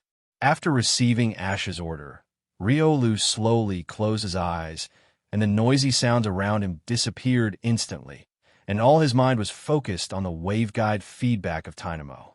Although it was unclear why Riolu closed his eyes, it did not prevent Kamisliai from launching an offensive encore attack. Kamisliai waved her right hand and issued the same order as before, and Tynamo also rushed over instantly with her words. But the result this time was not the same as before. Just when Tynamo rushed halfway, Riolu felt something, just like the prophet normal jumped to the side directly. Oh! Seeing this, Kamisliai's eyes flashed a strange color, but soon returned to the confidence she should have. For Tynamo, it is not so easy to avoid like this. As if to confirm what Kamisliai was thinking, Tynamo's figure, which was charging, suddenly disappeared, causing the audience to exclaim. Where did it go? Lena's eyes kept looking around the field, but she could not find the fish, as if it had disappeared out of thin air. However, although Tynamo's speed had exceeded the limit of human vision, Riolu was not looking with his eyes. Riolu had already discovered that Tynamo was parked right above it, but pretended to be ignorant and stood there motionless. Tynamo, thought it was a good opportunity, not knowing that he had fallen into the opponent's trap. He immediately launched his full strength and hit Riolu's head from top to bottom, intending to make the opponent see stars. Whether it was Kamisliai or Tynamo, they thought that this attack was a must-win and Riolu would definitely not be able to avoid it. Unexpectedly, Riolu suddenly raised his head without any warning and gave it an inexplicable smile. Tynamo was startled, but it was too late to stop, so he had to rush down. Riola didn't do anything big, just turned around very casually, and Tynamo almost hit the ground next to it. How could it be? This result made Kamizlii almost unable to believe her eyes, and Tynamo, who hit his head on the ground, was dizzy with pain and couldn't float again for a long time. It's over, Riolu force palm. With Riolu's last kill, Tynamo undoubtedly lost his ability to fight, and everyone, even the host, looked at all this in astonishment, unable to speak for a long time. They didn't see what happened in the middle, and it ended inexplicably. Not to mention the audience. Even the knowledgeable host didn't understand the situation in front of him. After all, he had only heard the word wave power and knew nothing about it. In fact, people who can't perceive the power of wave can't experience that wonderful feeling at all. In addition, there's a lack of experimental subjects, so modern research on wave has not made much progress. Tynamo can't fight. Row 1. So the final winner is Ash. With the announcement of the host, the game finally came to an end. Although the goddess in their hearts lost the game, everyone still gave Ash warm applause. Tynamo's proud speed not only didn't work, but was cleverly used by Riolu to defeat the opponent, which made it a little frustrated. It's not your fault that you lost. You are still shining. Kamizlii took back Tynamo and didn't forget to comfort it. Although she was beaten to the point where she had no power to fight back, Kamizri did not look depressed. She just looked at Ash and smiled. Both you and your Pokemon performed very brilliantly. This time, my brilliance is far inferior to yours. Thank you. To be honest, Ash was not used to the way Kamizri spoke at all. What brilliance or not, he was not a light bulb.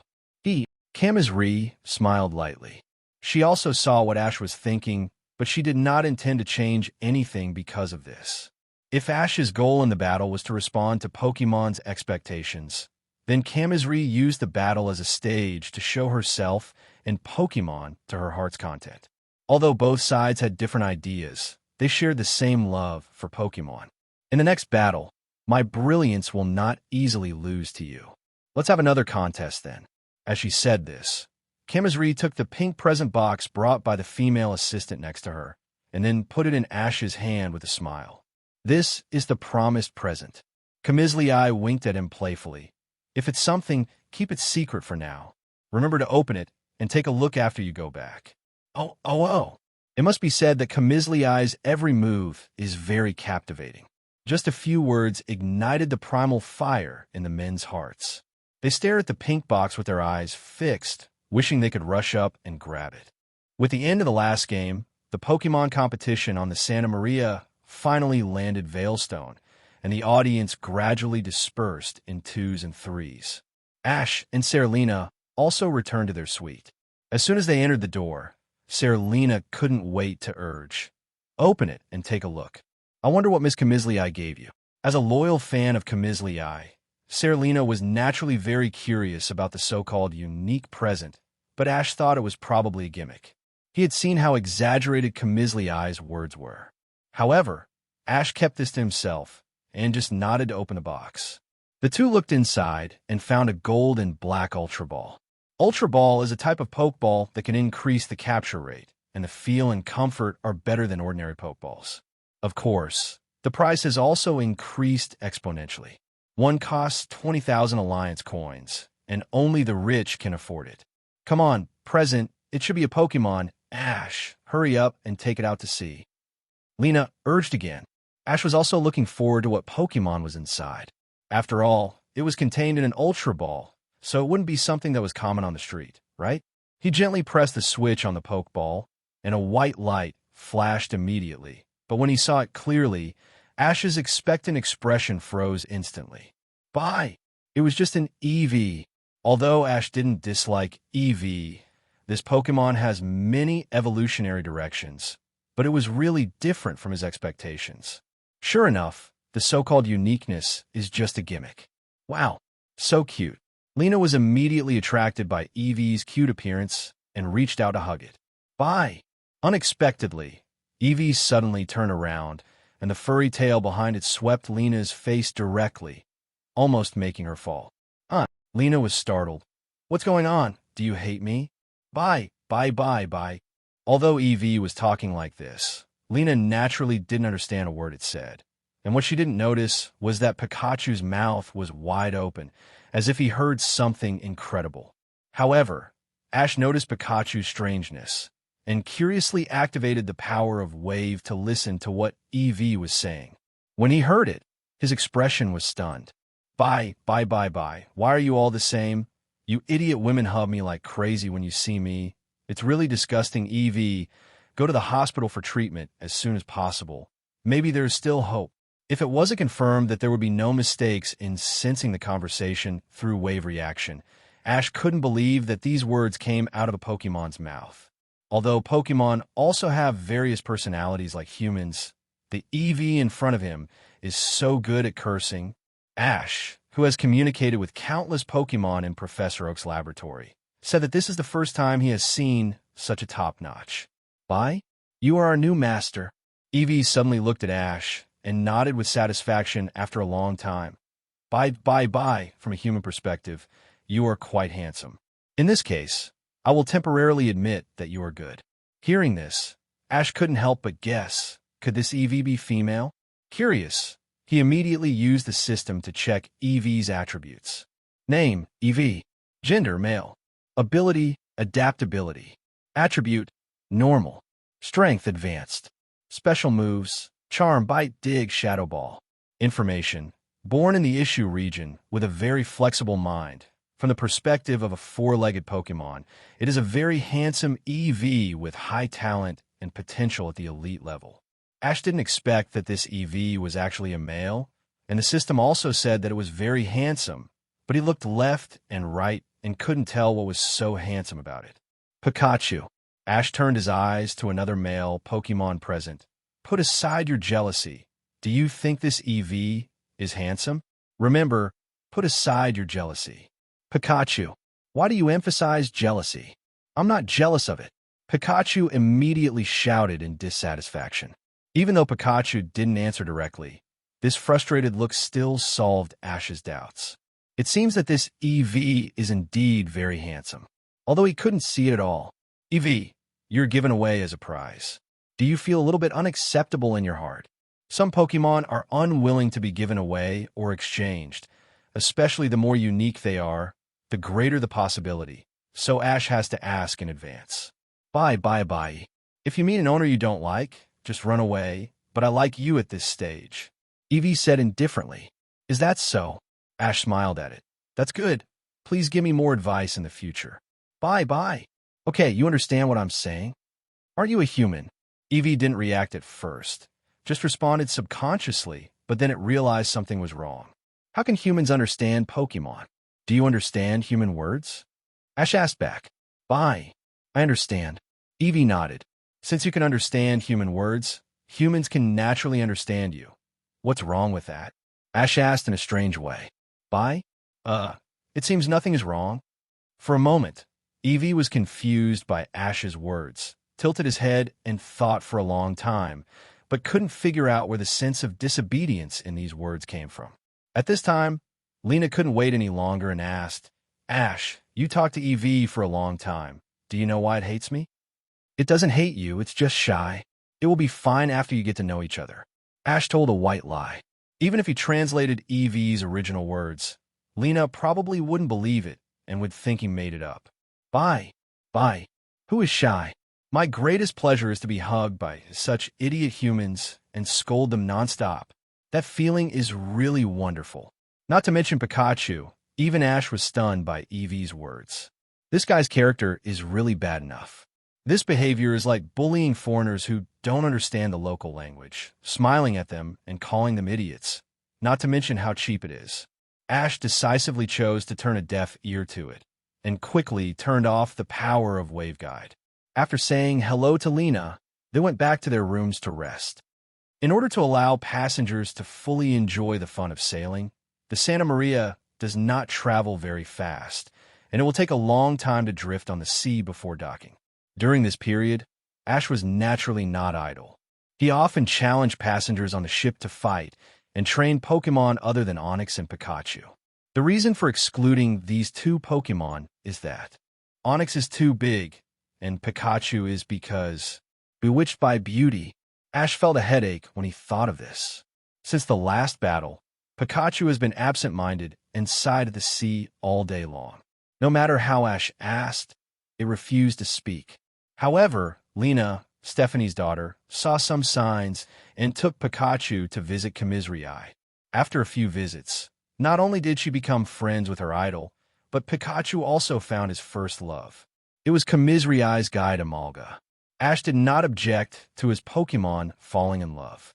He hoped from the bottom of his heart that they could find their own happiness. However, Ash always felt that Pikachu fell in love with Guide Amalga because of the sequelae of the seduction that day.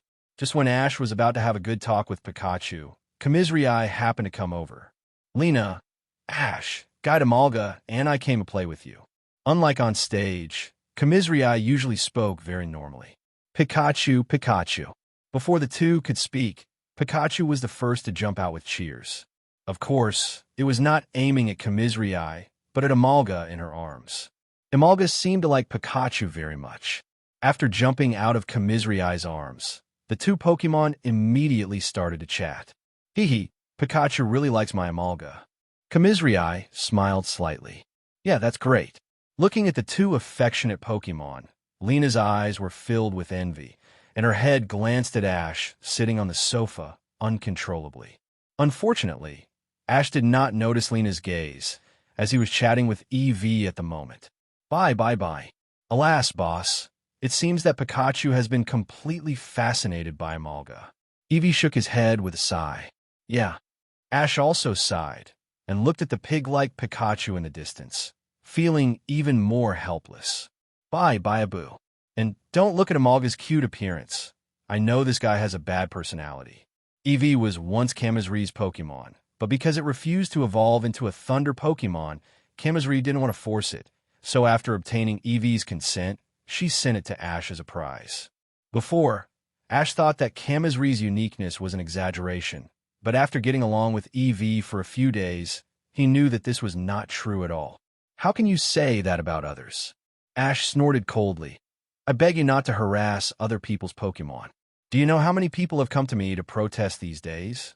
Pikachu and Eevee are completely two extremes. One is topsy-turvy, and the other is a swindler. I don't know how much trouble Ash has caused. After being a trainer for so long, this was the first time he felt that this profession was so troublesome. Who said that it was enough to just focus on training Pokemon? Bye. Hee. This can't be blamed on me. Who told me that I am too charming? As my boss, you naturally have to help me clean up my mess. Eevee had no intention of reflecting on himself, but was smug. At this time, Commisrii came over and said, Ash, you and Eevee seem to get along very well. That's great. At first I was worried that you and it wouldn't get along well. Bye.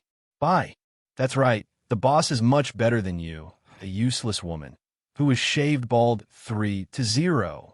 Eevee said some super bad words with a smile. Yeah.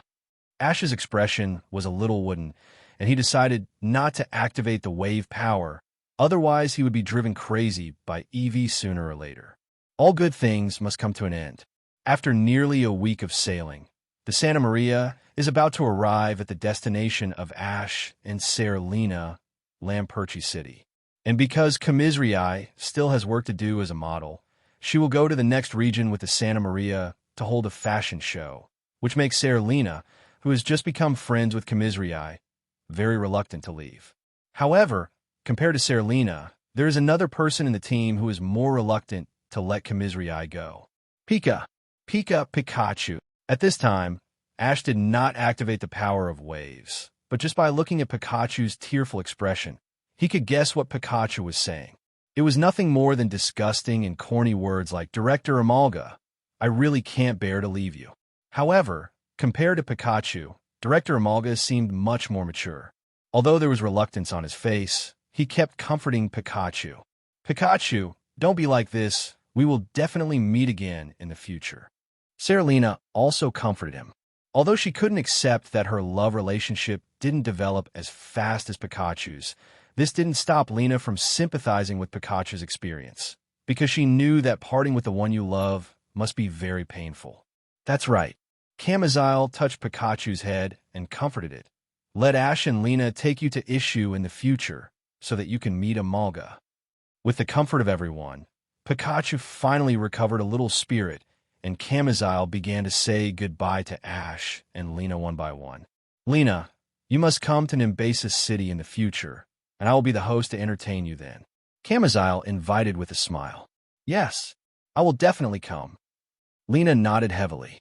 Then Camizlii took the initiative to hug Serena and whispered in her ear, You have to work harder.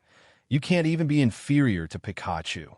When Serena, who was thin-skinned, heard this, her originally fair face immediately turned red like an apple. But she did not refute, just lowered her head and remained silent. Hee. Camizlii immediately laughed like a silver bell. Even though she had seen Serena's expression many times, she always felt very interesting every time she saw it, and she never got tired of it. Ash, do you want to hug me for farewell, like Serena? After teasing Serena, Camizlii set her sights on Ash. Miss Camizlii, I wish you a good journey. Ash smiled at her. Boring guy. Camizlii pouted a little bored at first, but then thought of a fun idea. Although the two of them didn't spend much time together during this period, Camizlii also knew the reason why Ash's attitude towards her supermodel was lukewarm. Since Ash wished me Tailwind all the way, I also wish Ash to be dazzling forever. Camizlii also posed. Logically speaking, although the action was a bit exaggerated, it was really captivating with her natural charm and curvy figure. But Ash's mouth twitched, and after a while he said, No, you alone are enough. It's not that Ash has no feelings for Camizlii's beauty, but every time he sees her unique way of speaking when performing, he loses all feelings in his heart. Haha, I won't tease you anymore. Camizlii was just joking, so she quickly put away her smile and stretched out her hand to Ash, saying, Tailwind, I wish you to achieve your dreams soon. Thank you. Ash also held her hand solemnly. From his point of view, Camizlii is indeed a good person and a friend worth making friends with. Lampruchi City, the most popular seaside resort in Kanto region, known for its golden beaches, blue seas, and beautiful women in various swimsuits, has a very developed tourism industry. After saying goodbye to Camizlii, Ash and Serena left the Santa Maria and stepped onto the beach of Lampruchi City. Even if they were wearing shoes, they still felt hot walking on the sand exposed to the scorching sun, and both of them were wearing sun hats, but they were still sweating profusely. It is conceivable how scorching the sun is. However, even so, it was hard to hide the excitement in Lena's heart. She said a little embarrassedly, Ash, since we are here to play, why don't we change into a swimsuit? Who said we were here to play? Ash asked curiously. Lena was stunned for a moment. But there is no gym here. Didn't you choose to get off the boat here, just to play? No. Maybe I forgot to say that my mother got a job here, so she asked me to come here to meet her. Ash explained. Delia is a Pokemon masseuse, and she is a little famous. Therefore, she often receives appointments from rich people to come and massage Pokemon, so that they can relax and get closer to their owners. Don't underestimate this profession. Pokemon masseurs not only need superb skills, but also need a lot of knowledge about Pokemon. After all, the shapes of Pokemon are quite different, and the acupuncture points will naturally be different. More importantly, to be competent in this profession, you must have patience, affinity, and good temper, all of which are indispensable, so the remuneration is also very considerable. Otherwise, Delia, a woman, can't afford the expenses Ash needs for training. However, Lena was stunned when she heard this, until Ash pushed her and she came back to her senses, and then shouted, What? Your mother is coming. Why didn't you say it earlier?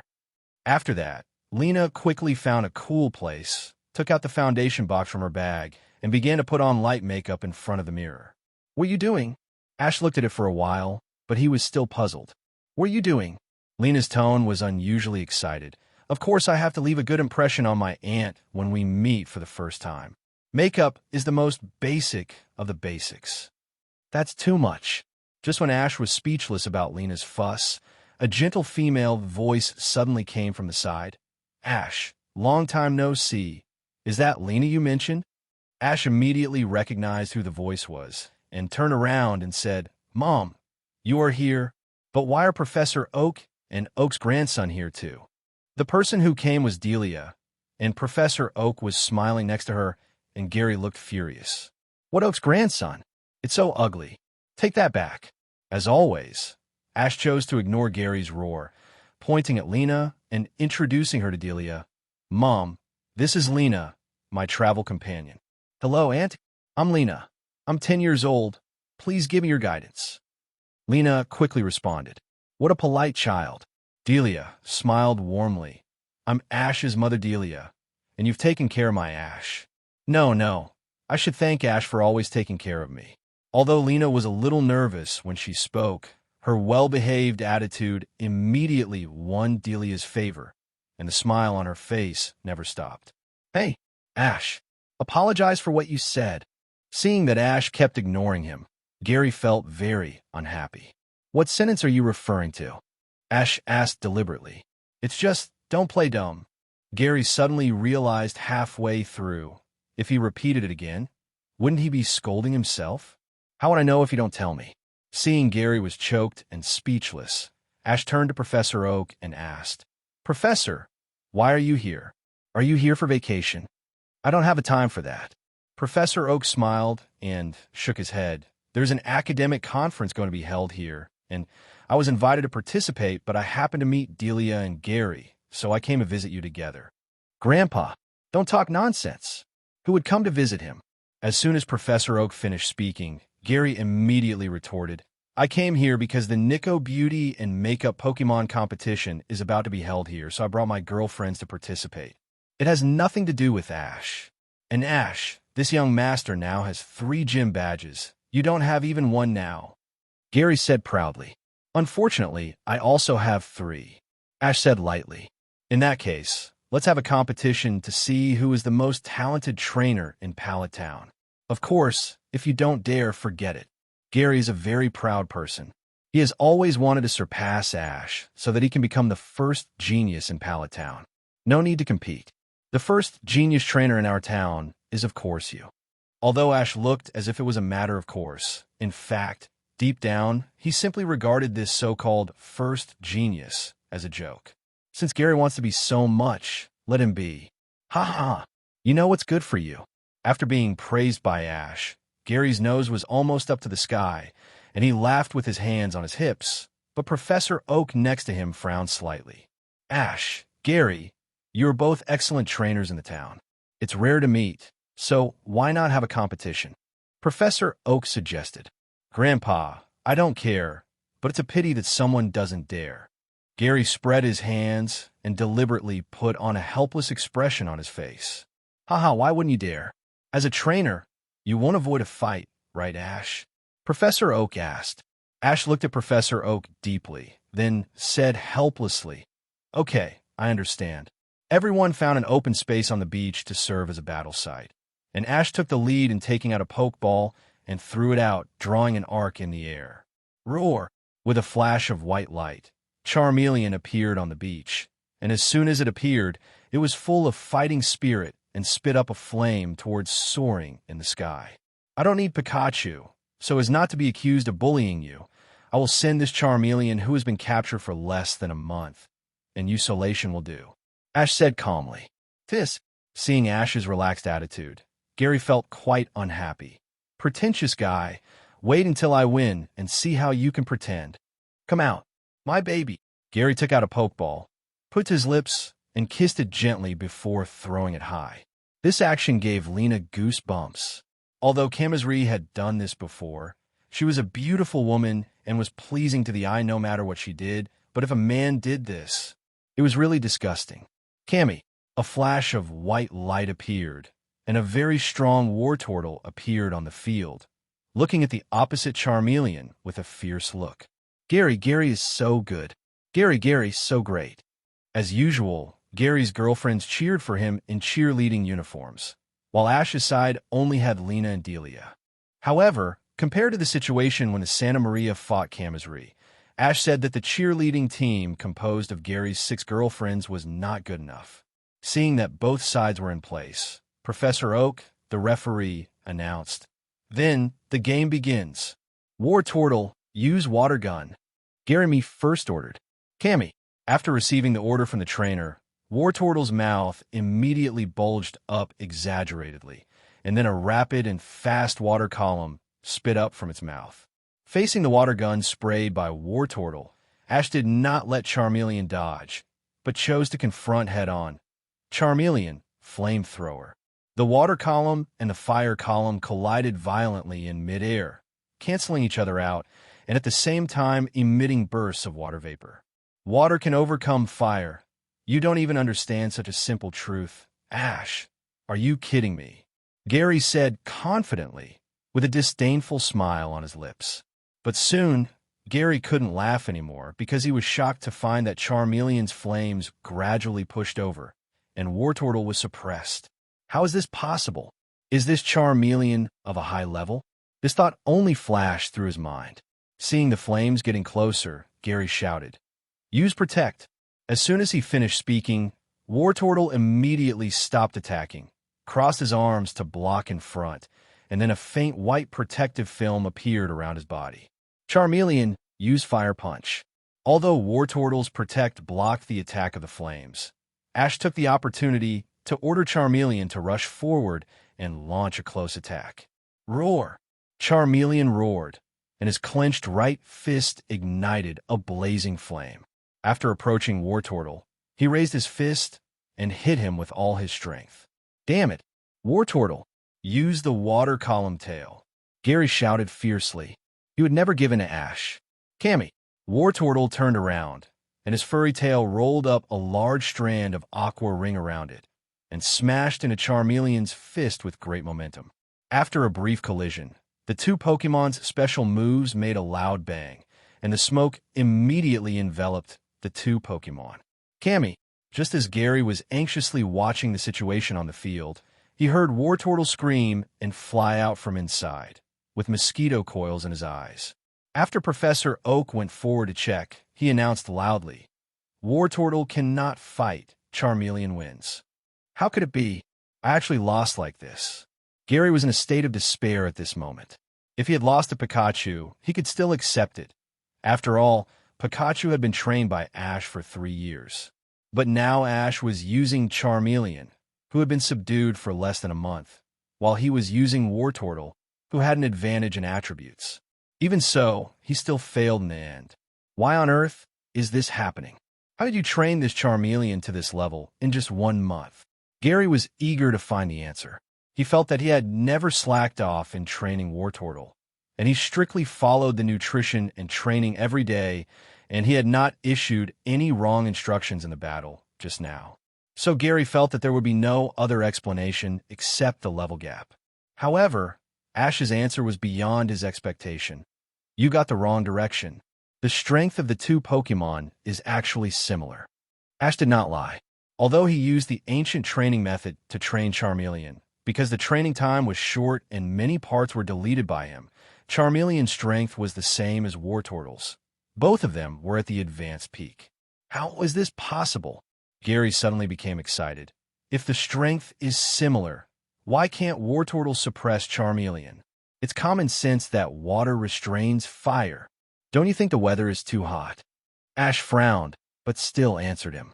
As for whether he understood it or not, it depends on Gary himself. And Gary's reputation as a genius is not covered. He can be said to understand it at a glance. When Ash said this, he immediately thought of the key point. You mean, the weather will also affect the power of Pokemon's special moves? Gary was quite surprised by this. It was the first time he heard of this.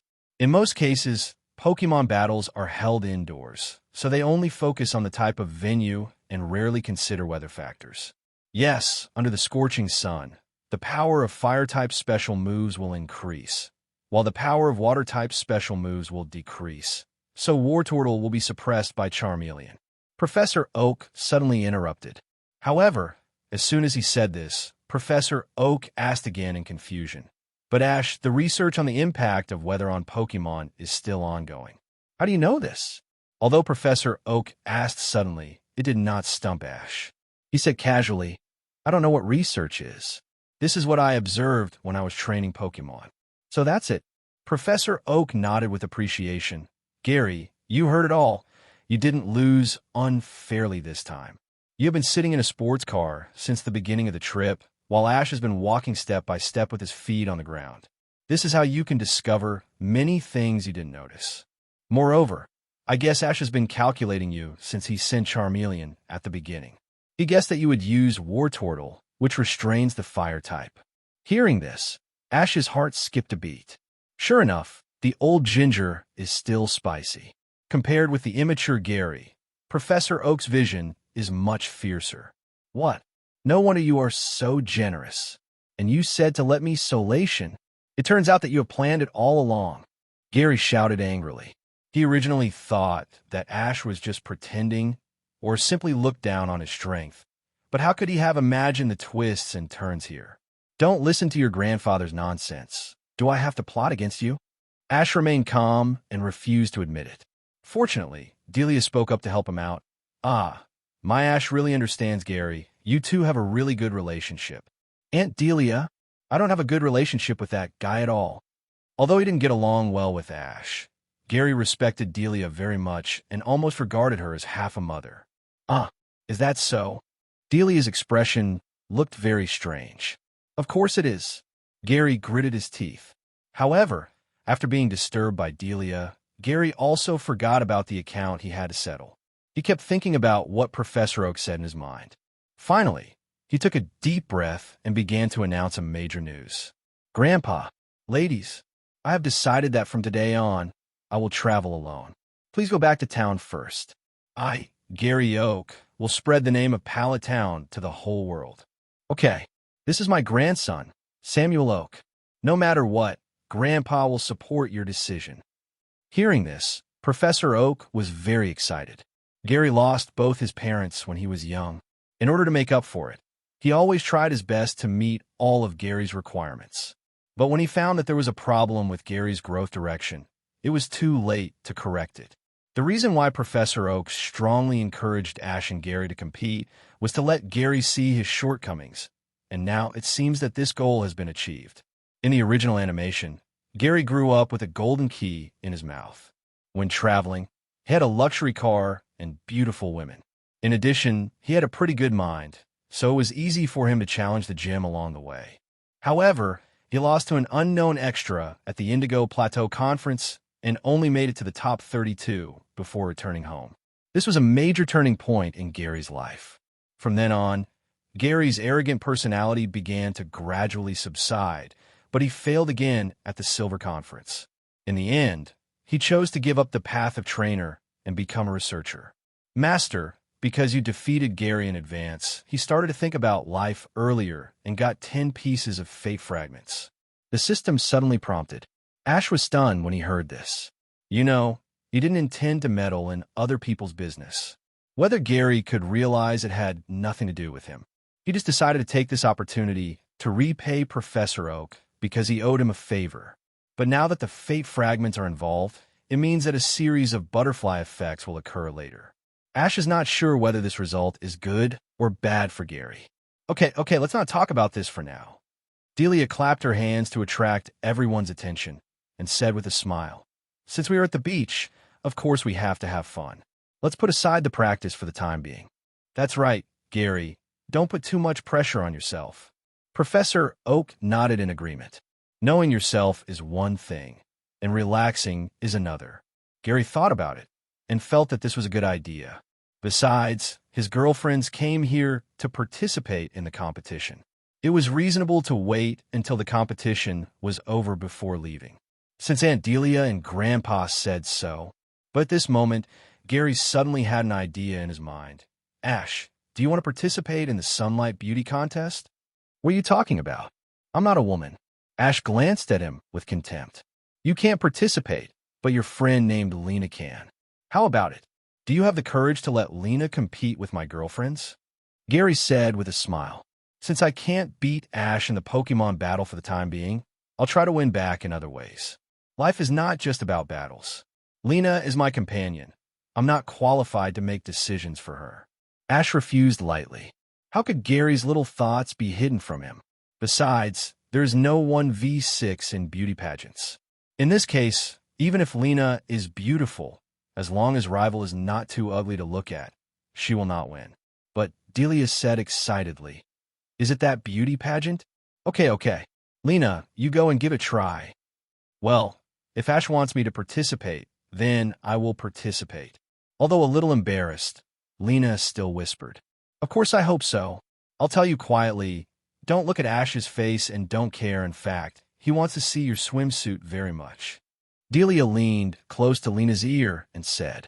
Lena's face was red as blood was about to drip out when she heard this, and Ash calmly complained, "Mom, you can whisper, but can you please turn down the volume?" "What? My Ash is really not cute. If you continue to be so unlovable, I will not want you as a son." Delia shouted angrily. Ash and others who were familiar with Delia detected that she was pretending at a glance, but Lena didn't know and thought Delia was really angry. Just when she was about to persuade her, she was suddenly hugged by Delia. "Just let Lena be my daughter. Anyway, I have wanted a daughter for a long time. Ash, this unlovable child, will live with Pikachu for the rest of his life," Delia said while rubbing Lena's head affectionately. Pikachu was speechless immediately, and it felt like it was shot even when it was lying. "What does your quarrel with your mother and son have to do with me? And I also have a cute guy to Malga, okay? I don't want Ash to be a light bulb." "Mom, stop making trouble. Don't you see that Lena looks very troubled?" Ash advised helplessly. Delia then let go of Lena and then asked her with a smile, "Do you have a swimsuit? If not, let Ash buy it for you." "No, I'll pay for it myself," Lena quickly replied. "How can that be? It's natural for a boy to pay for Stephanie's son, right? Ash." Delia turned her head and asked, Yes, whatever mother says is right. Then we'll leave first and come to see you later."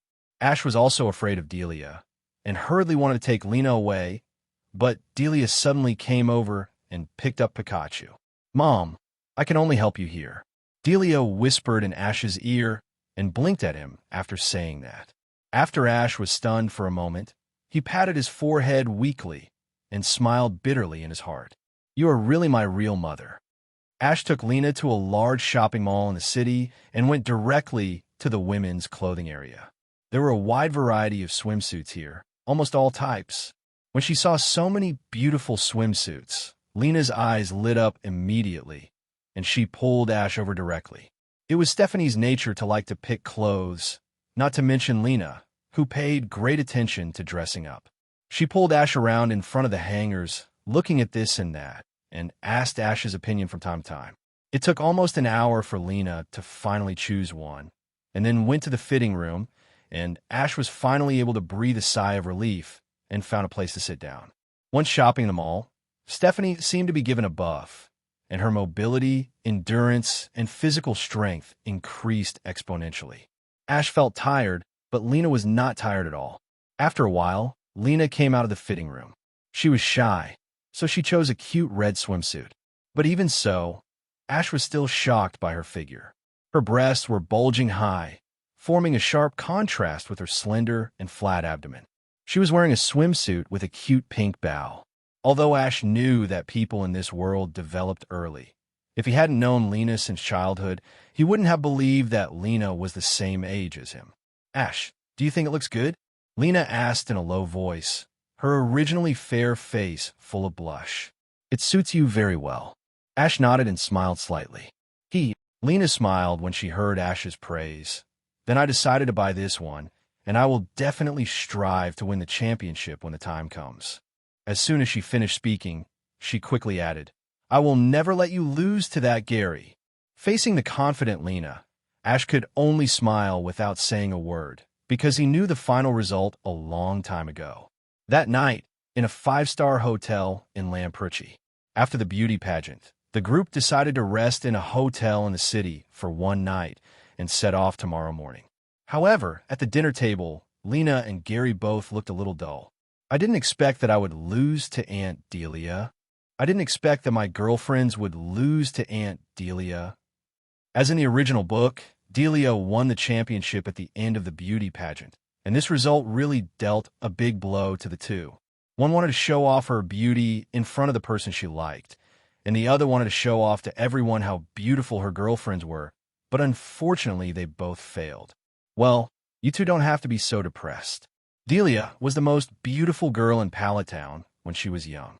At that time, almost all the boys in the town pursued her. Professor Oak said with a smile, "Ah, Professor, it's really not that exaggerated." Although she said so, the smile on Delia's face seemed a little proud. "How can it be exaggerated?" Professor Oak waved his hand. "Let's not talk about anything else. Just say that the two guys who traveled with you that year almost died for you." Before Professor Oak finished speaking, Delia suddenly interrupted him. "Mr.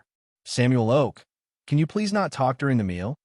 Although Delia's tone was very polite and her face was smiling as usual, there was no smile in her eyes at all, which looked a little creepy. Yes, it's really not good to talk during the meal, especially when I'm old and it's easy to choke. Thanks to you for reminding me." Professor Oak laughed dryly twice and then quickly closed his mouth. Not to mention him, even Lena, Pikachu, and Gary felt a little cold, and they didn't dare to meet Delia's eyes, but just buried their heads deeply and ate the food. Everyone present knew that Professor Oak's words must have stepped on the landmine, but except for him and Delia, no one knew the reason, but they didn't dare to ask, which made their stomachs itch to death. "Mom, what happened when you were traveling before?" Ash didn't have so many concerns. After all, she was his biological mother, and he was really curious about it, so he asked directly. As soon as this was said, everyone looked at Ash with disbelief. Professor Oak even tried hard to wink at him, but Ash ignored it and just looked at Delia with curiosity. Ash, what were you asking just now?" Mom was distracted before and didn't hear clearly. Delia asked with a smile. "Nothing." Serena was the first to react and answered in front. Ash didn't ask anything. "Aunt Delia, you heard it wrong. You must have heard it wrong." "Really? It seems that I'm old and I'm starting to lose my hearing," Delia said with some trouble. "How could it be? You look so young. If we go out together on the street, people will definitely mistake us for sisters." Serena flattered very sweetly. "Haha, Lena-chan is really good at talking." Seeing that she successfully distracted Delia's attention, Lena finally breathed a sigh of relief, and at the same time secretly pulled Ash, signaling him to stop talking. Actually, Ash thought that since Professor Oak knew everything, it wouldn't be a big deal to tell them. But now that things have come to this, he had no choice but to give up. As if feeling that the atmosphere was a little awkward, Professor Oak began to change the subject. "By the way, Ash, why haven't you sent back even one Pokemon yet?" "Because I only have 5 Pokemon on me now," Ash replied. "Only 5? Professor Oak opened his mouth in disbelief. "What's wrong with you? Gary has already caught 60 Pokemon, but you haven't even got 6. "That's right. As a trainer, how can you not catch enough Pokemon?" Gary couldn't help but feel a little happy. He finally had a way to beat Ash. Ash glanced at him expressionlessly, and then said, "I'm taking the elite route and only capture the ones I like. But in this case, when you participate in the Alliance Conference, your lineup tactics will be very inflexible and it will be easy to be targeted," Professor Oak said with some concern. "If there are only 6 fixed Pokemon that can be sent out, then it is easy for others to study a set of special tactics, especially at the Alliance Conference, where the player's information will be entered into the computer for Solation to check. It doesn't matter. A truly strong person will not be stumped by some tricks." Ash disagreed with Professor Oak's words. At most, it was just a restraint on the attributes. As long as he was prepared for the counter-attribute battle, it would be fine, and it might work wonders. Hearing him say this, Professor Oak could only shake his head helplessly, while Gary was quite unhappy with his attitude. "You are really good at pretending. Don't cry because of the loss of the lineup. That only shows that my Pokemon and I are not strong enough," Ash said calmly. Losing is losing, winning is winning, and he was disdainful of finding any excuses. "Let's not talk about this for now. Let's go see what Pokemon Ash has captured." Professor Oak was a little curious. He knew that Ash was a very picky person. He didn't know what kind of Pokemon would please this kid. After dinner, everyone came to the training ground outside the hotel. Ash released the other 4 Pokemon on him, Riolu, EV, Charmeleon, and Onyx. This is Professor Oak and Gary, the grandfather and grandson, were stunned at the same time. Delia also opened her mouth slightly. They all saw such a huge onyx for the first time. Seeing their surprised expressions, Lena said proudly, "How is it? It's amazing, right? Ash used this onyx to knock down the onyx of Xiaojiang in Nibi City with one blow. Too amazing. This onyx is almost 1 times longer than the normal one. Ash, where did you capture it?" Professor Oak asked in surprise. "It's on the Miyazaki Mountain near our town." Ash replied, "But even in Miyazaki Mountain, there is no onyx this big, right? You are really amazing." Professor Oak was amazed. He often went to Miyazaki Mountain for research, but he had never seen this huge onyx. He could only blame his bad luck. Gary looked at Onyx, and, after being in a daze for a while, he suddenly said, "Grandpa, Aunt Delia, I'm going to leave now." "Huh, but it's night now. Let's go tomorrow morning," Delia advised with some concern. "No, if this continues, I will be surpassed by Ash." Gary smiled bitterly. This onyx really put a lot of pressure on him. "Well, if we leave now, we can still catch the last contact ship." Professor Oak supported Gary's approach. He could naturally see that this onyx's talent and potential were absolutely extraordinary. As long as Ash trained it well, at least elite strength would be there. But before leaving, Gary said confidently, "Ash, I will definitely become the world's #1 Pokemon master. I will definitely defeat you next time we meet. I look forward to it." Hearing Ash's words, Gary was stunned involuntarily. According to his previous experience, he thought Ash would ridicule him or simply ignore him, but he never expected this kind of answer. For a moment, even the eloquent Gary didn't know how to continue, and finally he could only leave without saying a word. "It seems that you gradually recognize him." Lena smiled. How could she not see it when she was watching Ash all the time? You know, Ash was not happy to mention it at first. Only a ghost recognizes him. Ash rolled his eyes at Lena, and then asked Professor Oak, "Professor, have you finished writing? If you are, I will take them back." "Wait, I'm still recording." Professor Oak took out a notebook from nowhere and quickly wrote various data on it. And not only Onyx, Charmeleon, Eevee Riolu, and even Pikachu were checked one by him, and he was busy for a long time before finishing. "Not bad." Professor Oak nodded with satisfaction. "You have trained these children very well, especially that Eevee. This is the first time I have seen such a handsome Eevee." Ash was a little puzzled. How did he see this? This Eevee looks exactly the same as the one on the Pokédex. "But Ash, you should know that there's an item called an evolution carrier, right?" Professor Oak asked. The so-called evolution carrier is a kind of item used to evolve certain Pokemon. Unlike evolution stones, most of these items are made by humans. "You mean the metal coating used for Onyx evolution?" "Don't worry, I've already planned it," Ash replied. "The price of evolution carrier is much more expensive than evolution stone. Even ordinary quality ones cost at least 500,000 Alliance coins. Fortunately, Ash can afford it now and doesn't need to ask Delia for money. It's not that simple." Professor Oak shook his head. "Your Onyx is too big. I'm afraid that ordinary metal coating can't play a sufficient role. It needs to be customized." It was the first time Ash heard this statement. He asked quickly, "Who should I ask for customization?" "I'm not very clear about this, but the Silph group should be able to do it. I'll help you find out when I go back," Professor Oak said. "Then I'll trouble you." As soon as Ash finished speaking, the system suddenly sent him a message.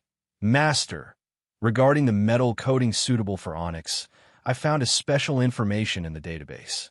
You now have 84 pieces of Destiny fragments, and you need 30 pieces to unlock them." 30 pieces? Ash pondered for a while, and finally nodded in agreement. "Unlocking data. Please wait. This special metal coating is made of the flame of Ho-Oh." Hearing the system's words, Ash was almost stunned. It was made of the flame of Ho-Oh. How was it made? Tell me in detail, Ash urged hurriedly. Understood.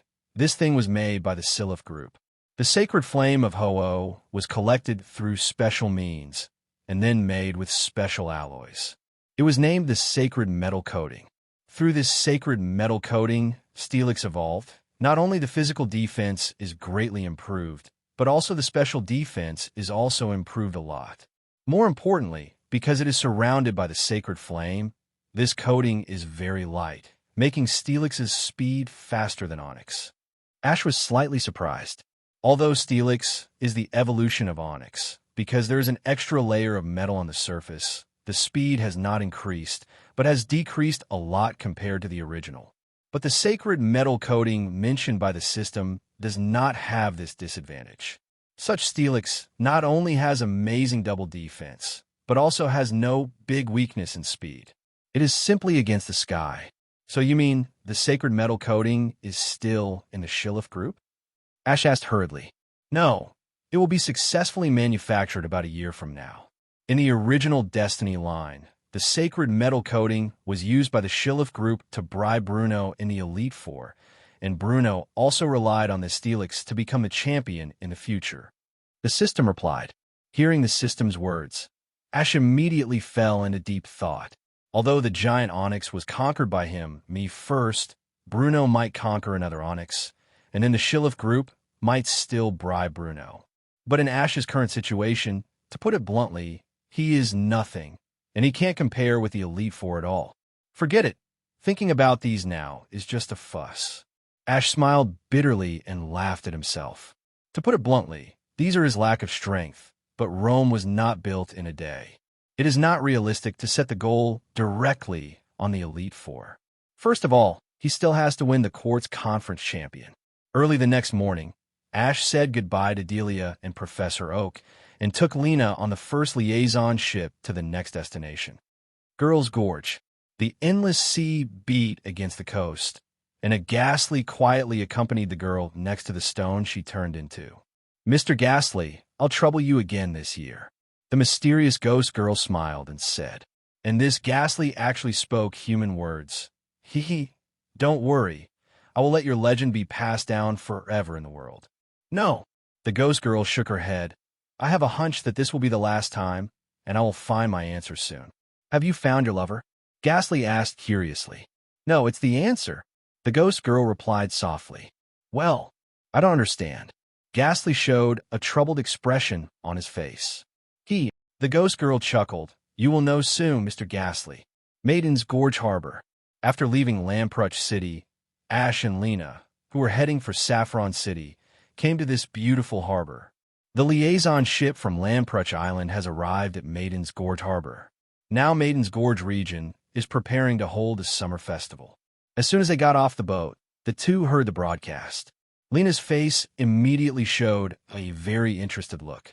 As Stephanie's daughter, she seemed to like this lively festival very much. There's a festival here. It looks very interesting. Why don't we go and see it? Lena asked Ash's opinion. It's not interesting. Compared with Lena, who was very excited, Ash seemed not very interested. When he was a child, Delia often took him to the festival, which was nothing more than buying some food and toys and watching some special performances. The content was almost the same every year, and there was no novelty at all. Hey, why is that? Lena's face suddenly turned bitter. I've always wanted to see the festival in Kanto region. Just accompany me. Don't you have it in Kalos? Ash asked curiously. Of course not. And I heard that when you hold a festival here, you have to wear a beautiful dress called yukata. I wanted to try it for a long time. Lena said excitedly. She had only seen the introduction of yukata in magazines before, but had never seen the real thing. This time in Kanto, she naturally couldn't miss it. Okay, I'll go with you.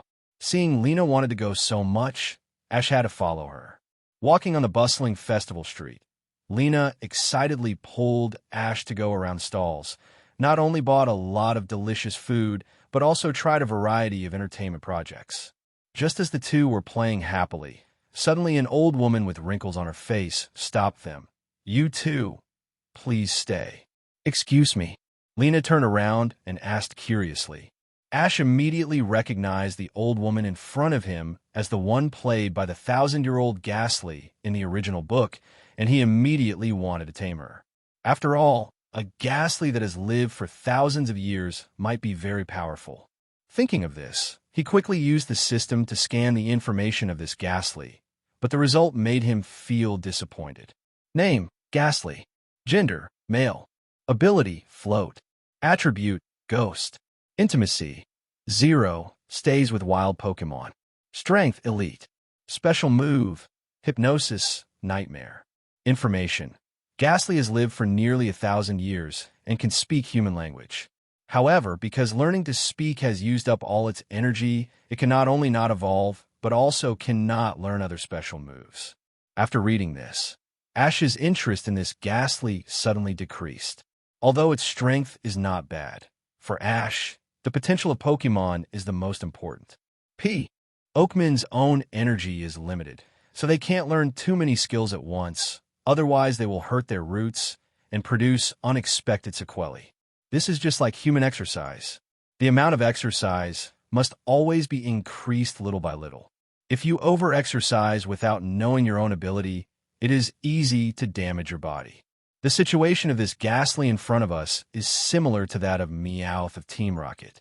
Meowth has learned to speak human language, but because of this, he can't learn special moves such as Payday. His strength can't be improved any further, and he can only serve as a military advisor instead of combat force. That kid over there, listen carefully to me.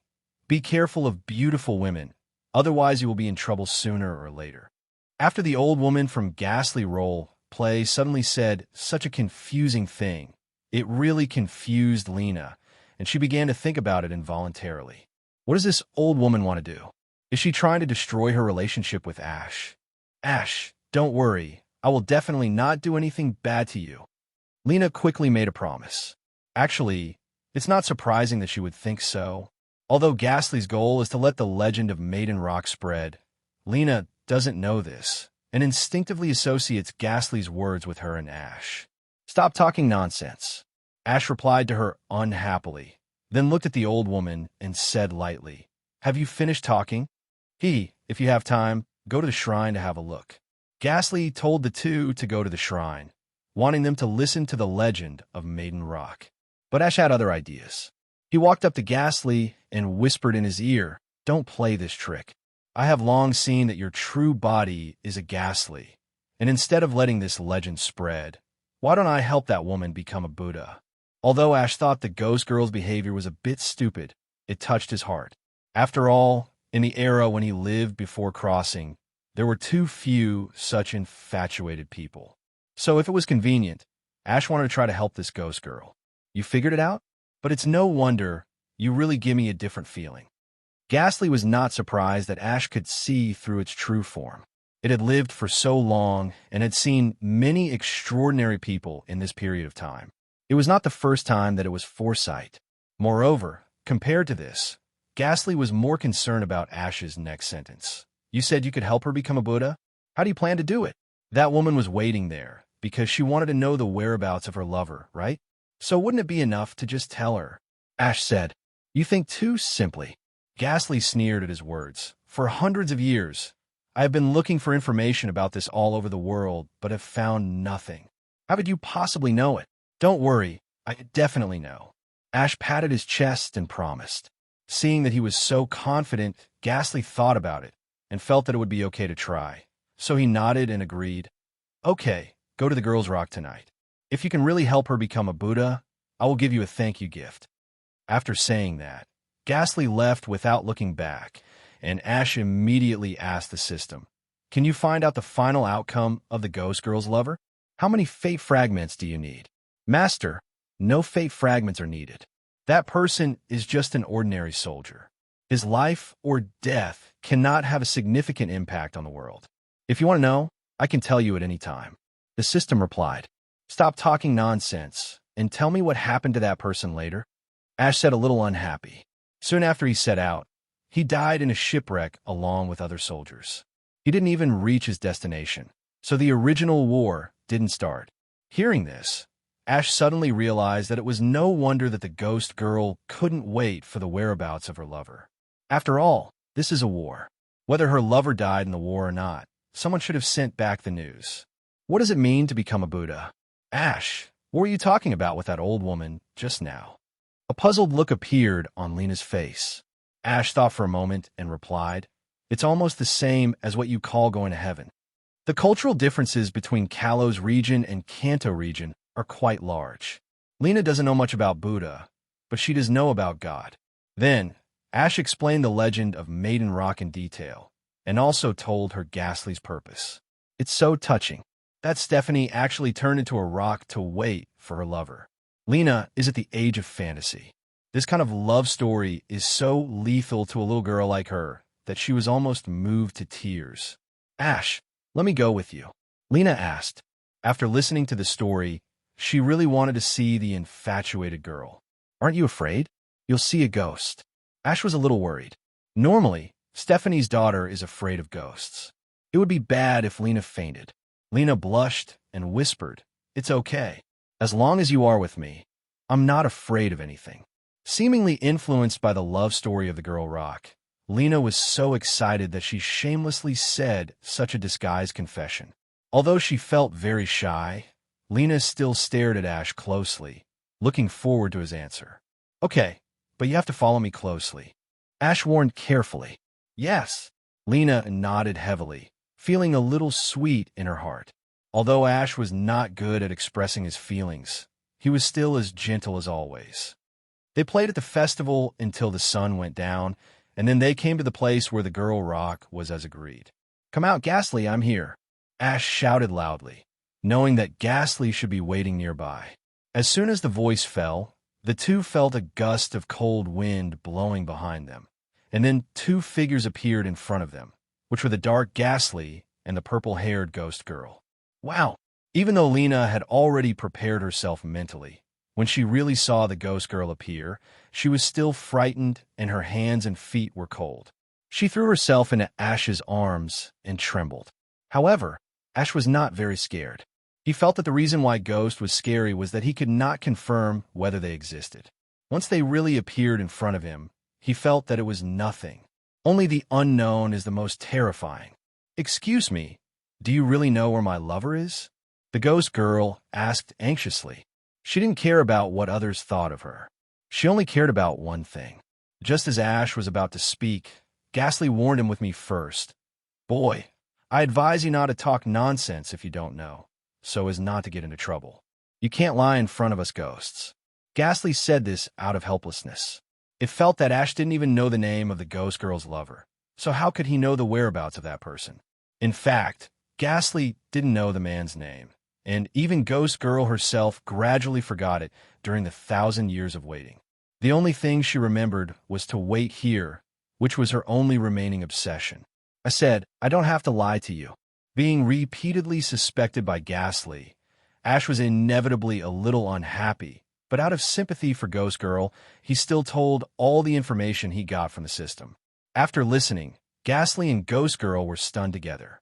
So that's why Xiaoyu hasn't sensed the soul reincarnation of that person. It turns out that he died in an accident. Ghastly showed a look of sudden enlightenment. If it is an abnormal death, a large number of people will refuse to reincarnate because of the resentment in their hearts. In this case, someone needs to perform a ritual to help them. But not long after the army where Ghost Girl's lover was destroyed, the entire empire was overthrown, so no one cared about them, and let those wronged souls drift in the sea. However, unlike the calm Ghastly, Ghost Girl screamed, "You mean my lover is dead? This is impossible." Then her face showed a hideous expression.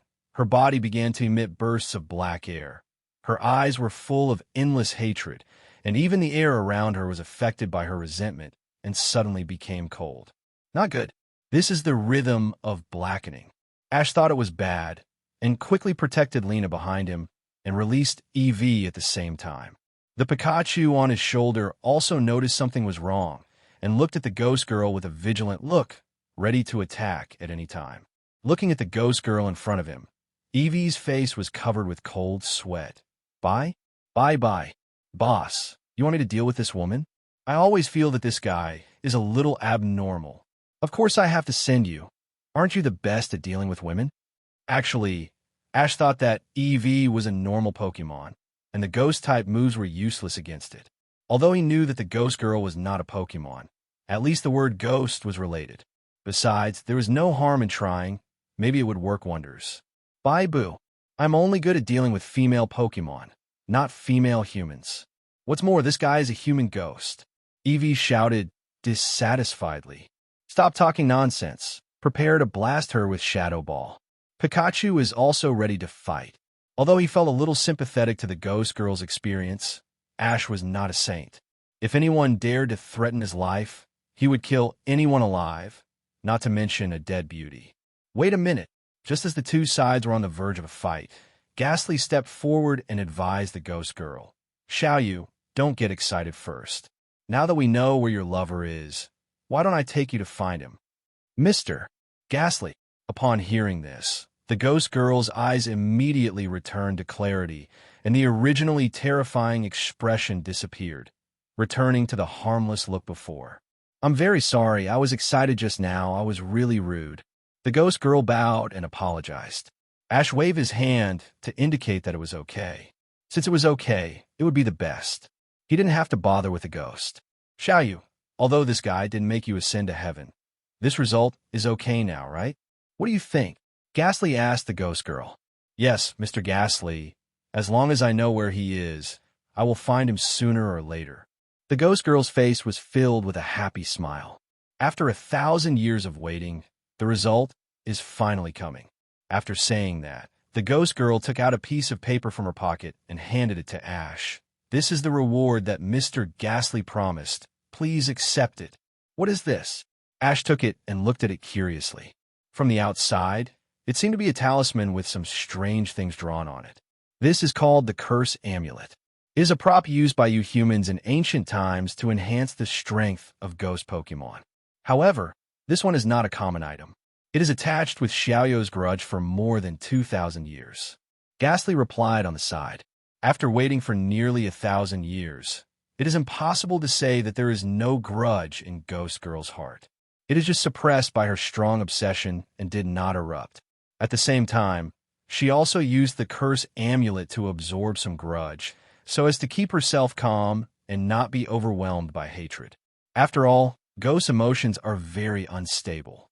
From the previous performance of Ghost Girl, it could be seen that Ash just told her the news of her lover's death, and Ghost Girl began to lose her mind. In fact, Ghost Girl knew this result long ago. After all, 1,000 years have passed, and her lover has long been rotten to the point of no bones. It's just that her heart can't accept it. Fortunately, there is Ghastly beside her to persuade her.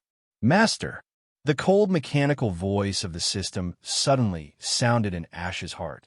Because you satisfied the obsession of the ghost girl, you avoided the death of hundreds of humans and obtained 53 pieces of destiny fragments. Hearing this, Ash felt a little strange. This ghost girl was just attached to a rock and haunted. Would it kill people? After Ash expressed his doubts, the system replied. In the original Destiny line, 60 years ago, because the grudge of the ghost girl gradually expanded, more and more men were deceived by it and jumped into the sea to commit suicide. In the end, she even turned into a ghost. The ghost girl who turned into a ghost killed all the humans in the Girl's Gorge, which shocked the Alliance. Finally, the Hoenn ghost elite Phoebe was invited to use tough measures to beat her to death, which brought the incident to an end. After being told by the system, Ash sighed. This originally romantic love story suddenly turned into a horror novel. It's really unpredictable. Well, Xiaoyu, let's go now. You should be impatient. A smile appeared on Ghastly's face. Thousands of years ago, he accidentally met this ghost girl and was moved by her obsession. Therefore, he came here every summer to help the girl pass on the legend. This is to inquire about the news around the world. This matter has almost become a heart disease for Ghastly. It was not until today that he finally saw hope. After this matter is over, he can finally settle down and do what he wants to do. Then I'll trouble you, Mr. Ghastly. The ghost girl waved goodbye to Ash and Lena, then turned into a puff of white smoke and drilled into Ghastly's body, which made Eevee's eyes pop out. Damn, this woman is really a freak. She can actually drill into the body of Pokemon. Fortunately, I didn't fight her. Otherwise, I would be finished if she possessed me. Boy, we're leaving. I hope to see you again in the future. Ghastly's figure began to fade gradually, and finally disappeared completely. Ash, are they gone? It was not until Ghastly and the ghost girl left that Lena dared to stick her head out from behind Ash, but her little face was still a little pale. If it was just Ghastly, it would not be a big deal. After all, ghost Pokemon have been discovered by people a long time ago, but seeing a human ghost with your own eyes is another matter. It should be gone, Ash replied. Hearing this, Lena first breathed a sigh of relief, then said with some disappointment, I'm sorry, Ash, am I useless? I wanted to come here myself, but I was so scared that I didn't even dare to say a word. The ghost girl's rage almost scared her to death. Although she wanted to help, Lena found that her body was out of control, and her hands and feet were completely stiff, and she couldn't move. It's okay. Ash smiled lightly. At least it's better than I expected. I thought you would faint. What? How can you comfort someone like this? Lena said coquettishly. Ash raised his eyebrows and said in a serious manner, I'm not comforting you. I'm laughing at you. Damn, you actually laughed at me. Lena was immediately furious, and she forgot her previous fear all of a sudden. She stretched out her hand to pinch Ash's face, but she couldn't bear to use force at all, so it would be more appropriate to say kneading rather than pinching. Bye-bye. Damn, why do these two guys show affection in front of us? Eevee on the side complained to Pikachu. Pikachu was too lazy to answer, just looked at Eevee speechlessly, but it also felt envious. When can I see the guide, Imalga again? 032510213 Falu 0915822260. Pikachu sighed. Perhaps this is the helplessness of being a Pokemon. Trainer is more important than love. Bye? Bye-bye. Little Pikachu, are you thinking about Imalga? That's easy. Kneel down and beg me. I have a way to make you meet every day. As a love expert, Eevee detected Pikachu's thoughts at a glance. But Pikachu didn't trust it. Pikachu, go away. Who asked you? Bye. Bye-bye. If you don't believe it, forget it. If you beg me in the future, it won't be as simple as kneeling. Eevee hummed with a smile, as if he had Pikachu in his arms. After making a fuss for a while, Ash and Lena returned to the festival to participate in the Zhongyuan festival activities and played until late at night before returning to Pokemon Center Rest. Lying on the bed, Ash looked at the 1,000-year-old curse amulet in his hand and asked the system, compared to ordinary curse amulets, what's special about this one? It takes 30 pieces of fate fragments to unlock the information. The system replied, then unlock it. Ash said without hesitation, unlocking, please wait. Ordinary amulets can increase the power of ghost-type special moves by 10% to 20%. This item contains a lot of extremely powerful grudge, so the effect is far superior to its peers, up to 50%. By the way, this 1,000-year curse amulet was originally obtained by Phoebe after she eliminated the ghost girl in the future, and it was with this item that she greatly improved the strength of Pokemon and won the championship. After listening to the system's report, Ash's eyes flashed with excitement. It was worthy of being a ghost girl who could wander in the world for 1,000 years. This grudge was extraordinary in both quality and quantity. Saffron City, the most prosperous and huge city in Kanto region, located on a major road with many connections, is also the headquarters of the giant company Silph Group. After leaving Maiden Gorge, Ash and Lena came to this international metropolis, but to Lena's surprise, the streets were deserted and there were few pedestrians. Occasionally, one or two people appeared in a hurry. It's so strange. Lena frowned cutely.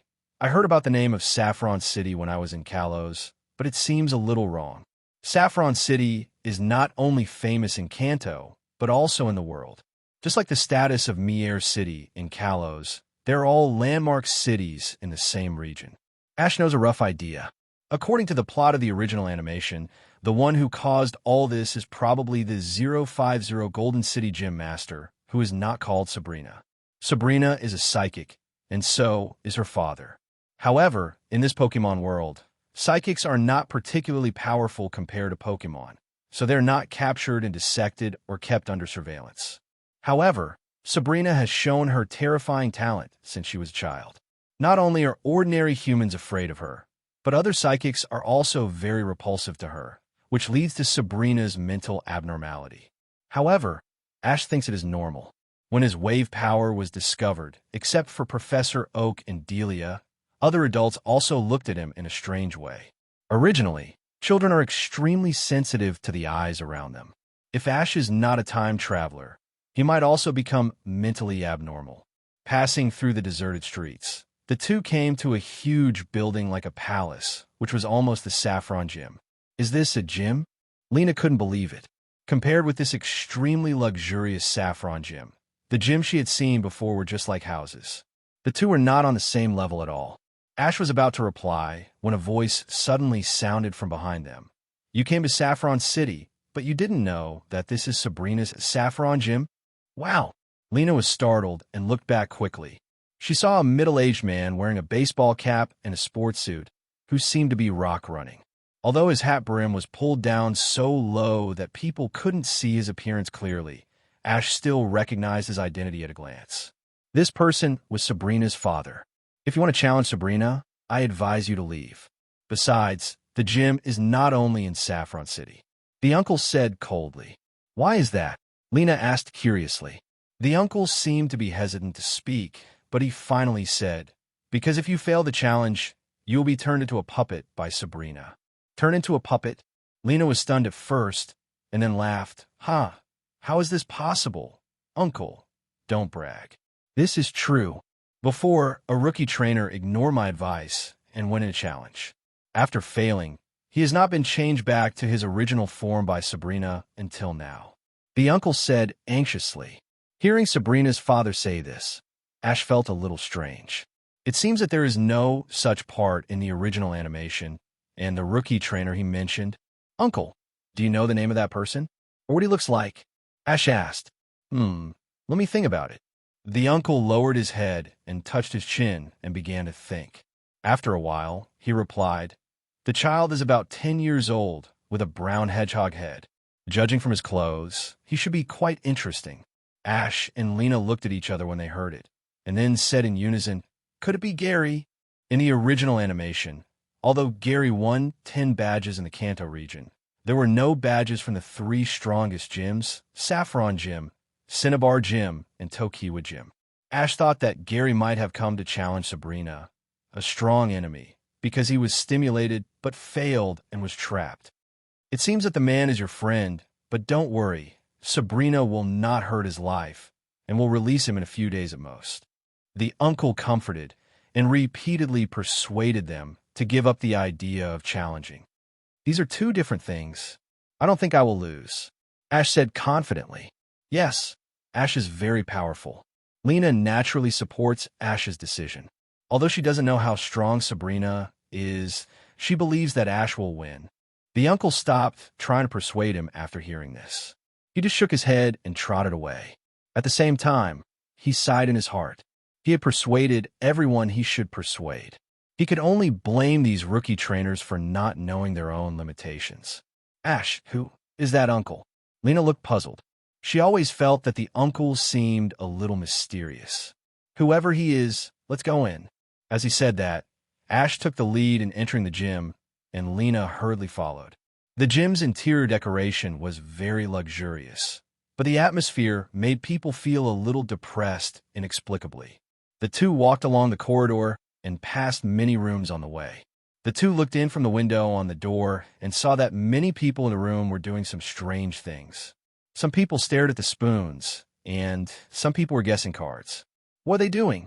Just when Lena was puzzled, suddenly a tall young man in a white coat came over. Who are you, and what are you doing here? I am Ash from Pallet Town, and I am here to challenge the gym.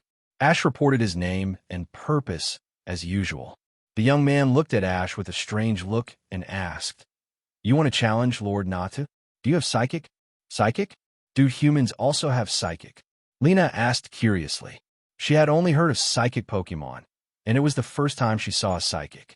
Ignorance, of course there are psychics in this world. You two watch out. The young man snorted coldly, took out a spoon from his pocket, and pointed it at the two. Ugh!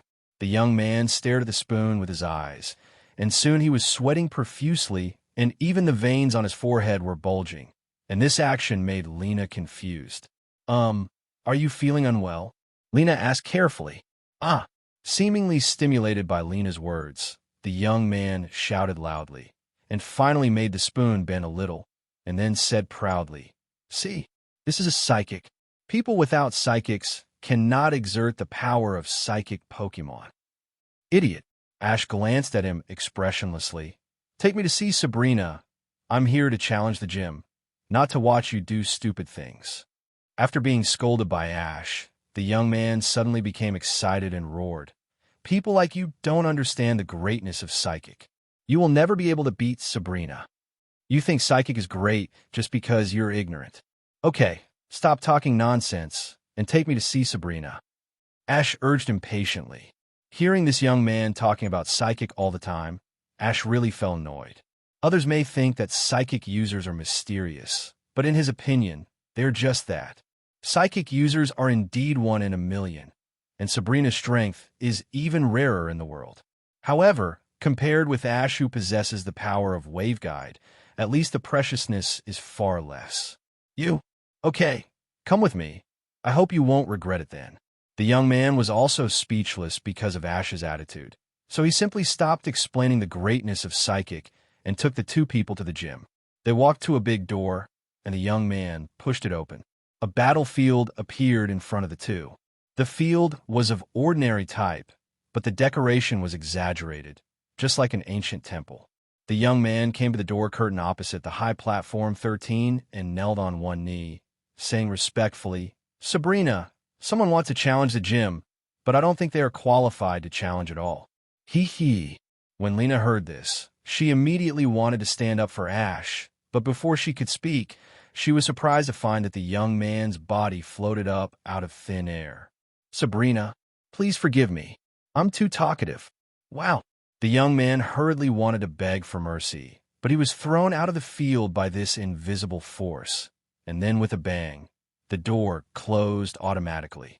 Seeing this scene, Lena's heart was beating fast. She thought it was nothing before, but after seeing the power of Psychic with her own eyes, she began to worry again. Then, the door curtain suddenly rose slowly, and what appeared in front of the two people was a little Stephanie sitting on a chair, with strange red light in her eyes. "Are you Sabrina?"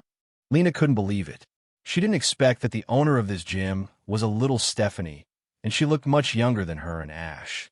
"No, it's just a puppet. The real person is hiding behind the curtain." Ash directly revealed Sabrina's identity. Sure enough, my feeling was right. You're not an ordinary person." Little Stephanie chuckled. As soon as the voice fell, the light behind the curtain calmed up, and Lena realized that behind the little Stephanie, there was actually a long-haired girl in a red uniform, with an expressionless face like an iceberg. "What is the unusual power in you?" Although Sabrina was asking, her tone was a bit questioning. But Ash was not angry. He knew that Sabrina didn't mean it. She was just not used to talking to people directly, so her tone sounded a little stiff.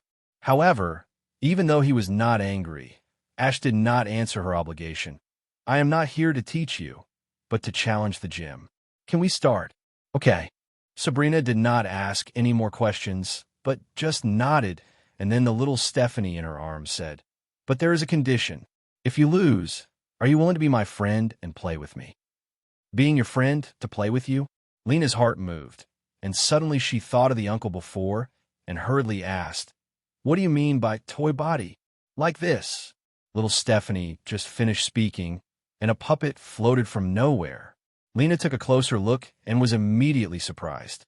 Judging from the appearance, this puppet turned out to be Gary. Lena suddenly felt an inexplicable fear.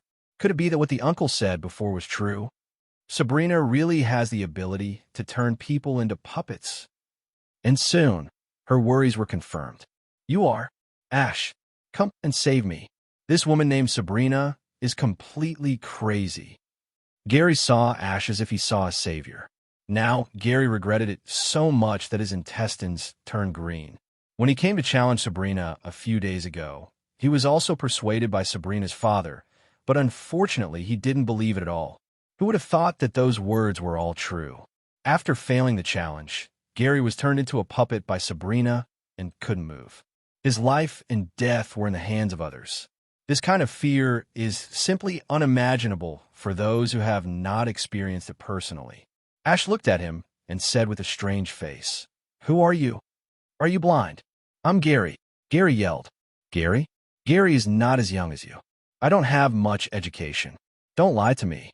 Ash suppressed a smile and said seriously, "Please stop playing. Don't joke with me at this time."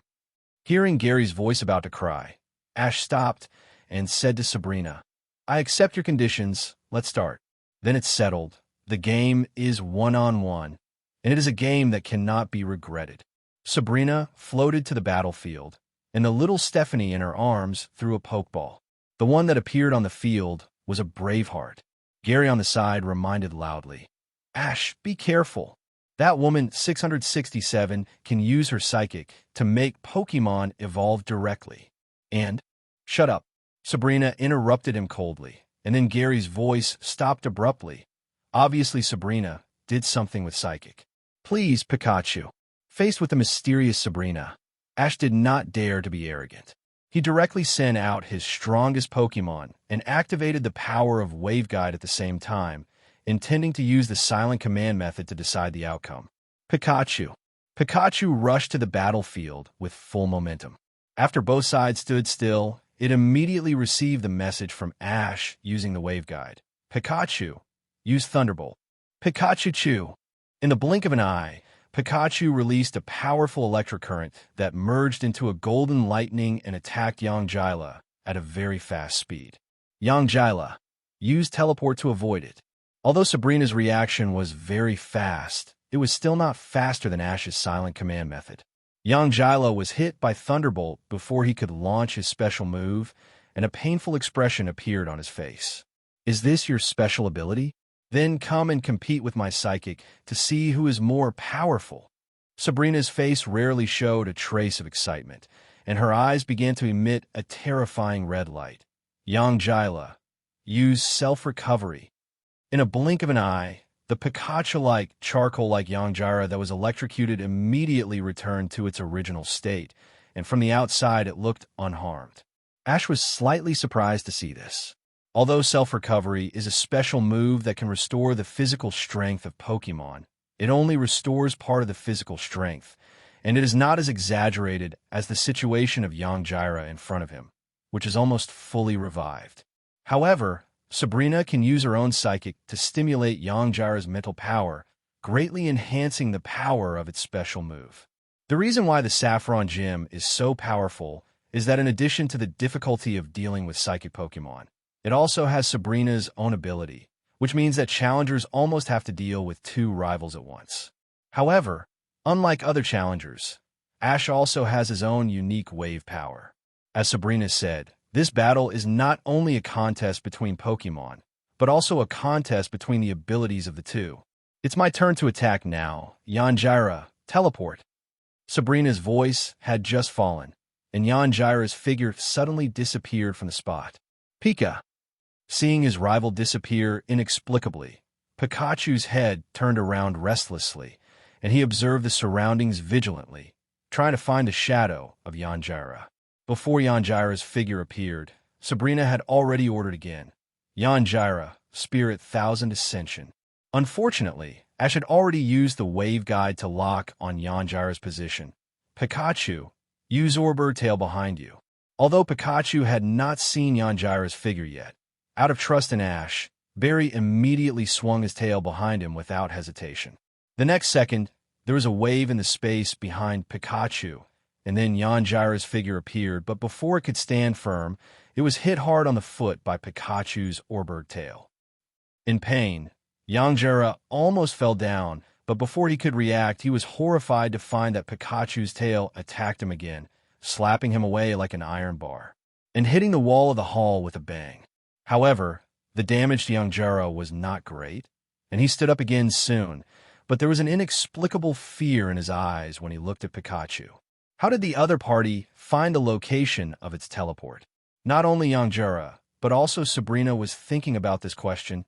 "Is this also your ability? I'm getting more and more curious about you." This time, it was Sabrina's turn to be surprised. Even the icy face showed a trace of surprise, but it was only fleeting, and soon her expression returned to her usual indifference. I admit that you have some strength. Sabrina's eyes suddenly became sharp. Yangjura, evolve into Indi. As soon as she finished speaking, her eyes suddenly glowed red, even more dazzling than the last time, and at the same time, a dazzling white light began to emit from the body of the eagle. Lena's first reaction to hearing this was disbelief, but after just a few seconds, the eagle's appearance changed drastically. The original big tail disappeared, the body became taller, and the two tufts of whiskers also became much longer. It actually evolved into alakazam. How is this possible? The scene in front of them was not only beyond the expectations of Lena and Pikachu, but even Ash was a little surprised. However, he thought that Sabrina's ability to evolve Abra into Eagle was the limit, but who knew that she could even evolve alakazam? Sabrina's psychic can even control the evolution of Pokemon. Lena felt that all this was completely beyond her imagination, and a trace of worry flashed through her heart. Facing such a perverted rival, can Ash really win? What if Ash is turned into a puppet at that time? But Lena quickly made up her mind. If Ash is really turned into a puppet, then I will accompany him.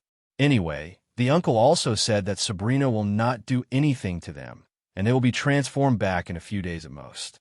However, compared to Serena's worries, Ash is already confident of winning this battle, because he suddenly found that Sabrina's waveguide reaction is at least half weaker than before.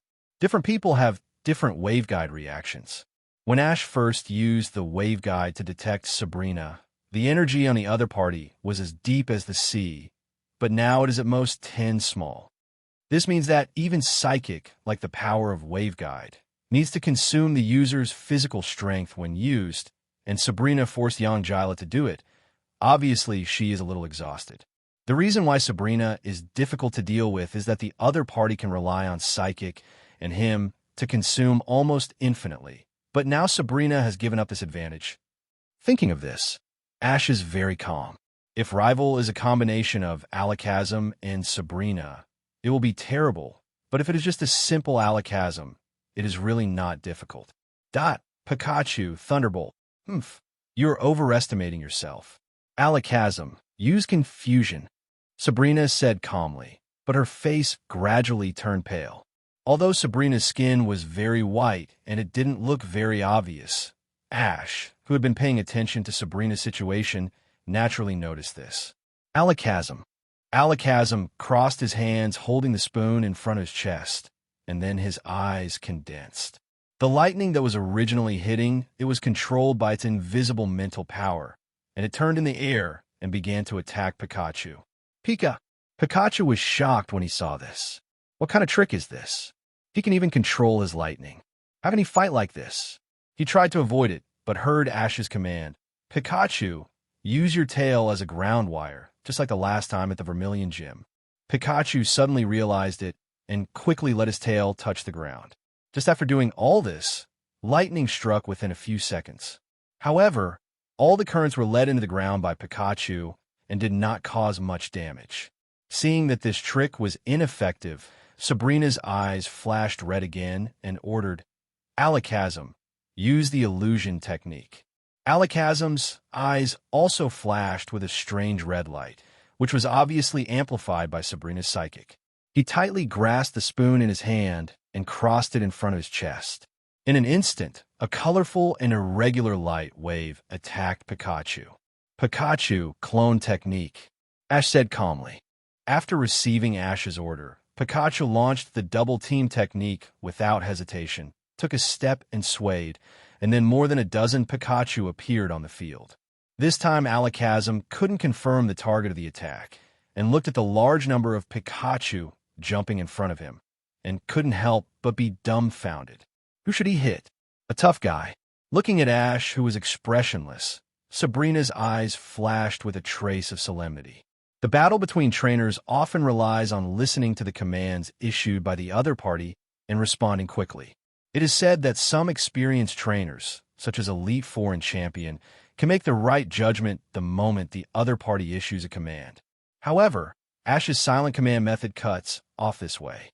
His rival must first observe with his eyes what tricks his Pokemon uses, and then make a judgment. In this way, Ash's rival will always be a beat slower than him. Pikachu uses Thunder, then Substitute. Just as Sabrina was thinking, Ash issued another command with the Wave Guide. Pikachu Chew! Pikachu and the clones shouted at the same time, and then the dazzling spark flashed on the surface of their bodies, almost illuminating the entire hall, and Alakazam didn't know which one to stop and could only watch. In the blink of an eye, the field sky gathered a lot of electricity and finally turned into a thick lightning bolt that rushed straight towards Alakazam. Alakazam, teleport! Sabrina's tone was a little anxious. Psychic Pokemon have never been known for their physical strength. If Alakazam was hit by this lightning, he would definitely be finished. Fortunately, the speed of releasing special moves by the evolved Alakazam became faster again, and he could even dodge the lightning. When the lightning hit the field, there was a huge explosion and smoke was raised. Alakazam. Sabrina's face flashed with a trace of determination, and then a red light flashed in her eyes. Use teleport continuously to break all Pikachu. Alakazam. There are more than a dozen Pikachu clones on the field, but Alakazam's figure unexpectedly appears everywhere, waving the spoon in his hand constantly, breaking the clones one by one. According to common sense, even for a champion-level psychic Pokemon, this teleport cannot be used more than a dozen times in a row, let alone the current Alakazam. However, relying on Sabrina's psychic to amplify Alakazam, it has made this impossible behavior possible, but this is also Sabrina's last resort. Her physical strength has reached the limit, and she is almost shaky, and even standing is difficult. However, the effect is also very obvious. In the blink of an eye, Alakazam destroyed more than half of Pikachu's clones, and finally the spoon finally hit an entity. Sabrina's eyes lit up, and she hurriedly ordered, "That's the real body. Use Illusion Slash." Alakazam. Hearing Sabrina's instructions, Alakazam swung the spoon in his hand and swung it vigorously at Pikachu. The crescent-shaped white blade formed by confusion immediately slashed towards Pikachu quickly. But Pikachu did not dodge or evade, allowing the illusion to hit its body. After being attacked, Pikachu's body began to gradually become blurred. Not good. Sabrina immediately realized that something was wrong, but before she could give instructions, the real Pikachu had already launched an attack. Pikachu, quick attack and use Thunderbolt after rushing over. Ash ordered calmly. Pikachu's body turned into a flash and hit Alakazam directly. Then the small electric capsule on its cheek began to crackle. At this zero distance, it brazenly launched Thunderbolt. Alakazam. At such a close distance, Alakazam was immediately electrocuted into charcoal. Black smoke came out of his body, and mosquito coils appeared in his eyes, losing his ability to fight. Great! Ash won.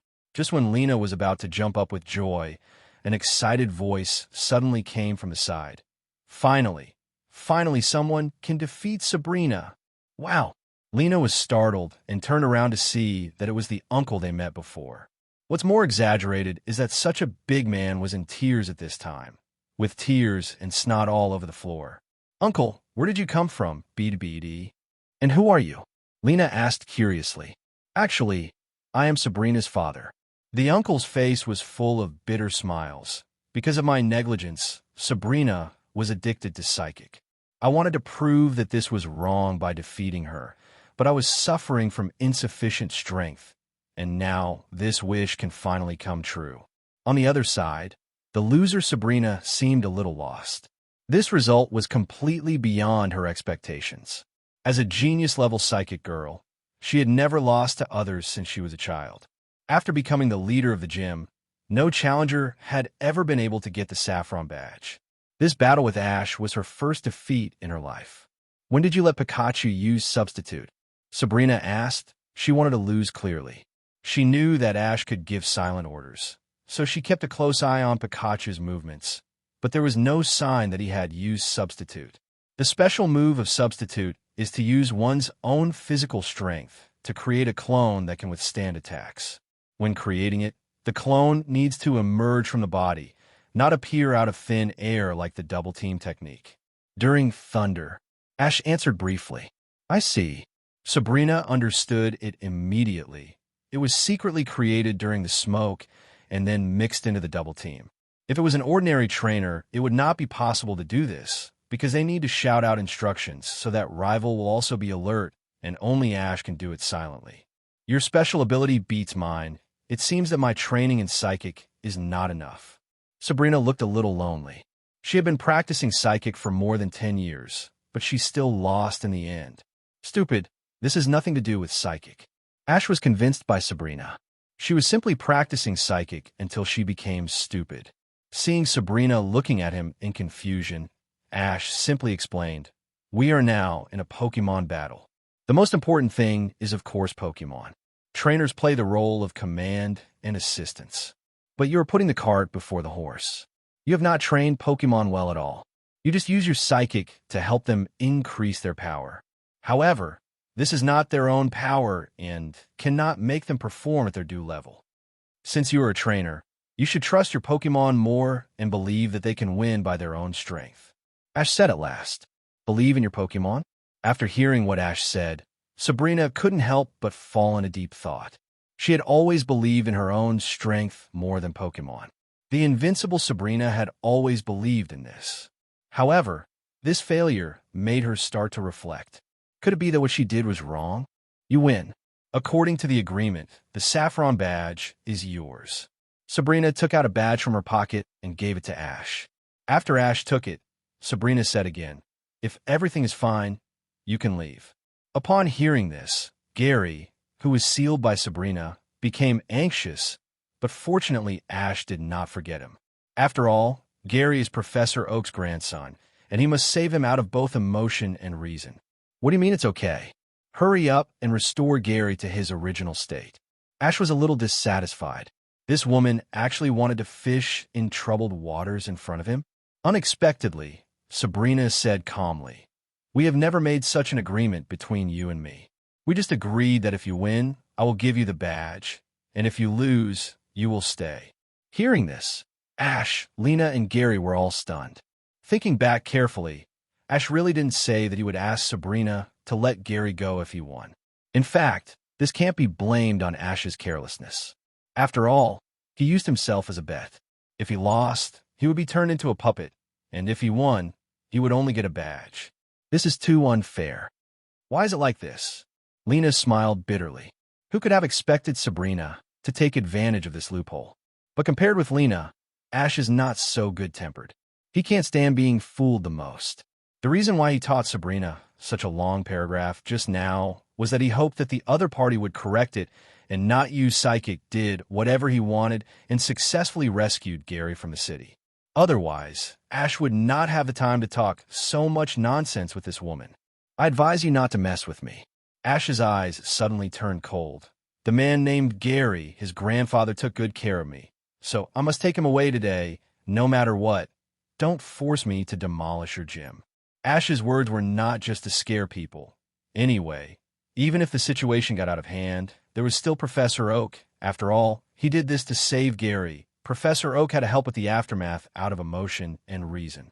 And with Professor Oak's identity, it was just a matter of a word to deal with a few gym leaders. Don't look at the old man who was smiling all day long and didn't look serious. When he was young, he was also one of the Elite Four, and his status in the Alliance was not small.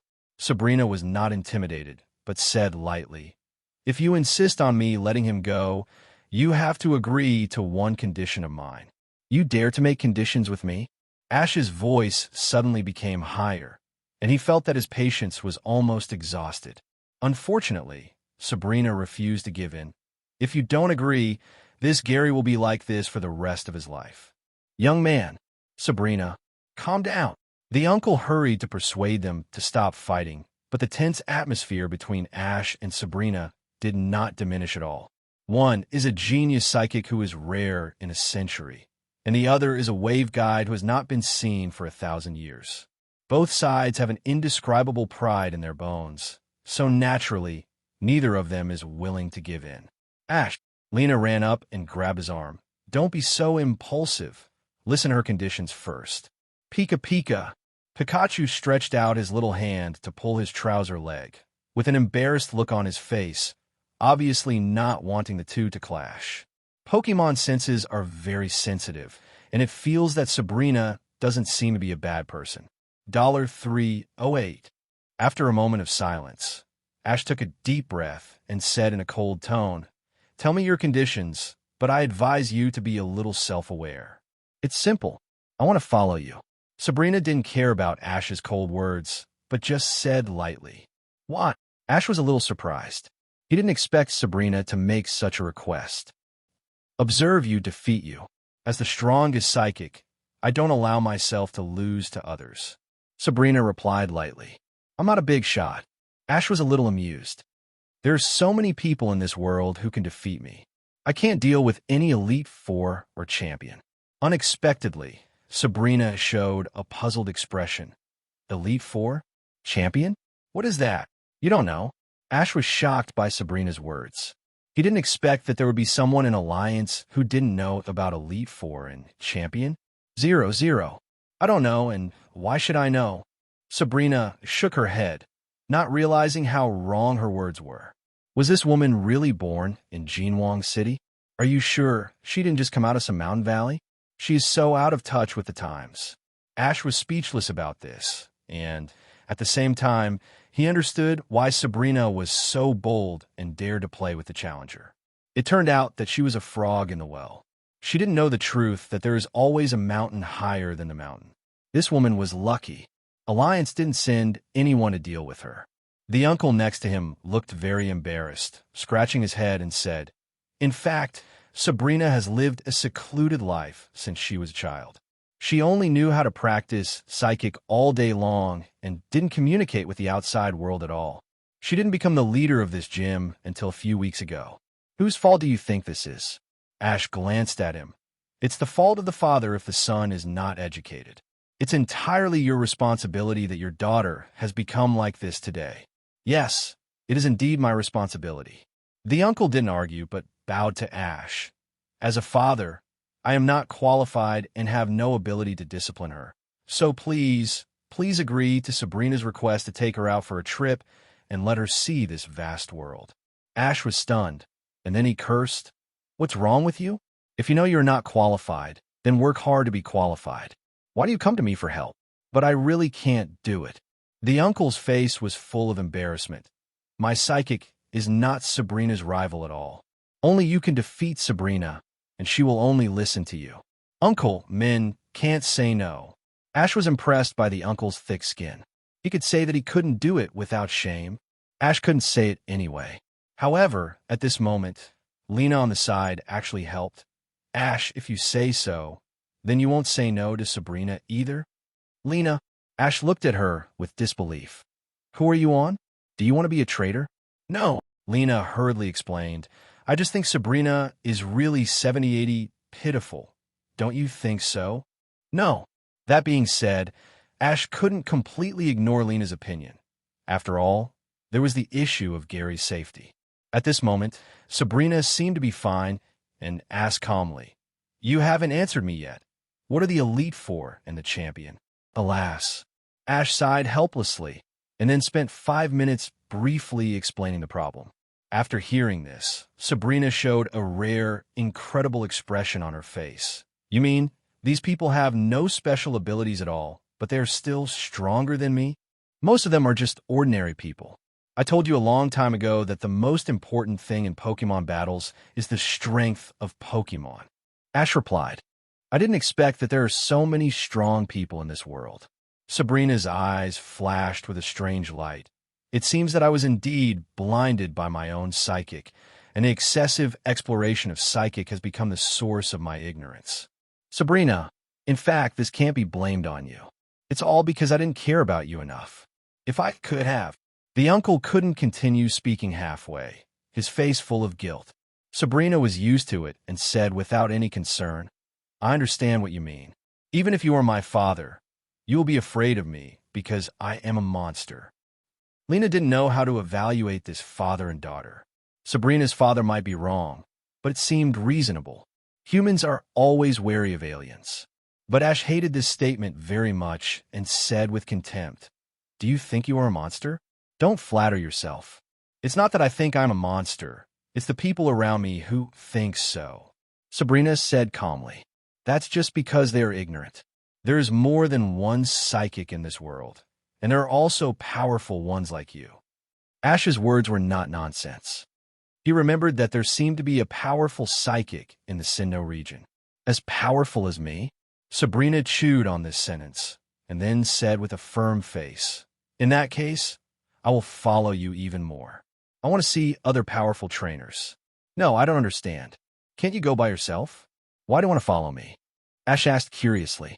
Because I can't cook and I don't know the way, so traveling with you is the best choice. Sabrina said this so confidently that Ash was speechless. This rhythm is on him? What kind of thing is this? But looking at the pleading eyes of Lena, the uncle, and Pikachu, and thinking about Gary's situation, Ash finally nodded and said, Okay, but you have to listen to me on the first 10 days. No problem. Sabrina said straightforwardly, Since you are more powerful than me, you are naturally qualified to order me.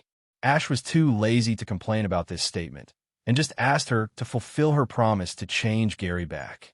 Sabrina immediately changed Gary back to his original state without saying a word, and also changed her mother back, by the way. Gary's face was very complicated, just like constipation. It was harder than death for him to thank Ash, but he finally opened his mouth. Thank you this time. Don't thank me. Thank you for having a good grandfather. Ash's words were so angry that Gary's face was crooked. You hateful guy.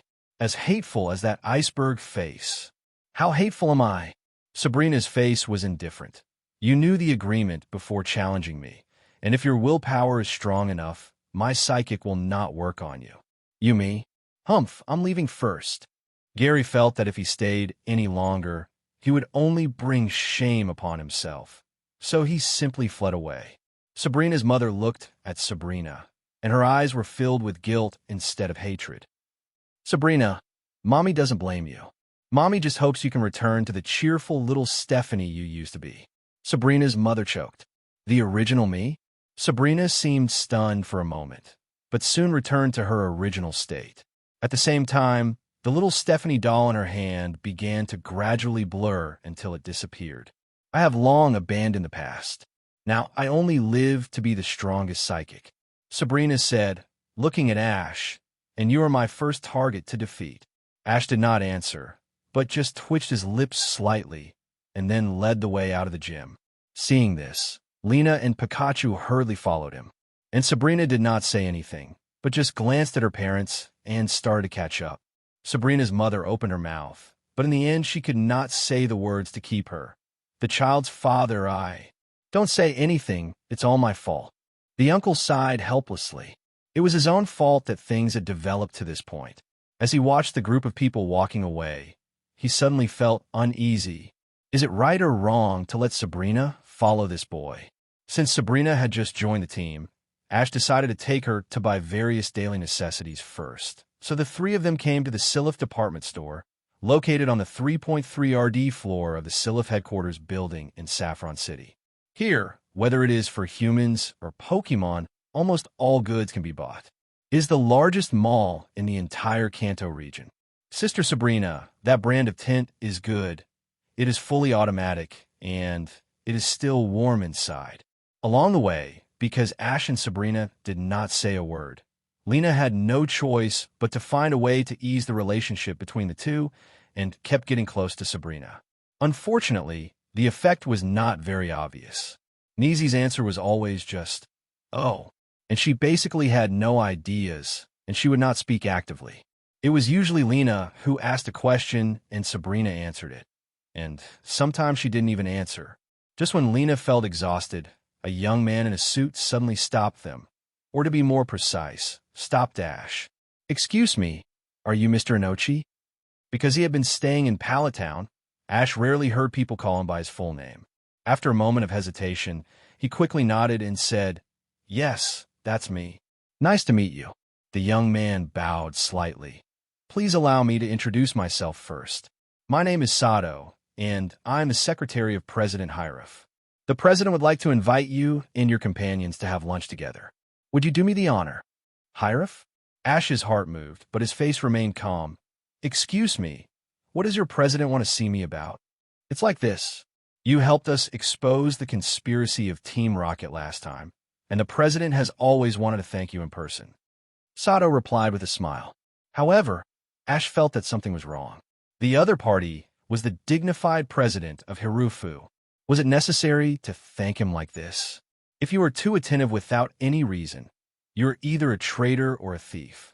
And Sato seemed to see Ash's hesitation and took the initiative to say, Please don't worry. Our president is eager to find talents. Besides, we already know your performance on the St. Mary. Young and excellent trainers like you have always been the talents that the president wants to find. Besides, if you don't believe it, you can ask Miss Sabrina. The president and her father are good friends, and the Saffron Gym was also funded by the president. Sato added. Hearing this, Ash cast his inquiring eyes on Sabrina, and Sabrina thought for a while and said, It seems that there is indeed such a person, but he is just an ordinary person. I'm not interested. Miss Sabrina's words were a bit unpleasant to hear. Sato shook his head with a slightly dissatisfied tone. You have caused so many troubles in Saffron City, and it was our president who helped you to settle them. Otherwise, the alliance would have come to trouble you long ago. Hearing this, Sabrina did not speak, but just stared at him with cold eyes, and it seemed that she was about to explode. In her opinion, how could an ordinary person like Sato be qualified to teach her a lesson? Okay, let's go. Ash hurriedly stood between the two of them, trying to change the subject.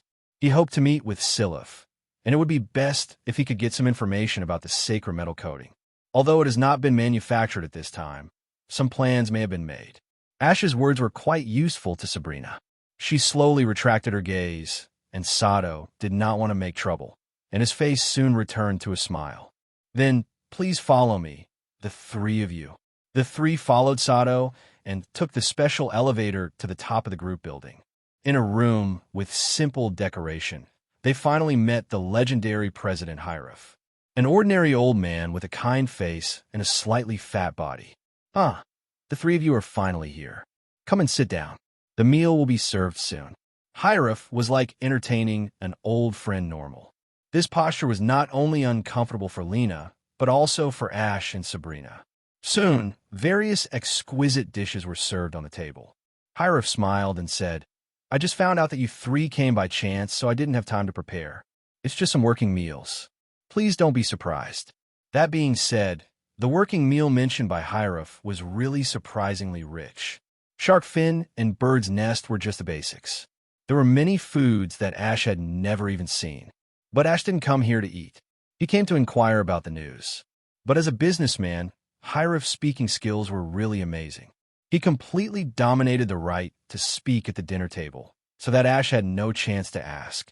But Hirath asked about trivial matters, such as how many people are in the family, where have you traveled, and whether it is hard to be a trainer. After this meal, Ash felt suffocated, but Sabrina and Lena were relaxed, because Hirath seemed to ignore them and only talk to Ash most of the time. This meal was really pleasant. Hirath's face was full of smiles. Being with you young people, I always feel that I, an old man, am full of energy again. Ash, come to my place more often in the future. I will. Ash nodded on the surface, but he made up his mind in his heart that he would never come to this old fox in the future. After saying goodbye to Hirath and Sato, Lena stretched and said with a smile, I always feel that Mr. Hirath is a really good person, and he doesn't have the airs of a president at all. Compared to the naive Serena, Ash felt that the meal was inexplicable. He had no idea what Hirath was going to do. But there is one thing I care about. Ash, your surname is Aneng. Serena suddenly said. Well, I took my mother's surname. Ash answered casually. At this time, he was still thinking about Hirath. Hearing this, the sensible Serena immediately realized that something was wrong and quickly shut up and stopped asking questions. But there was someone who was not very sensible here. And this person who was not very sensible was naturally Sabrina. Why do you take your mother's surname? Normally, you take your father's surname. Sabrina Normal doesn't like to meddle in other people's business unless it is related to Ash. In her opinion, if you want to defeat the enemy, you must first understand the enemy. DB. Lena looked at Sabrina with a blank expression. Although she knew that the other party had no common sense, this 777 was too ignorant of the ways of the world. Fortunately, in fact, Lena was completely overthinking, and Ash didn't mind this question at all. Because my mother said he was dead, Ash said calmly. Dead? Sabrina tilted her head, with a hint of confusion on her face. Why don't I feel that you are sad? For normal people, wouldn't everyone be sad if their father died? You also said that it was for normal people. Am I a normal person? Or if your father died, would you be sad? Ash asked back. Sabrina thought about it and nodded. I don't think so. It seems that you are indeed a monster like me. Whatever you say, Ash really didn't retreat from this mentally ill girl. The reason why he was not sad was because he was a time traveler and had never seen his biological father, so there was nothing to be sad about. But if Delia died, Ash would be extremely sad because he already regarded Delia as his mother. Let's not talk about this. Seeing this, Lena hurriedly tried to smooth things over. Let's buy things for Sister Sabrina first. We have to leave tomorrow. Ash shook his head and stopped paying attention to this matter. Compared with Sabrina, he felt that Siliph was even more unpredictable. At the same time, in the office of Team Rocket's headquarters in Kanto region, Giovanni's secretary Mana was reporting to him. Boss, according to your request, we found several excellent talents in Kanto. Here is their information. Please take a look. Mana respectfully handed over a paper document with both hands. Yes. Giovanni took the document and looked at it carefully. After a while, he said, What's the matter with this guy named Majishur? His strength is not good at all. Majishur once served as an instructor in Ishu region. If he's allowed to train our team members, I believe that the members of the organization will be greatly improved in terms of cooperation and obedience. Mana explained. I understand. Giovanni nodded and agreed with Mana's statement. An organization does need excellent combat power, but talents in other aspects are also indispensable. As the boss of Team Rocket, Giovanni naturally knows this.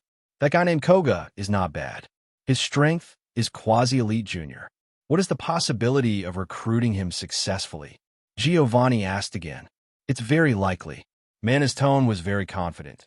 Koga is the offspring of IGA Ninja, but he doesn't have much sense of belonging to the Kanto Alliance, so it's not difficult to get him to defect. The profession of ninja has long been lonely, especially in modern times. With the in-depth understanding of Pokemon, the status of trainer far exceeds the so-called ninja and becomes the protagonist of the world. The so-called ninja in modern times is actually a kind of trainer, but they have inherited various advantages of ninja, such as self-discipline, loyalty, obedience, etc. Giovanni took a sip of red wine from the glass, and after thinking for a while, he said, Very good.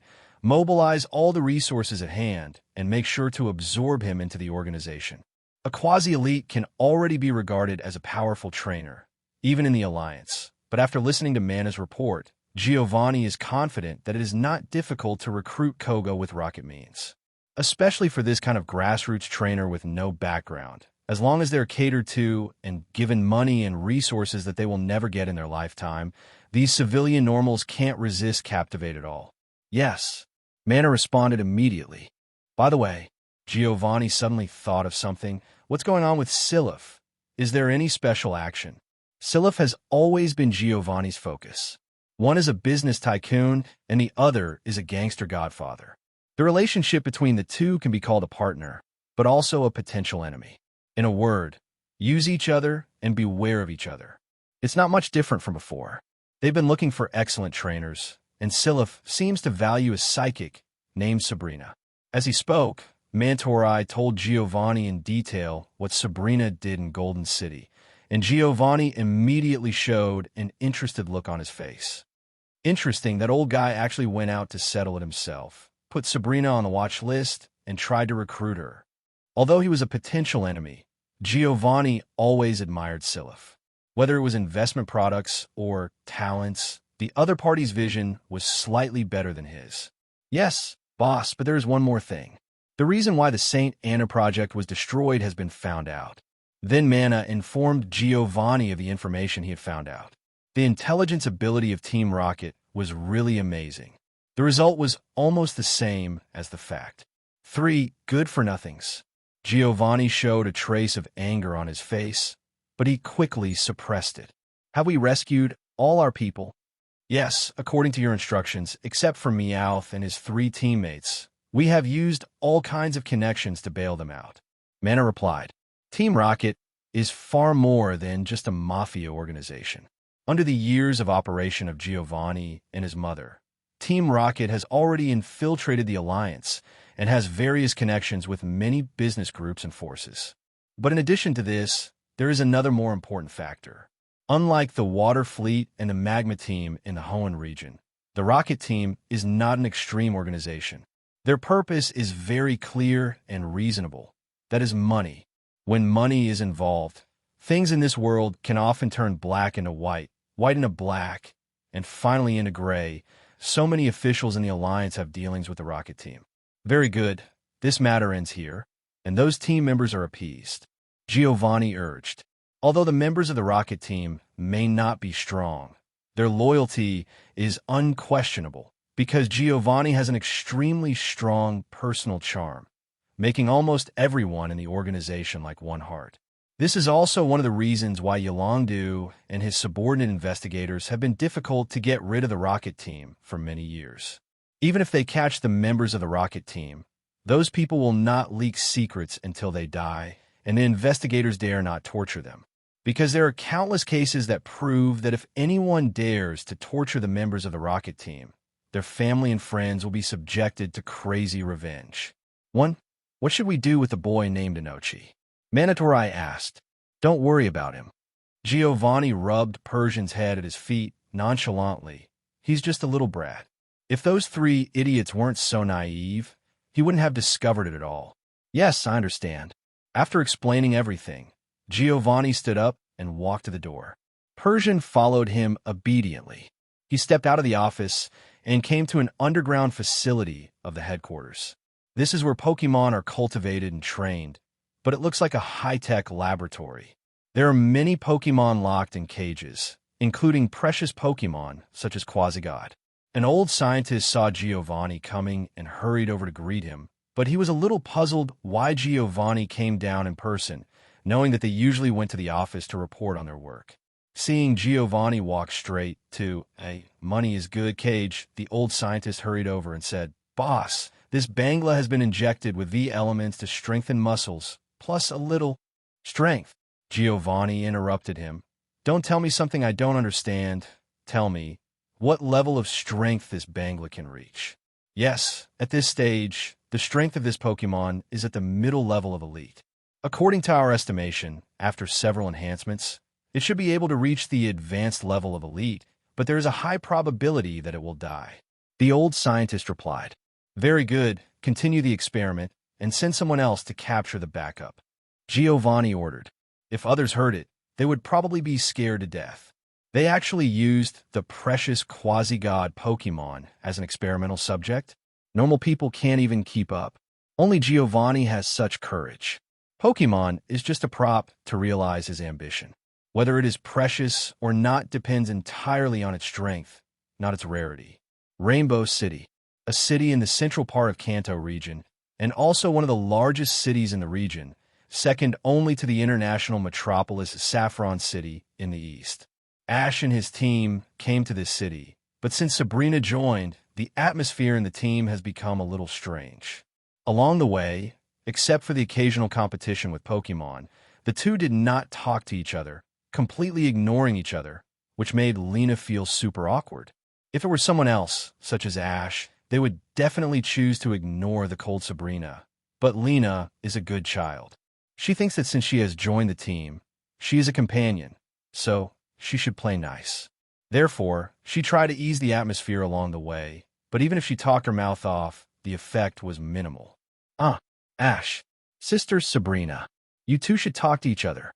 I'm the one who's talking all the time, and my lips are about to crack. Lena couldn't help but burst out. What are you talking about? There's nothing good to say to someone I don't know. Ash said indifferently. Sabrina was even more amazing. She completely ignored Serena and just lowered her head to think about her own things. Seeing that the two were unmoved, Serena lowered her head helplessly. Just when she was about to give up, she happened to find that they came to the famous electronic amusement park Rocket Park in Rainbow City. The owner of this 620 Rocket Park is actually Giovanni, and he is indeed related to the Rocket team. However, just as the most dangerous place is the safest place, such a name makes people not associate the two. Let's go in and play. I heard that the amusement park here is very lively. Lena thought she had a good idea. Ash said he had no objection, and it was normal to relax occasionally. Although Sabrina expressed her opinion, she looked at the amusement park with a hint of curiosity. It was her first time to come to such a place. The three of them came to the service desk of the video arcade and prepared to exchange some game coins.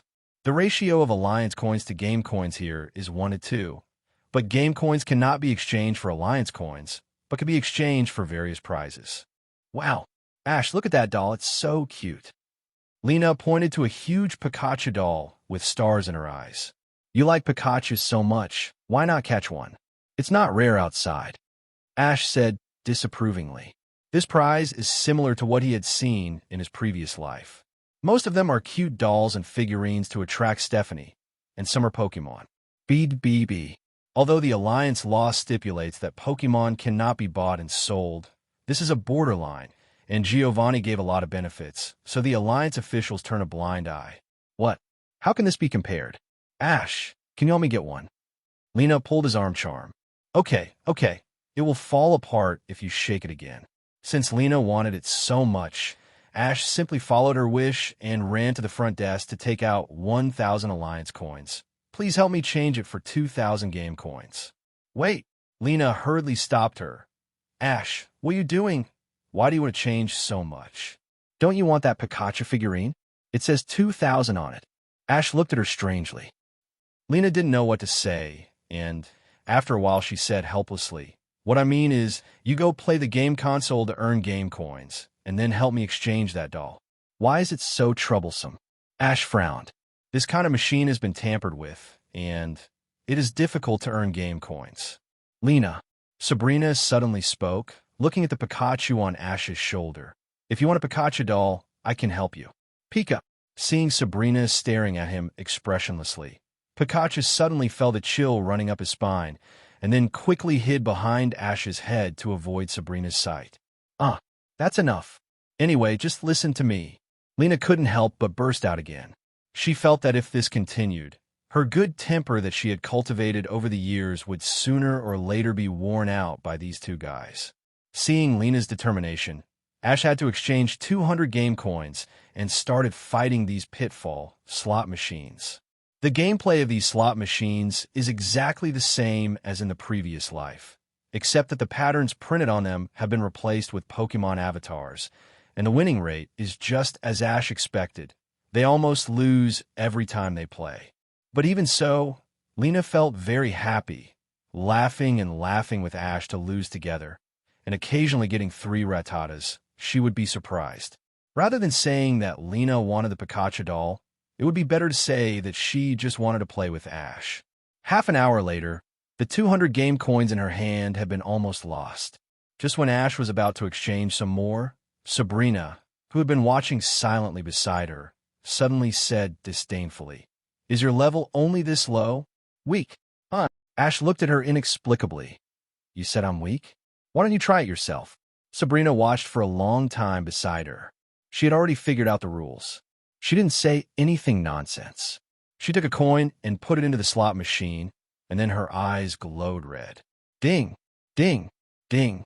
3 fat Dragonite avatars appeared in front of the 3 people, and at the same time the machine began to spit out a large number of Dragonites into the outer frame.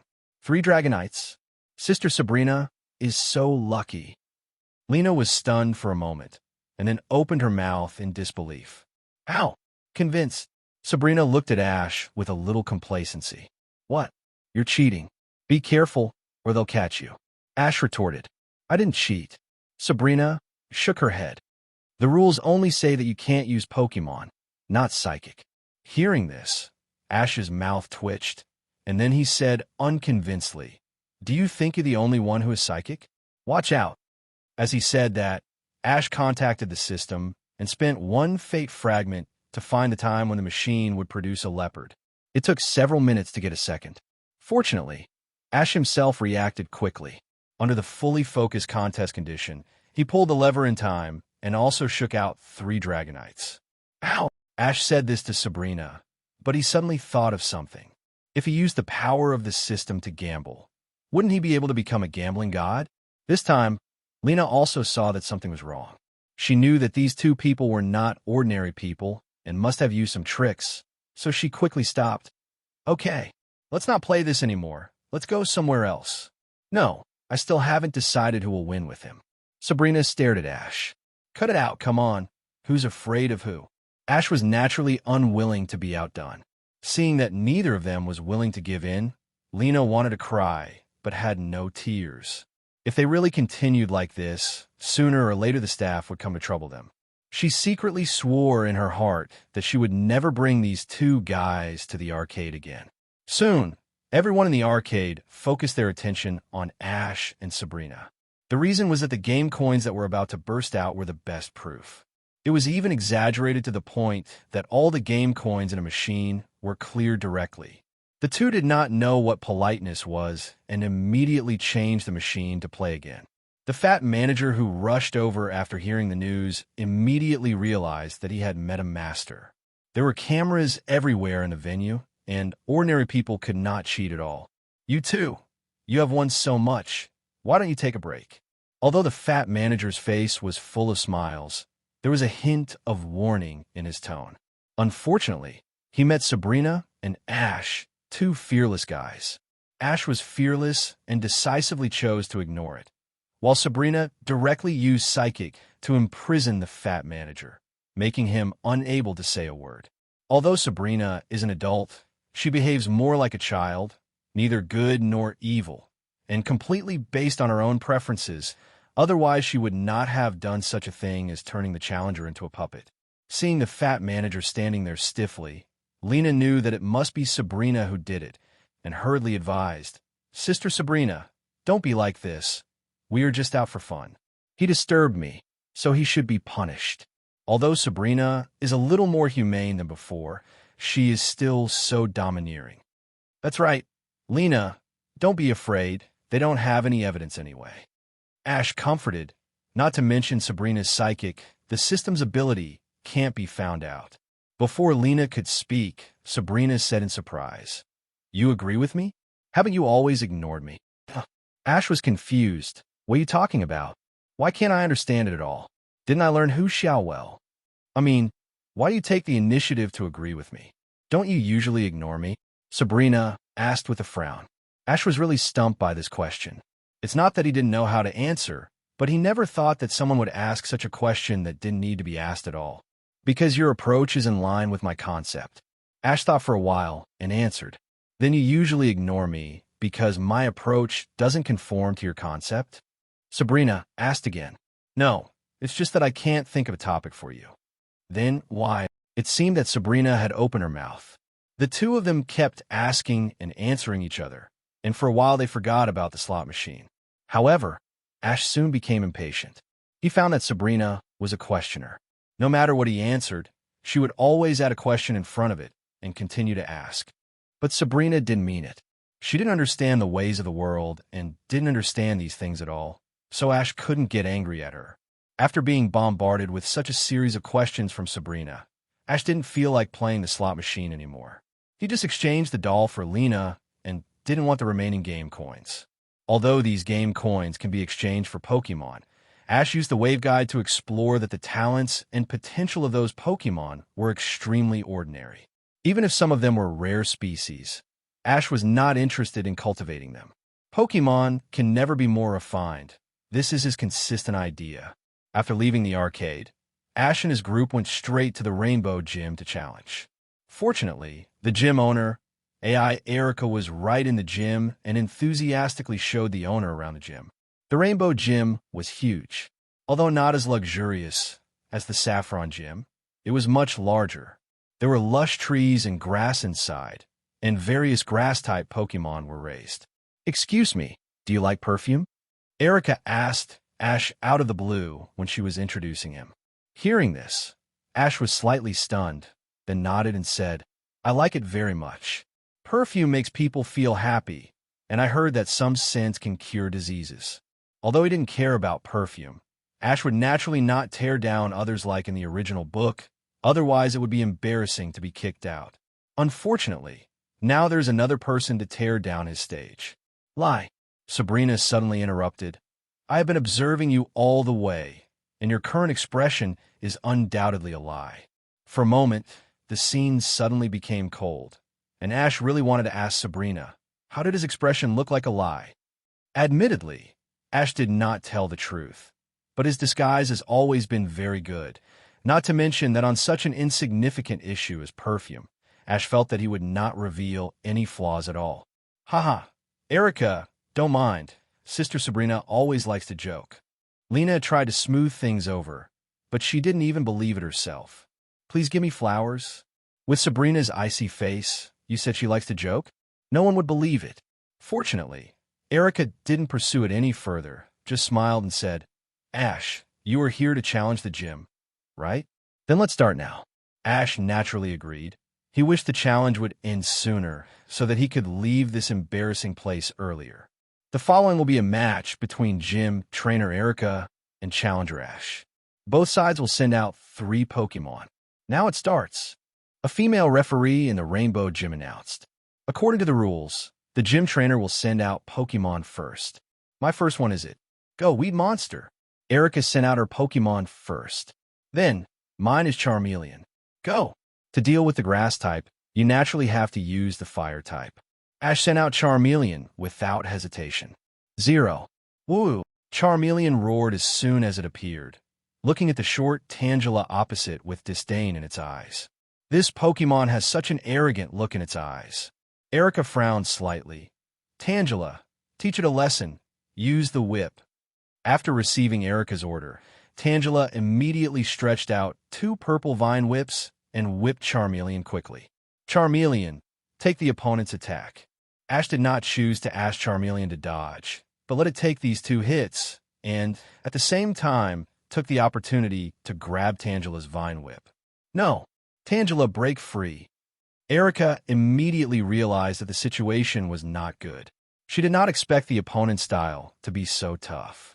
However, Tangela's strength was not comparable to Charmeleon's. Charmeleon even started to act weird and grabbed the vine whip with only one hand.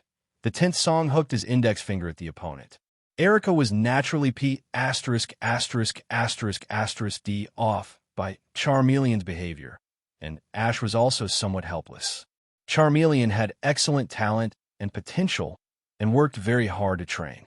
His strength was improving almost every day, but his arrogant personality could not be changed, especially after evolving into Charmeleon, which was even more obvious.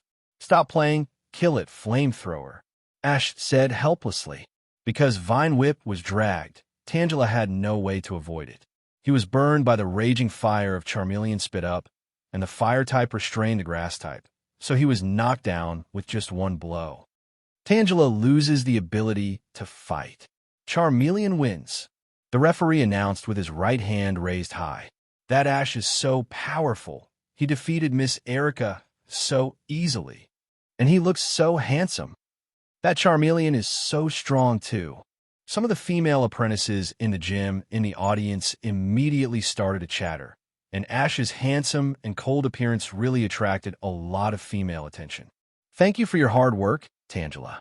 Erica smiled gently, and then looked at Ash. "Your Pokemon is really strong. Tang Ransong defeated my main force with 10 hits. Actually, you're not bad. I just have a little advantage in Pokemon attribute. It's just luck," Ash said modestly. Although he felt that Erica's strength was a bit poor, it might be because she was distracted by opening the 530 perfume store.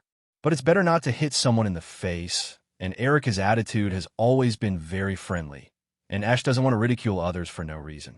However, at this moment, Sabrina spoke again. "Ash, why are you lying again? The opponent's strength is so bad." According to Sabrina's thinking, It is natural for the weak to be manipulated by the strong. In her opinion, only the weak will deceive the strong to protect themselves. She really can't understand Ash's behavior. If he didn't know that Sabrina didn't mean it, Ash really wanted to strangle this guy to death.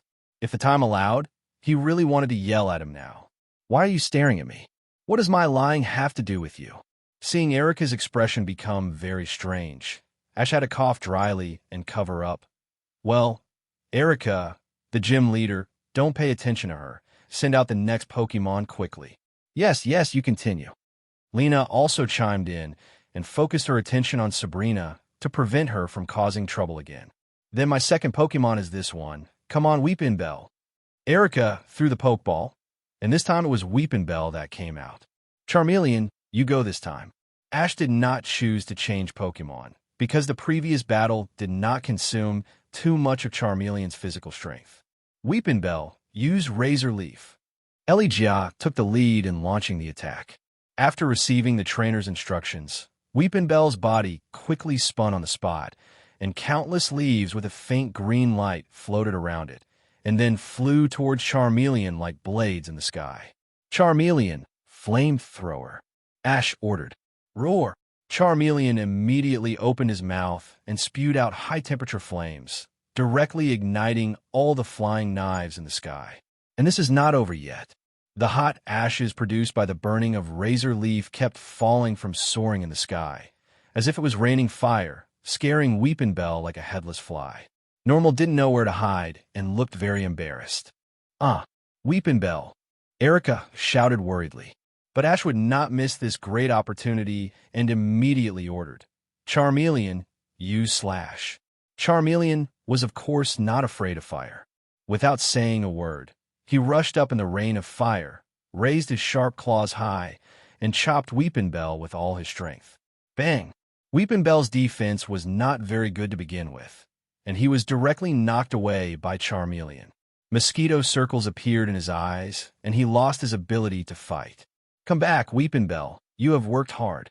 Zhiye took back the Weepinbell, and then said firmly, Ash, I admit that you are very strong, but my love for grass-type Pokemon will not give up so easily. 89. Next, Gloom, it's up to you. Zhiye sent out her last trump card. Although it is a trump card, Ash knows from the original animation that Erica's Gloom is only normal. But the terrible thing is that the stench it emits is so terrible that it can even make Pokemon faint. Sure enough, as soon as this Gloom came out of the Pokeball, there was a puff sound, and a yellow-green gas floated out of its corolla, and soon filled the entire battlefield. Charmeleon immediately retched, holding his nose as if he was about to vomit, and Ash and Pikachu, who were farther away, also felt uncomfortable. Ash felt like he was going to throw up his overnight meal. He had never smelled such a stinky smell in his life or the last. Smelly socks, stinky salted fish, and even the smell of a public toilet were much better than this. Hold on. Ash covered his nose tightly. Charmeleon, make a quick decision. Use flame spray. But Charmeleon was so stinky that she couldn't muster the energy to use her special move. Eric on the opposite side even started to say something sarcastic to Gust. It seems that your Charmeleon is about to fail. She was so powerful just now. Erica is a gym leader and a young lady. Although she doesn't have a bad temper, it would be too ugly if 3 Pokemon in a row were defeated by Charmeleon. Roar! Roar! Roar! Charmeleon, who had a bad temper, couldn't stand Taunt at all. She was almost crazy because of Erica's squeezing. But she couldn't resist the smell of the stinky smell. She was so angry that she could only step on the ground with her right foot. After a series of dragon roars, the flame on Charmeleon's tail began to burn like never before, and the flame called Rage ignited in the pupils that never admit defeat, and the dazzling white light radiated out to illuminate the entire field. Evolved at this time, looking at Charmeleon's body gradually changing in the field, Ash always felt a little bit amused. Charmeleon was actually taunted by Erica's words and evolved directly. This is too dramatic. After Charmeleon finished evolving Charizard, the first thing he did was to desperately flap his big wings that grew after evolution to blow away the stench on the field. Now Ash finally breathed a sigh of relief and was finally able to breathe fresh air. Just when he was about to praise Charizard, he unexpectedly found that all the people on the field had passed by. No way. Ash looked at the Stephanie children who fell to the ground, speechlessly. It turned out that the concentration of Gloom's stench was too strong. Even if it spread to the entire gym, its power would not decrease. The weak Stephanie girls were caught in the crossfire and fainted directly. Sabrina could have used teleport to escape, but she didn't understand what was happening in front of her. After smelling it curiously, she also fell to the ground. What made Ash speechless was that not only did other people fall, but even Erica, the gym leader, was no exception. You are obviously Gloom's trainer. How can you not stand it yourself? Ash complained while holding his forehead, but unfortunately no human being present could hear him. Fortunately, Gloom's stench was not poisonous, so after a while, everyone woke up slowly. After such a disturbance, the game naturally could not continue. Erica also admitted defeat very readily and bowed to apologize to everyone present. Erica originally just wanted to revenge Ash a little, but she didn't expect that it would cause harm to others. Fortunately, everyone was very generous and didn't care too much. I lost this time. Erica took out a colorful badge. You are the strongest challenger I have encountered since I became a gym leader. This is the Rainbow Badge, the proof of defeating the Rainbow Gym. It is now yours. Thank you, Gym Leader Erica. After Ash took the badge, he said goodbye to everyone and walked out of the Rainbow Gym with Lena and Sabrina. As soon as he left the gym, Sabrina asked, Ash, you haven't answered me yet. Why are you lying? Why are you staring at me? Does my lying have anything to do with you? Seeing Sabrina was so persistent, Ash simply asked for clarification. I said, observe you and defeat you. Sabrina answered seriously. After hearing her words, Ash really felt a stomachache and had to ask for help from someone who had been watching the fun next to him. Lena, you answer her. Lena pointed at herself. I can't do it. This kind of question is too profound. Ash didn't expect Lena to be so unreliable at the critical moment, so he had to think of a way himself. But fortunately, he really came up with 10 ideas. Come with me. Ash has always been a man of action. Since he had come up with an idea, he took Sabrina and left without saying anything. This was originally just an unintentional act, but in Lena's eyes, it sounded a wake-up call for her. Ash and Sabrina actually held hands? I have never held hands with Ash. In fact, Lena was overthinking it because Ash was just holding Sabrina's wrist, and it was not called hold hands at all. But the problem is that Stephanie's IQ is relatively low when she is in love, and she is also very suspicious. Often a text message or a phone call will make them feel entangled for a while. The place where Ash took Sabrina was nothing special, but just a bookstore, and bought a lot of books on interpersonal communication and social literature. When you finish reading all these, you will understand my approach. Ash stuffed a thick stack of books directly into Sabrina's arms. After reading these, will I be able to defeat you for sure? Sabrina frowned. She seldom read books since she was a child. This is not necessarily true, but at least you will have a better chance of winning. Ash said seriously. Sabrina herself is a relatively simple person. After hearing what Ash said, she did not doubt it, and immediately picked up the book and started reading. Lena was a little curious about what books Ash bought for Sabrina. She leaned over to look at the titles, and suddenly looked weird. Thick Black School? I say, Ash. Lena pulled him aside. Are you sure that Sabrina will become normal after reading those? I don't think it's reliable. How should I know? I picked a few books at random. Anyway, I just want her to stop bothering me. Ash's answer was really unreliable. Really? Why do you have such a big opinion about Sabrina? I think she's a good person. Lena pouted, a little dissatisfied. Do you think Sabrina is a good person? That's because you haven't been turned into a puppet. If you don't believe me, go ask Gary and see if he thinks Sabrina is a good person. Of course, Ash only said this in his heart. He estimated that with Lena's personality, even if she was turned into a puppet by Sabrina, she would quickly forgive Sabrina because she sympathized with her experience. Lena thought that the books Ash bought were unreliable, so she decided to buy some book for girls for Sabrina, such as romantic love books. Although Ash thought that Sabrina's personality would not like to read these, to his surprise, Sabrina was completely fascinated by them. Not only did she read them while walking, eating, and even before resting, she almost didn't want to sleep. And all the books Ash bought were thrown into the trash by Sabrina. Although he was a little unhappy with this result, fortunately Sabrina finally calmed down. In addition to training Pokemon, she read those love story books and no longer asked weird questions. Ash was happy and relaxed. After resting in Rainbow City for a few days, the group set out again. On this day, they came to a town near Rainbow City, Yo-Yo Town. Let alone the strange name. Although it is a town in name, the scale of Yo-Yo Town is not small, with tall buildings everywhere, almost the same as a big city. The three had just walked into town for a while when suddenly a voice full of surprise came from the side. Sure. Before 580 Ash came to his senses, he was forced into a warm embrace. But it turned out that a strange ant held him in her arms inexplicably. Where have you been? Mom is so worried about you. The ant hugged Ash's head tightly, fearing that he would run away again. You misunderstood. Lena hurriedly helped to pull Ash out. His name is Ash, not your son. Did you recognize the wrong person? The ant looked at Ash carefully and then realized that she recognized the wrong person and apologized while telling the three people the whole story.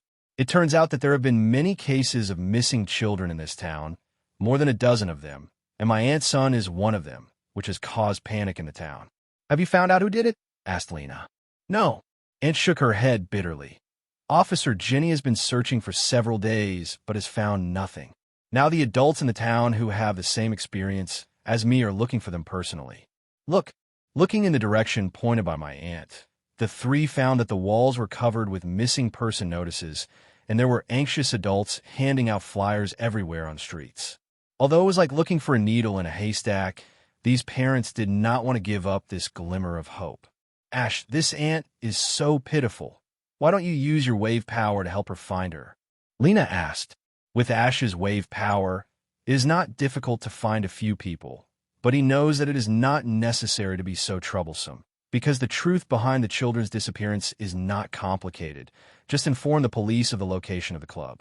However, Ash looked at Sabrina, who was silent on the side, and suddenly had an idea in his mind. Sabrina, why not use your psychic to help? Lena immediately felt that Ash's words were a bit unreliable, but unexpectedly, Sabrina nodded in agreement after hesitating for a while. This was the first time in history. Sabrina's attitude towards strangers was even colder than Ash's. She basically treated them as if they were air, not to mention helping others. Ash was not surprised. He had been secretly observing Sabrina these days and found that since Sabrina started reading, she had not only become quieter, but also had more facial expressions. Especially when reading those greasy love stories, Sabrina's performance was almost the same as that of an ordinary adolescent girl, which made Ash feel weird. It was hard to imagine that Sabrina, who had an icy face, would like such books. However, Ash thought it was not bad. Sabrina was gradually approaching the range of normal humans, and he should encourage and help her to continue. Since Sabrina had been quiet for the past 2 days, Ash no longer felt like a thorn in his back all day long like before. It was really much easier. Therefore, he made up his mind to help Sabrina become normal. After all, being stared at by a dangerous woman all day long was not a good feeling. At this time, the ant on the side asked in confusion, what is the power of Wave Guide? I don't know about psychic, but are there really psychics in this world? Although information about wave power and psychic is not confidential, it is not something that any ordinary person can know. Don't worry, Auntie, just leave it to us. Ash didn't explain much, just assured her. But how could Annie be at ease? Ash and his friends looked like a group of half-grown children. Even the police couldn't solve the case. So how could these children do anything? But this Annie really had no choice but to seek help from all directions. She begged, well, then I'll trouble you. Sabrina didn't mind the other party's suspicion, but quietly unfolded her own psychic and began to patrol around the town. And soon she found the clues. On the top of a building, Sabrina sensed that there was some strange psychic fluctuations emanating from it. Everyone hurried to notify the police, and under the leadership of Jenny, they came to the top of the building and found that there was a luxurious villa built there. "Let's break in." Jenny did not hesitate to use her body to push open the door. Unexpectedly, there was no vicious kidnapper as expected, but a group of men and women in suits and elegant manners who seemed to be holding a party. "Excuse me, who are you?" A middle-aged gentleman came forward to ask. "We found this place by following the sleep wave," Jenny replied, and she was also a little confused by the situation in front of her. "Sleep wave?" The middle-aged gentleman didn't react for a while, and Sabrina pointed to the two Pokemon in the middle of the hall and said lightly, "That's them." "Oh, so that's what you were talking about." The middle-aged gentleman suddenly realized, "Yes, it was indeed sent by Sulipa. We asked it to replace our sleeping pills." "Sleeping pills? What's going on?" Lena asked, puzzled. "It's like this. We are all members of the Pokemon Club who love it very much. Living in the city is too stressful. Everyone suffers from insomnia, so we rely on the power of Sulipa," the middle-aged gentleman explained. Now, everyone finally understood the whole story, and Jenny was relieved. As long as it wasn't a kidnapping case, those children should not be in any danger. "Please stop these actions as soon as possible. Because of you, the Pokemon in the city have lost their vitality, and many children are missing," Jenny said angrily. "BDFH." The middle-aged gentleman didn't quite believe it, and pointed at the Pikachu on Ash's shoulder and said, "How is this possible? We are all fine, and that Pikachu looks very energetic." "Pika." Hearing someone mention him, Pikachu tilted his head and acted cute, and indeed, as the middle-aged gentleman said, the current Pikachu is very energetic as usual, and doesn't look like it is affected by the hypnosis wave at all. "That's because Pikachu is strong." Sabrina immediately summed up the reason. The hypnosis wave was originally used for Pokemon, but because it was forced to be used on humans, it produced a series of side effects, and some sensitive children were also affected by the hypnosis wave, so they disappeared. "You actually know so much?" Ash was a little surprised. He didn't expect Sabrina, who usually doesn't talk much, to start a day of theory. "I have participated in this kind of experiment before, because it is very interesting. It left a deep impression on me," Sabrina replied. Ash wisely chose not to ask any more questions. According to Sabrina's previous standards, this kind of experiment that she would find interesting would definitely destroy her worldview, so it was better not to know. Now, the club members finally realized that they had made a big mistake and promised not to make it again. The missing children were soon found. Although everyone had become strange because of the sleep wave, Sabrina used Psychic to restore them all to normal. "Thank you so much, Miss Sabrina." The children's parents naturally thanked Sabrina profusely and kept bowing, which made her a little overwhelmed. This was the first time Sabrina was thanked by someone. How does it feel to do good things? Ash's face was full of curiosity. He really wanted to know how Sabrina felt at this moment. If she answered that it felt great to do good things, it would be interesting. Ash laughed in his heart. In fact, Sabrina was not much different from an elementary school student in some aspects. She was arbitrary and self-centered. The key here was to see how the elders around her guided her. Sabrina's parents did not have this ability, so now Ash had to take on the responsibility. Unfortunately, Sabrina did not reply, but just lowered her head and remained silent. After a while, she said in a slightly confused tone, "It feels very strange." "Well, it's normal. You will get used to it in the future." Ash knew that he couldn't push too hard. Sabrina was in the stage of slowly getting in touch with society. Over time, she would become a normal person one day. After the incident came to an end, the group prepared to set off again, but the club's Sulipa suddenly expressed his desire to follow Sabrina, which made everyone a little puzzled. Ash guessed some of the reasons. Just like Riolu was attracted by his wave power, Sulipa was attracted by Sabrina's huge psychic and took the initiative to follow her. Although the people in the club were puzzled about this, they did not object. Just like the name of the club, they loved and respected Pokemon. Even though Sulipa was cultivated by them with great effort, they still readily agreed to this request. After leaving Yo-Yo-Yo Town, Ash and his group set out again, planning to go to Fuchsia City to challenge the Fuchsia Gym. Ash, is there really a gym in this place? I don't know what the gym owner thinks. Looking at the forest with a gloomy atmosphere around her, Lena complained in a low voice, and her body involuntarily moved closer to Ash. The Fuchsia Gym has a special feature. That is, it is not built in Fuchsia City, but in the forest next to the city. This kind of hidden gym is unique even in Alliance. The reason for this is probably related to the background of the gym owner Koga. He is a descendant of ninja. The three of them wandered around in the forest for more than an hour, and finally found the Fuchsia Gym with the help of Ash's wave power. It's there. Ash pointed to an ancient building in front of him. From the wave reaction, there are two people hiding in that building, which should be wrong. Hidden?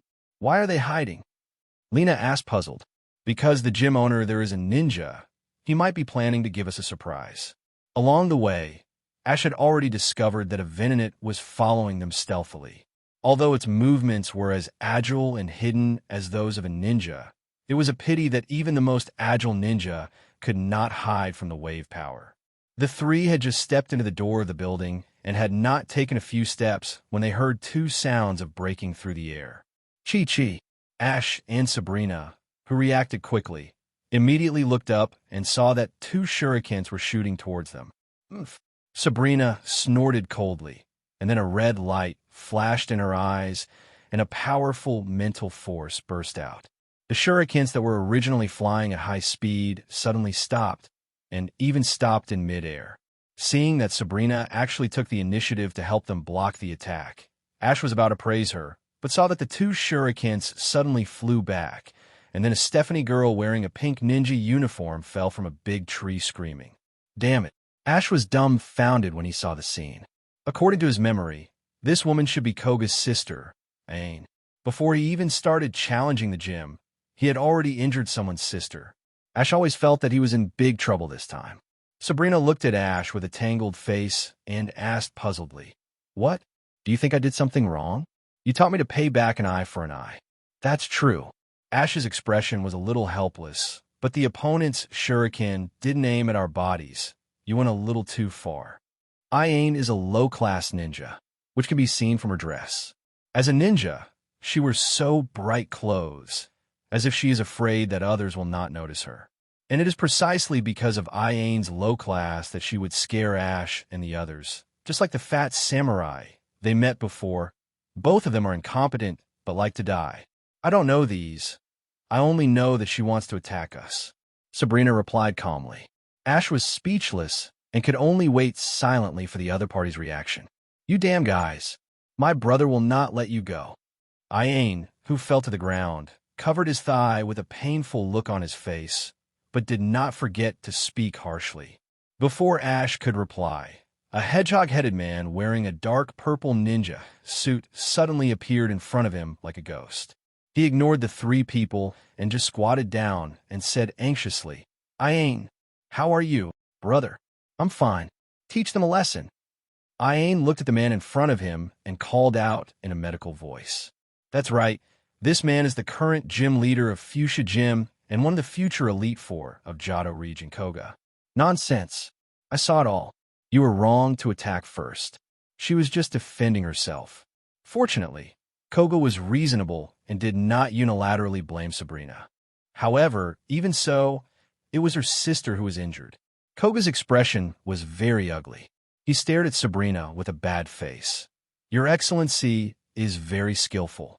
This time my sister is under your care. You're welcome.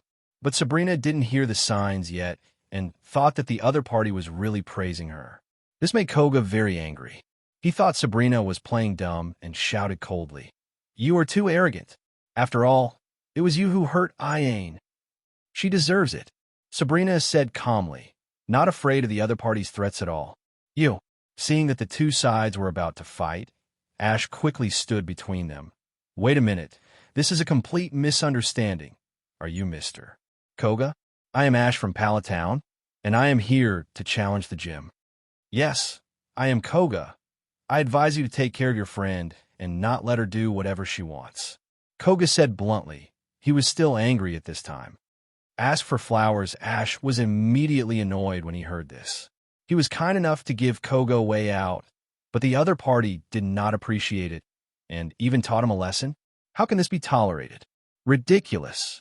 The expression on Ash's face instantly turned into a strong disdain. Before you teach others a lesson, you should take care of your sister first, so that you won't be killed one day and you won't know how she died. Koga was stunned. He didn't expect Ash to change his expression so quickly. A hint of displeasure flashed in his eyes. He is so sharp-tongued at such a young age. What will he be like when he grows up? Are you here to challenge the gym? Very good. I accept. Koga's sharp eyes like a knife stared at Ash. He decided to let the three of them deeply experience what it means to speak out of turn. Ash, is it really okay? Lena was a little worried. How could she not feel the anger in Koga's heart? It's hard to say who is right or wrong in this matter. You can only help your relatives and not the people. Lena naturally stands on Ash's side unconditionally. Of course it doesn't matter. I want to try how powerful he is. However, how could Ash be afraid? He was even eager to try and see how strong this future Elite Four was. Koga first bandaged Iain's wound. Since the shuriken did not hit the vital part, it was not a big deal, but he was a little inflexible when walking. Then, under the leadership of Koga, Ash and others came to an open-air battlefield under the fuchsia gym. Ash and Koga stood in their respective positions, and Iain was the referee. Now the challenger Ash and the gym trainer Koga will compete. The rules of the game are 2-on-2, until all the Pokemon on one side lose their combat ability. Go Venomoth. Koga confidently released the first Pokemon. In his opinion, how strong could a rookie trainer like Ash's age be? Roar! With unparalleled momentum, Onix's huge body proudly appeared on the field. Facing the future Elite Four, Ash was excited, but he did not dare to relax his vigilance at all, and directly sent Onix to lead the charge. And Koga's pupils could not help but shrink slightly. The size of the Onix in front of him was the largest he had ever seen in his life. Koga no longer dared to think of contempt before. This time, there will definitely be a fierce battle. Sister Sabrina, can Ash win this time? Lena found that Koga's Venomoth's eyes were always glowing with a faint blue light, which looked very strange and gave people a very strong feeling, which made her worried. This Venomoth is normal, Sabrina said calmly. It is much worse than Ash's Onix, and it will probably be solved soon. Although Venomoth is a bug-type and poison Pokemon, it can also use Psychic-type tricks, but this level of Psychic is not worth mentioning in Sabrina's eyes. However, before Lena could breathe a sigh of relief, Sabrina said again, the man named Koga did not send out the strongest Pokemon. I can feel that he has a more powerful 6701. Sabrina's words are true. Venomoth is just Koga's first to test the situation. His real trump card is still in his hand. On the battlefield, the atmosphere between Ash and Koga was already tense. Koga glanced at Onix and showed a disdainful smile on his face. Huh. No wonder you are so confident. It seems that you rely on this Onix. In fact, Koga was very afraid of Onix's strength. But he was a ninja, so how could he show his thoughts on his face? So he pretended to be indifferent. But for Ash, he didn't care about Koga's attitude at all. Just because the other party was the future Elite Four, Ash would never dare to take it lightly. So it can be said that Koga's behavior was completely useless. You are very patient. Seeing that Ash remained silent, Koga grinned, but he became more vigilant in his heart. In that case, let me see how strong you are. Venomoth, Stun Spore. Koga shouted in a deep voice. After receiving the trainer's command, Venomoth immediately flapped its wings quickly, and suddenly waves of brown powder were sprinkled from the surface of its wings and floated towards Onix. Ash looked at the floating powder and said, Onix, use Dragon Breath. Although Dragon Breath is a dragon-type trick that relies on spitting out strong dragon breath to attack the enemy, Onix can also learn it, but the power is not very strong. However, it is more than enough to blow away the powder in front of him. After hearing Ash's words, Onix immediately opened his mouth and spit up a large amount of purple gas. Onix is originally strong, so the force of the air he blew is naturally strong. 10 blows away all the powder in Manchi. It's quite powerful. Koga crossed his arms, looking confident. Venomoth, use mental interference, and then use illusion. Venomoth's eyes suddenly glowed blue, and Onyx's body also emitted a faint blue light, obviously being restrained by Venomoth's confusion. Mental interference and illusion are both psychic-type tricks, and both are special attacks. For Onyx with low special defense, it will definitely cause it to suffer considerable damage. Ash will naturally not let the other party succeed. Onyx, break free and use a self-sacrifice attack on Venomoth. Mental interference is to use confusion to interfere with the nerves, thereby affecting the opponent's actions. But if the opponent's mental power is strong enough, it is possible to break free. Roar! Onyx roared to the sky, his eyes wide open, and began to struggle desperately. It was originally the leader of the Onyx tribe in Miyazaki Mountain. After countless battles, its willpower has long been as solid as its body. Not good, Venomoth. Increase the output of confusion. Koga shouted hurriedly when he noticed that Onyx was struggling. However, in this way, Venomoth had to concentrate on restraining Onyx's actions and could no longer use illusions to attack. Koga thought that he would be fine and planned to think about what to do next, but he still underestimated the terrifying energy contained in Onyx's rope body. In just a few seconds, under Onyx's continuous strength, Venomoth could not hold on and had to give up, and after breaking free from the shackles of confusion, Onyx immediately pulled himself away and rushed forward, hitting Venomoth hard with his big head. The self-sacrifice attack is a very powerful trick that hurts the enemy and hurts himself. Coupled with Onyx's exaggerated size and strength, almost no Pokemon will feel good if it is successfully hit. Not only did Onyx directly knock Venomoth out of the field, but he also destroyed a section of the courtyard wall. Venomoth, which was attacked like this, naturally lost its combat ability without any surprise. How is it possible? Awaken, the referee, covered his mouth with an expression of disbelief on his face. Although Venomoth was not the strongest Pokemon in Koga, it also belonged to the first-line team, but now it was defeated so easily. Moreover, Ash looked younger than her, which made Awaken, who had always admired her big brother, unable to accept this result. Thank you for your hard work. Come back, Venomoth. After Koga took out the Pokeball and took back Venomoth, he urged, Awaken, why are you still standing there? Don't forget your accusation. After being reminded by Koga, Awaken remembered that he was serving as referee 2.5 and hurriedly announced, Venomoth lost his ability to fight. Onyx won. Compared to Awaken, Koga, as the eldest brother, has a much better psychological quality. Although he was also a little surprised, he said that he accepted his failure. I thought I had paid enough attention to you, but I didn't expect that I made a mistake in the end. Koga looked at Ash and Onyx opposite, and a trace of regret and solemnity flashed in his eyes. Then, all of this was replaced by unparalleled determination. After a moment of silence, Koga took out another Pokeball from his waist and threw it out. This time, I won't fail again, come out. Crobat. Looking at the Crobat released by Koga, Ash felt heavy in his heart. From the information provided by the system, the strength of this Crobat has reached the quasi-elite intermediate level. However, this was not too unexpected for Ash. After all, he knew that the other party was the future Elite Four, so it was reasonable for him to have quasi-elite strength at this time. Lena, who was watching from the sidelines, was seeing a Pokemon like Crobat for the first time. She quickly took out her Pokédex and pointed it at it. The Pokédex immediately explained, Beep Crobat, a bat Pokemon, uses its 4 wings to fly faster and more quietly, sneaking up on its prey without anyone noticing. Lena looked at the information on the Pokédex in her hand, and then observed Koga's Crobat. She couldn't help but frown and asked Sabrina beside her, Sister Sabrina, is this Crobat powerful? It looks like it's much bigger than the information on the Pokédex. The size of an ordinary Crobat is about 1.8 m, but Koga's Crobat is much larger, and even ordinary people can see it. This Crobat breeder is 13, not bad. Sabrina's face showed a rare trace of caution. No wonder that man dared to talk to us. So power trip, it's really a bit heavy.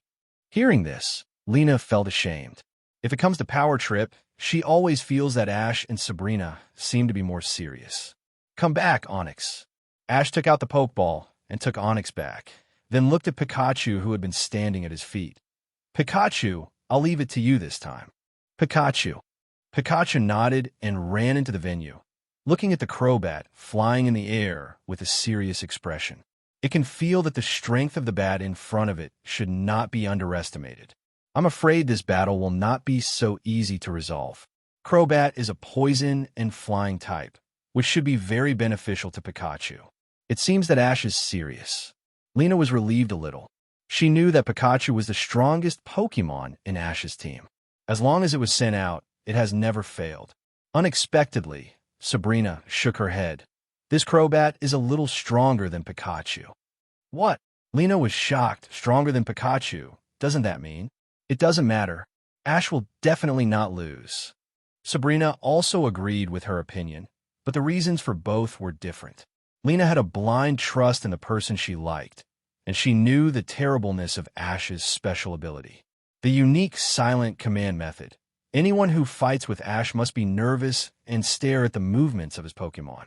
This feeling cannot be experienced by those who have not fought with Ash in person. And even if it is a 6-on-6 battle, it is estimated that people will be exhausted in trance. At this time, the battle between the two sides has already started on the battlefield, and it is Ash and Pikachu who took the initiative. Pikachu used Thunderbolt.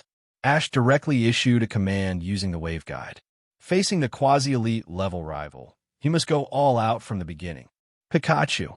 The golden electric current instantly wrapped around Pikachu's whole body, condensing into a powerful lightning that hit Crobat. Squeak.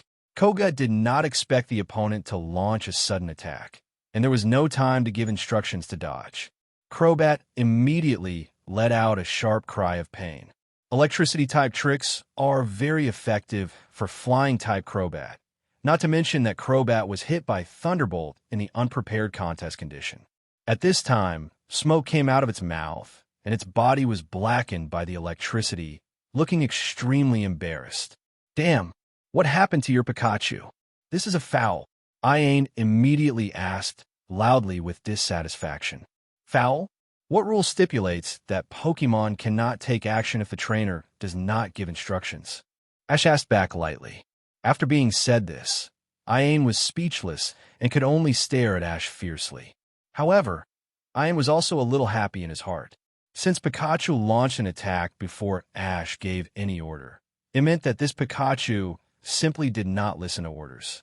Facing such a rival, Iane believed that his big brother would be able to win easily. But Koga was not as naive as Iane. He noticed that Pikachu had always been with Ash and seemed to have a very good relationship with him. How could he not listen to orders? The only reasonable explanation was that the other party used unknown means to secretly give orders to Pokemon. As expected of the future Johto Region Elite Four, Koga guessed the reason in the blink of an eye, and his analytical ability was evident. Crobat, regroup, roost. Koga ordered loudly. Squeak. Crobat hummed softly, stood on the ground, and folded its two wings. Then a light green light emanated from its body surface. The originally scorched body wound healed instantly at a speed visible to the naked eye, and became intact in just a moment. Ash was slightly surprised. He didn't expect that the opponent would even know such a trick as Roost.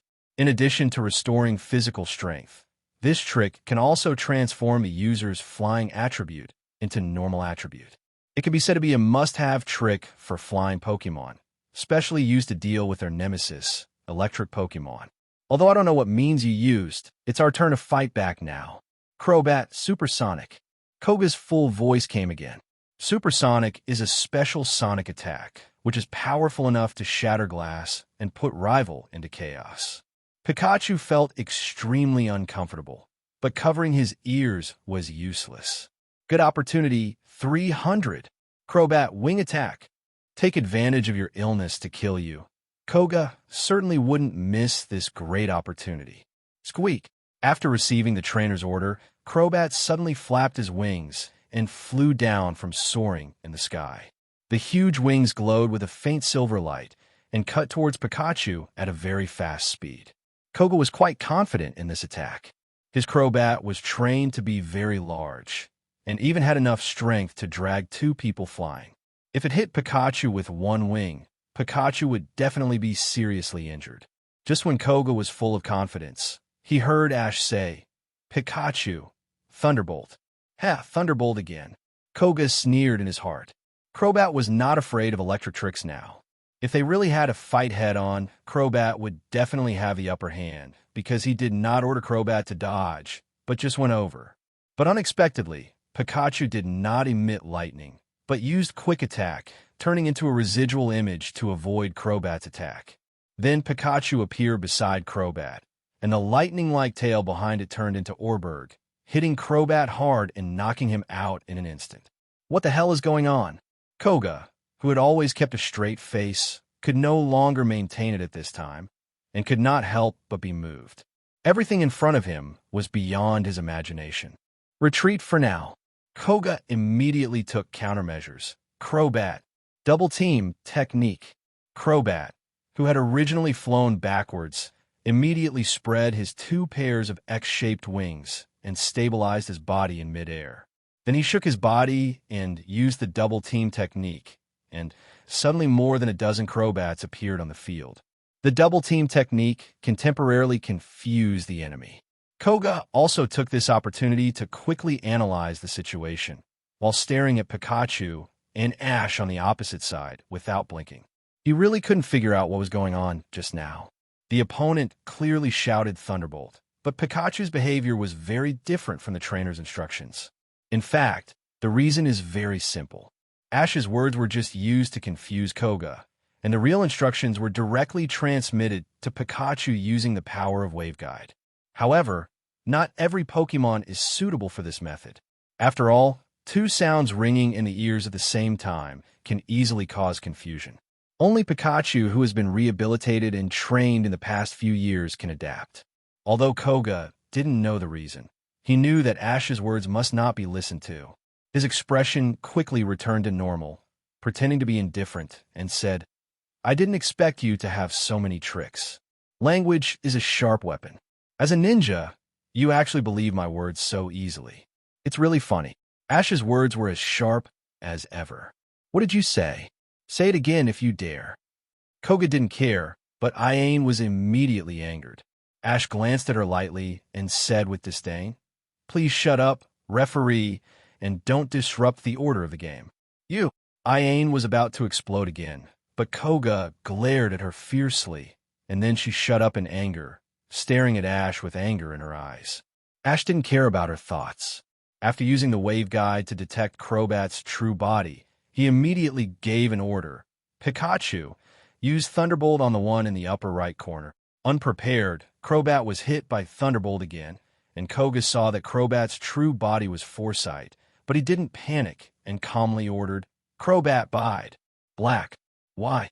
Encouraged by the trainer, Crobat's eyes flashed, and his momentum suddenly changed. A thick fog of black came out of his mouth, instantly covering the entire venue and blocking Pikachu's sight. Now, breaking the air, Koga shouted loudly with a wave of his arm. Squeak! Crobat's 2 huge wings immediately flapped, and countless tiny wind blades flew towards Pikachu like sharp swords. In this haze, Crobat can not only move silently, but also use the reflection of the supersonic emitted from his mouth to detect the surroundings and accurately locate rivals' whereabouts. In contrast, Pikachu does not have such a function. It can only be alert to the surroundings within a limited field of vision to prevent the opponent's sneak attack. It should be said that Koga is worthy of being the future Johto Region Elite Four. Faced with disadvantages, he, who has rich combat experience, not only did not panic, but even launched such a fierce attack in an instant. Unfortunately, his rival is Ash, who has the unique wave power. Pikachu, run to the left to avoid the attack first, and then use the electric cannon at your 3 o'clock direction. Ash delivered the order calmly. Pikachu. After receiving Ash's order, Pikachu dodged all the wind blade attacks by rolling over. Then, golden light shone on his body, and strong electric current leaked out, spreading towards Crobat, like a big net, and also blew away the haze in the sky. The electric current cannon is a very large-range electric trick. Even though Crobat is very fast, its position has long been discovered by Ash. Under the deliberate calculation, Foambat was undoubtedly defeated again. Crobat's physical strength was already very little. After being attacked this time, he could no longer support it. Mosquito circles appeared in his eyes, and he lost his ability to fight. How was it possible? Big Brother actually lost. Awaken muttered to herself in a daze. She had seen Koga lose to other challengers before, but they did not use the main team. But this time Koga even used the strongest Crobat, but still lost the game. Koga also felt like he was dreaming. As a ninja, he had always been the calculating party in the battle, with various means emerging one after another, and no one could escape his palm. But this time, the identities of both parties seemed to be completely exchanged. Even if Koga used all his tricks, he would be easily cracked by Ash. Even until now, Koga didn't even know what means the opponent used. Awaken, what are you still standing there for? Announce the result of the game quickly. Koga was not so bad that he couldn't afford to lose, but the unwillingness in his eyes was lingering. Crobat lost his fighting ability, Pikachu won, so this game was won by the challenger Ash. Awaken announced with sobs. This is the soul badge, the proof of defeating the Fuchsia Gym. Take it. After all, the two sides had a quarrel before. Koga didn't say much, just spread out a ninja scroll with a badge in front of Ash. Ash also didn't waste time talking to him. After getting the badge, he left the Fuchsia Gym with Lena and Sabrina. Brother King, are you okay? Awaken asked worriedly, knowing that Koga was not feeling well. Of course I'm fine.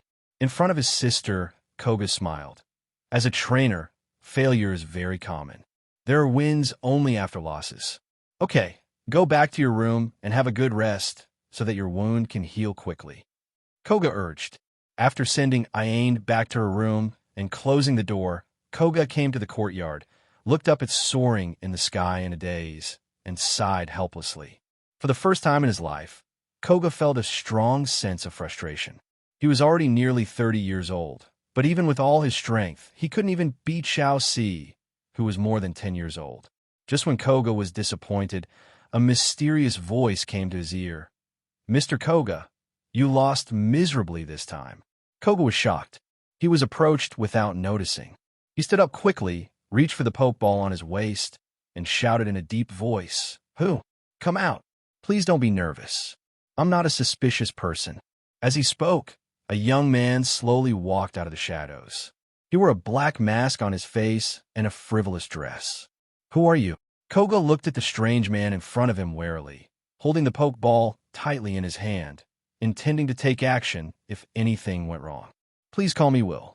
The man who called himself Will performed impeccable etiquette and smiled. "I have heard of Mr. Koga's name for a long time. Today I see that he is indeed worthy of his reputation. Are you here to laugh at me?" Koga showed a trace of anger on his face. "If so, please go back. I don't care how others look at me." "How could that be?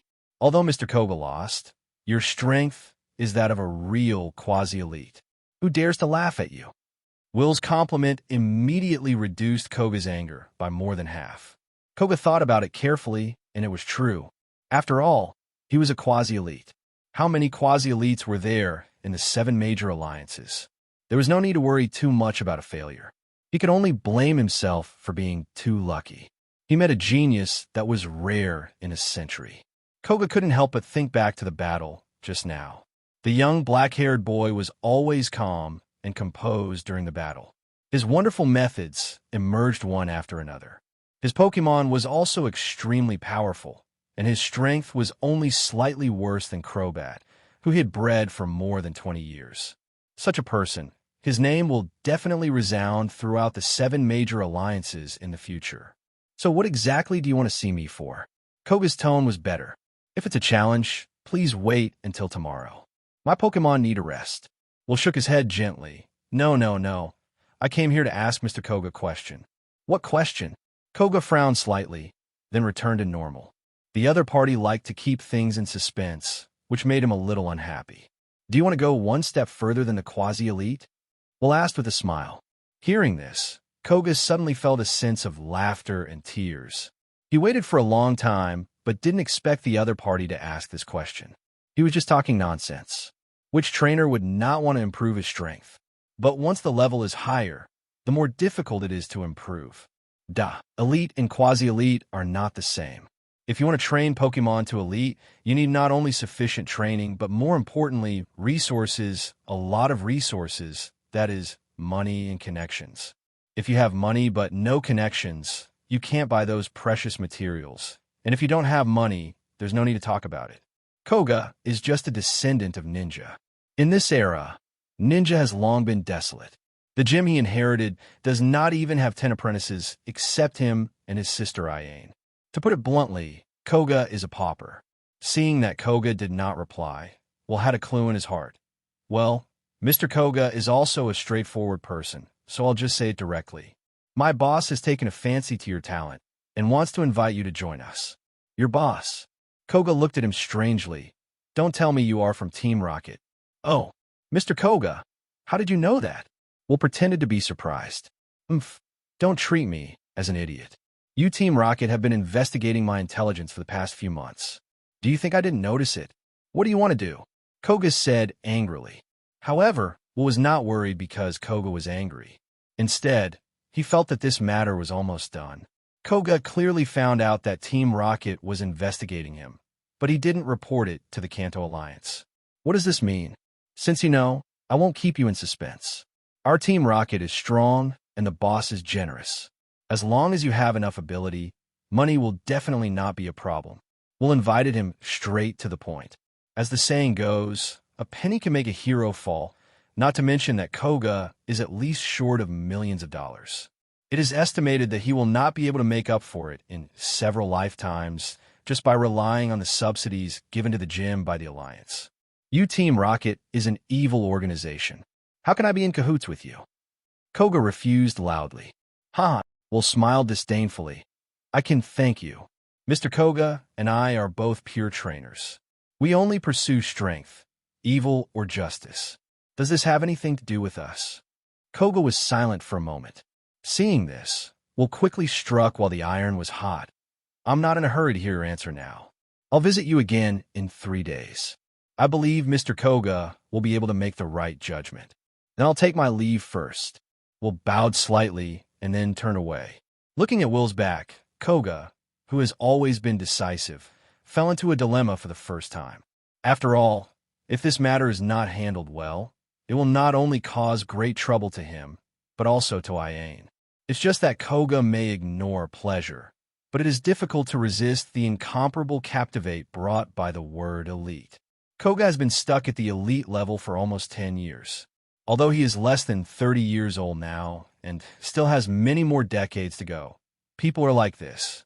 Once there is another way, who would be willing to wait for a few more decades?